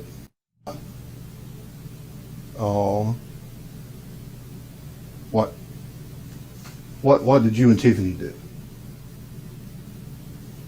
She was still chastising me about having a couple of drinks.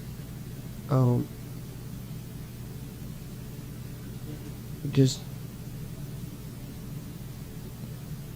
I guess, just that constant nagging feeling set me off. Just nagging at you, and it set you off. When you say set you off, does that mean agitate, aggravate? What did you do when it set you off? Oh, I try to remember. Oh.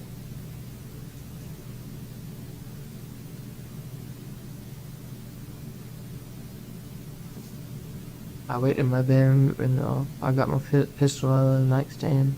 Mm-hmm. After you took it out of your nightstand, what did you do?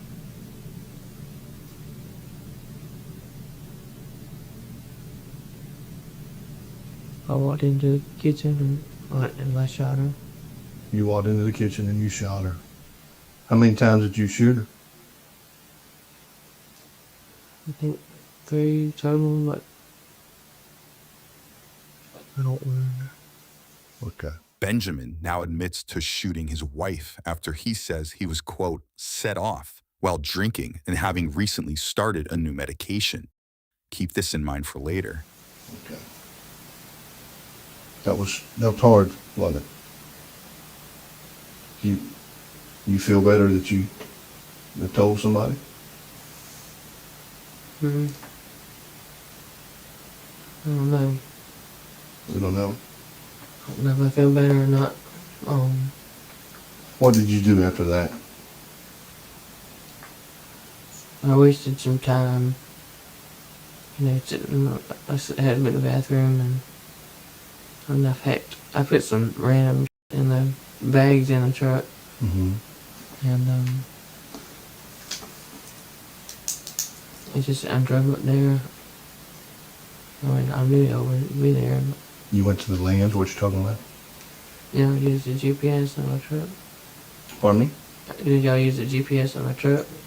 To find you? Honestly, Lawrence County found you. I couldn't Okay. tell you how. We talked to your dad, and he told us that he owns some land up there. They don't go to very much. Did you have any more weapons in the truck with you? I told one person, but I put several of the knives I had collected with me in one of the suitcases, and there's an HK-10 40 cal, sitting in the side seat, the passenger seat, and an AR-15 in the back of the truck. An AR-15 in the toolbox. In the toolbox? Okay. You had some of that. So what were you drinking? What was it? Mm-hmm. I had a couple of gin and tonics. She said that y'all have been nagging, or she had been nagging. Y'all have had a little bit of difficulty. When did you plan to do this, or was this when you went to the bedroom to get the phone? I didn't plan it. It was impulsive. It was impulsive. Okay. Did you tell her anything before the shooting, or? Did I tell her? Mm. I mean, we talked a little bit while. Yeah. Did you ever shoot the gun in the house before this night? Okay. If we recovered 7 or 8 shell casings. Yeah. Yeah. You're saying you shot her 3 times, and we recovered, I think it was 8. Well, let me see. 7 shell casings. I didn't remember how to play this. You didn't remember? Okay. Tiffany was reportedly shot 5 times in the incident before she was left for dead. Next, Benjamin has a question of his own for detectives before learning his fate. Everybody gonna stay here? Or everybody gonna go y'all? You'll probably go back to Lawrence County. Okay. Yes, Do you know You're probably going to be under arrest. Well, you're not probably going to be. You're going to be under arrest for murder. You know that? Yes. Okay. Benjamin was charged with felony murder, malice murder, and 2 counts of aggravated assault. After pleading not guilty to the charges, the suspect underwent a trial in 2025 where his defense argued that the, quote, dangerous combination of his medications and alcohol caused him to act out of character and triggered a dissociative state. His first trial ended in a mistrial over a deadlocked jury, but that wouldn't be the case for his next trial that took another jury just 3 hours of deliberation before he was found guilty of the charges connected to Tiffany's 2021 shooting death. He was sentenced to life in prison without the possibility of parole. It's 3 a.m. in Las Cruces, New Mexico, where police respond to a home after a woman reported that a man had been shot and killed in the backyard. Police department! Police department!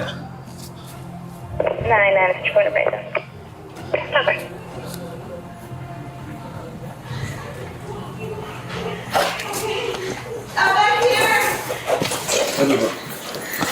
Back here! Back here, you guys please.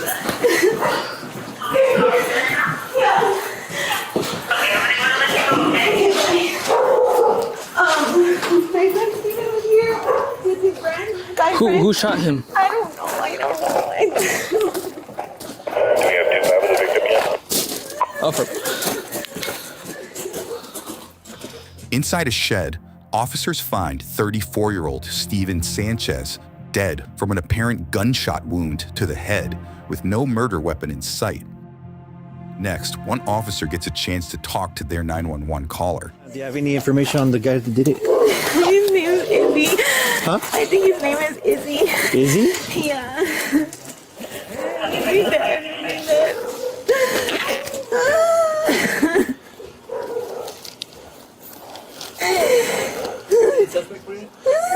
Just a guy named Izzy. Izzy, yeah.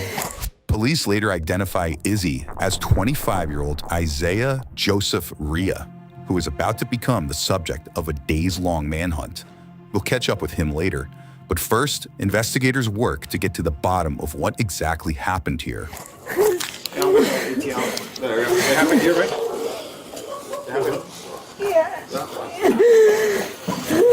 You don't know his real name or anything like that? No. I don't know. I just know my friend was my mom's friend. You know his first name? My mom, his name is Steven. Okay. And what does he look like? No, that's Steven right there. No, I know, but Izzy. Izzy, he's tall. He has long hair. He has like they look like lightning bulbs on his face, like lightning. Okay. They're white. He has like a tattoo right here inside of his face. He has like an X and like 4 circles. Like I don't know. He's tall. He's wearing a gray shirt and black sweatsuit. Black sweats. Is he a heavy guy? Skinny. And was he on foot? Is he in a vehicle? He ran off.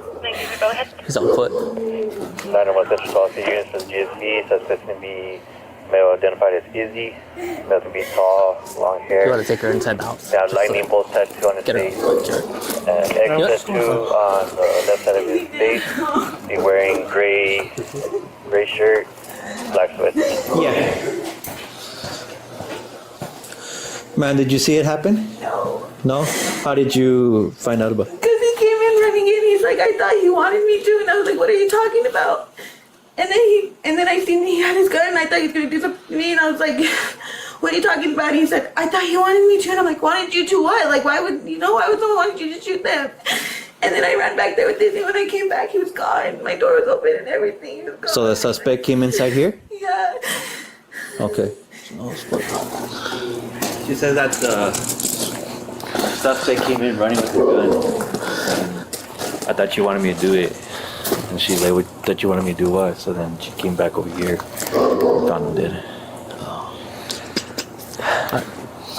Yeah, looks like a code 30, but there's no gun in there, so because it looks like the entry might have been, I don't know, it could have been from the top down, but it looks like it's from the mouth out. What do you got? He's in there, 10-7. Okay, but tell me what we know so far. All we know is that a male suspect ran through the house. She didn't witness anything. She just saw male 1080 run through her house. She got to give a description of him. That's all she knows. Okay.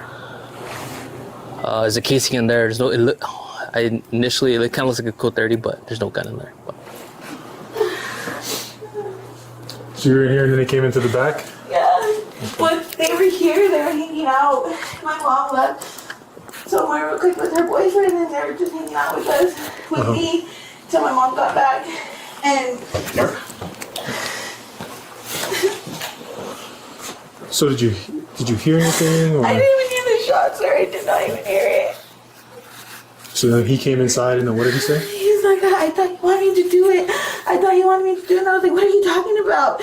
And then when I seen his gun, I already knew what he meant. So when I ran outside, he took off.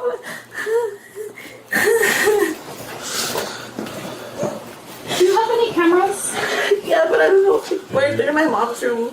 My mom's room's locked up, but Is that a camera right there? yeah, but it's not plugged in. And then there's the ones outside. She said that her mom's the one that has access to them, but she's not even sure if they record. Okay. One witness claims the suspect had been at the home for about an hour before allegedly shooting Stephen and saying he thought someone in the residence wanted him to do it. Next, another witness arrives out of the blue with some alarming alleged details to share. I mean, we can't have you come in right now, okay? I live here. Is there a crime scene right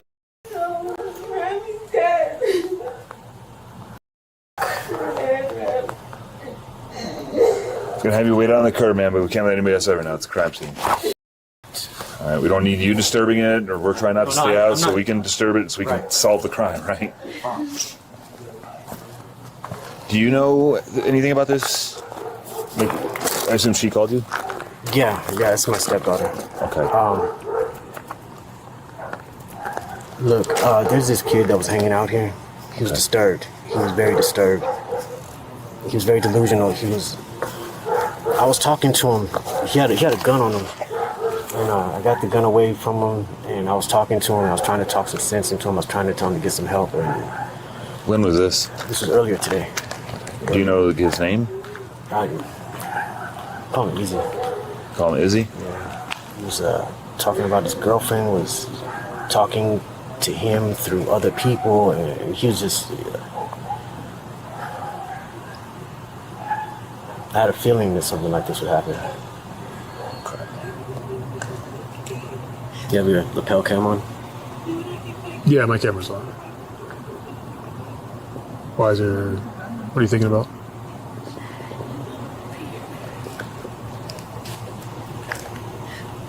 I'd be more inclined to talk to her as well. I can't do that, man. Okay. But I'm more than happy to listen.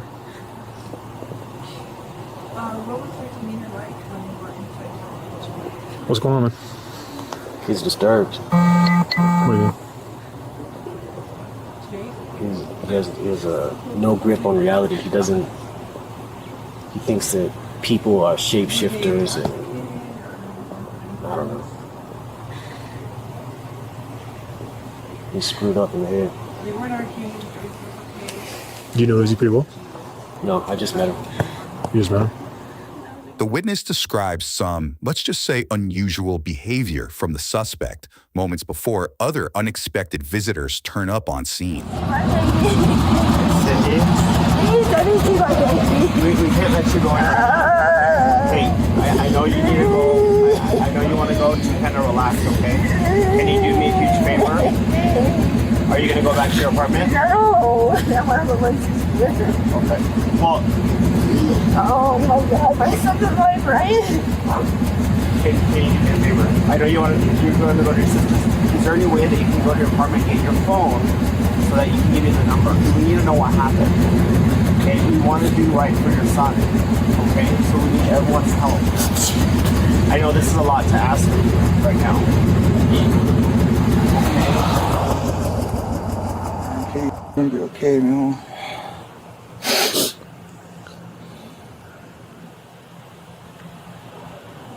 Are you close? Yeah, we're real close. Okay. Has he ever told you anything about anybody he's had beef with or anything like that? He's gay and he gets along with mostly everybody. He gets along with everybody? Okay. I just found out last week from my tia that he had purchased a gun, and did he say like for it was no, protection he just cause? He just said, and like I don't know if he just got out of jail. Just purchased a gun? Yeah. You said about a week ago? But why I found out, I didn't know like when he actually got it. Okay. I guess figure out what he had said. She had called and said that your cousin had got into an argument. But I know you said something about somebody taking 2 guns. Yeah, I guess they both had a gun. The guy Izzy and my cousin had a gun, and they took him away from both of them. Who took him away? I don't know. So there was somebody else here. I guess they were having a kickback. I don't know the full story. I don't know what was going. Like that's all I was told, and I flew over here as quick as I can. And then so somebody had taken both guns away. Yeah. And then I guess after a while they gave him back. I guess I don't know how long ago it all happened or what the whole argument was over. Okay. My tia just told me to get over here so I could find out what happened to make sure he's okay. And one of Steven's family members explains learning of an argument involving weapons that allegedly included a third unidentified person. Investigators spent the next 3 days looking for Isaiah, but it would ultimately come down to a tipster that police said alerted them of his whereabouts, leading to a high-speed chase.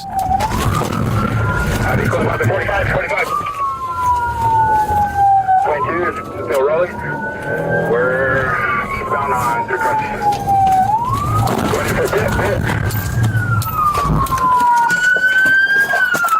Put your hands up! Get out of the car now! Get out of the car now! Get out of the car! Get out of the car! Hey, come towards me! Crawl towards me! Get to your seat pillar. I can't, my car's still in drive. Okay. Stay right there! Stay right there, don't move! Daryl, you got comms. I got you guys. Come towards me first. Hey, Bobby, you take him. Take command. 962 has one voice. Hey, what you want? Bobby, you take command. Hey, stand up! Okay. Stand up, keep your hands up! Yes, sir, yes, sir. Walk towards me! Okay. Walk towards me! Okay, I'm walking. Keep your hands in the air! I don't have nothing. 959, switch to your right, you're gonna go hands up. Hands in the air! Keep walking towards me! Walk towards me now! Hands in the air. Keep walking towards me. Walk towards me now. Keep your hands up. I'm backing up. Stay right there. Please don't shoot. Keep it on me. Walk towards me. Walk towards me. Keep your hands in the air. Keep walking. Investigators said Isaiah reached speeds in excess of 80 miles per hour in a 30-mile-per-hour zone. After police spotted him driving and attempted to pull him over, that was minutes before the dangerous driver was stopped via a pit maneuver. Right here. Stop. Stop. Get on your knees. Get on your knees. Hands on top of your head. Get on your belly. Go front of me. Put your hands behind your back. Slow down. 865, right? No, but...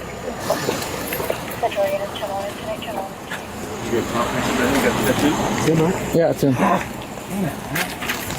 It's him. Yeah, it's him.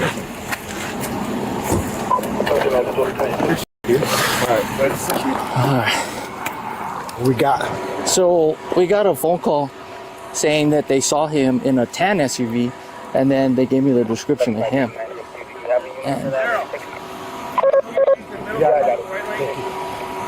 And so I told Valenzuela, because he was with me, I'm like, hey, come with me. Well, they told me that he might be putting water in the car. So me and him passed, and I saw it. I saw the lights on, and I'm like, oh, shit. So I told him, I just kept driving, because he was right behind me. So I flipped around, and I told him, I'm like, hey, he's right there. I was like, so let's come in, me and you. And then there was people next to us, so trying to give announcements, but then he right away took off. So we got into the pursuit, and then he almost crashed out right here. And then I was able to catch up to him, so I was like, I'll pit him right now. Pit him, and he gave up right away. Showed us his hands right away. You run him on ticket or? Yeah, come on. What's up, big fella? Doing all right? I didn't do it, man. I know who did it, but I didn't do it, brother. Not when that's good because I didn't even have a chance to speak for myself. Alright, you'll talk to the detective right now. I left there from... Alright, then you're right. Yeah, you'll talk to the detective right now, boss.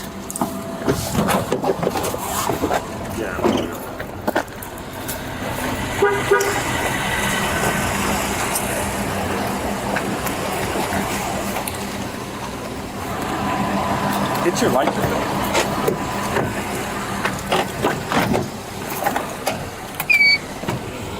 Hey, but so you know too, you're gonna get another charge for running from me. I know, alright, because I was right behind you and you're driving reckless. I'll take that one. So I'm gonna tell you right now for that one. I'll take that okay, one. boss? Because I did, you're right, I did. Alright. Alright. And so I was like, oh, I'm just gonna call him. And they're like, they're like, but he left 25 minutes ago. And they're like, he's supposed to come back. And I'm like, do you know if he's there now? And then they gave me a description and it's exactly what he's wearing. And then they're like, he might be in a tan SUV, a smaller one. And then me and Valenzuela are following each other to Van Patten, and we passed it on Alameda because I saw it and I'm like, oh shit, there it is. So I didn't want to just go there and surprise Valenzuela without telling him I see it. So we went further, did a U-turn, talked to Valenzuela, told him, hey, that code 1 suspect's right there on the roadway. I was like, so be ready. I was like, we're gonna hit it hard, quick. And then we came up to it, and the only thing that caught my eye was there was a guy to my left hiding by a van. So I'm like, damn it. So I'm kind of like stuck. And then he turned the car on and he took off. So I'm like, it's him, because I saw him turn his head. And I was like, it's him. So let's go. Yeah. While en route to the police station, Isaiah tries to plead his case. Oh, buddy. The reason why I left before that shit. No, you don't have to talk to me right now, boss. It's better you talk to the detective, okay? I know people are saying that it was me. But shit, I didn't do that shit. That's what I'm asking. Do you want to talk to the detective or not? Because I have 7 warrants for your arrest, so you're going to jail either way. I know, that's why. Just to tell her that I didn't do it like that, like I'm All right, when she comes, she'll talk to you then, all right?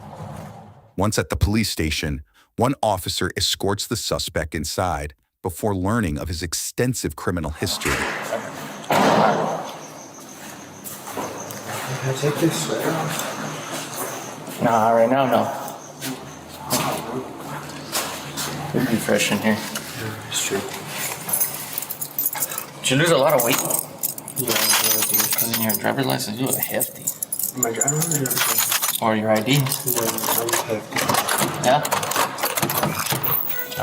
Pick a side, it doesn't matter.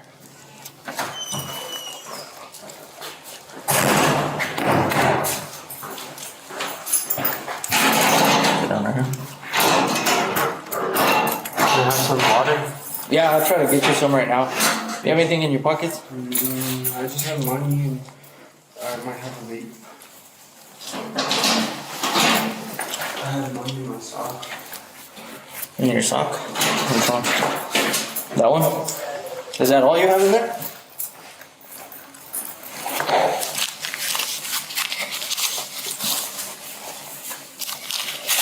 You have any injuries or anything like that? Yeah. Huh? What? Just bullet wounds on my hand, my leg, and my arm. When did you get those? Wow, like months ago. Are they like open? No, it's just my hand is f***ed up. Yeah. You have anything in that shoe? Alright, put your shoe back on.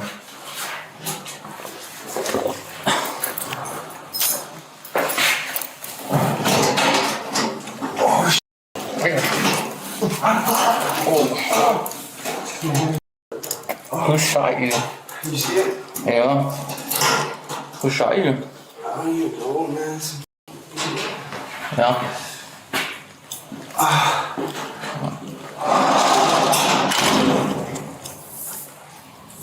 Hey, you got a lot of felony warrants there, boss. Got a lot. Got a bench warrant. Failure to appear. Failure to appear. Yeah, I'm good, brother. Thank you. Battery against a household member. First degree murder. Battery on a household member. Assault. larceny, damage property, right on the household member, restraining order violation. I got 5, 6, 7, 8.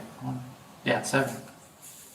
Detectives who later interviewed the suspect said Isaiah continued to deny pulling the trigger that killed Stephen, but a jury would ultimately find Isaiah guilty of second-degree murder and having a firearm enhancement. He was sentenced to 20 years behind bars. Shorts underneath.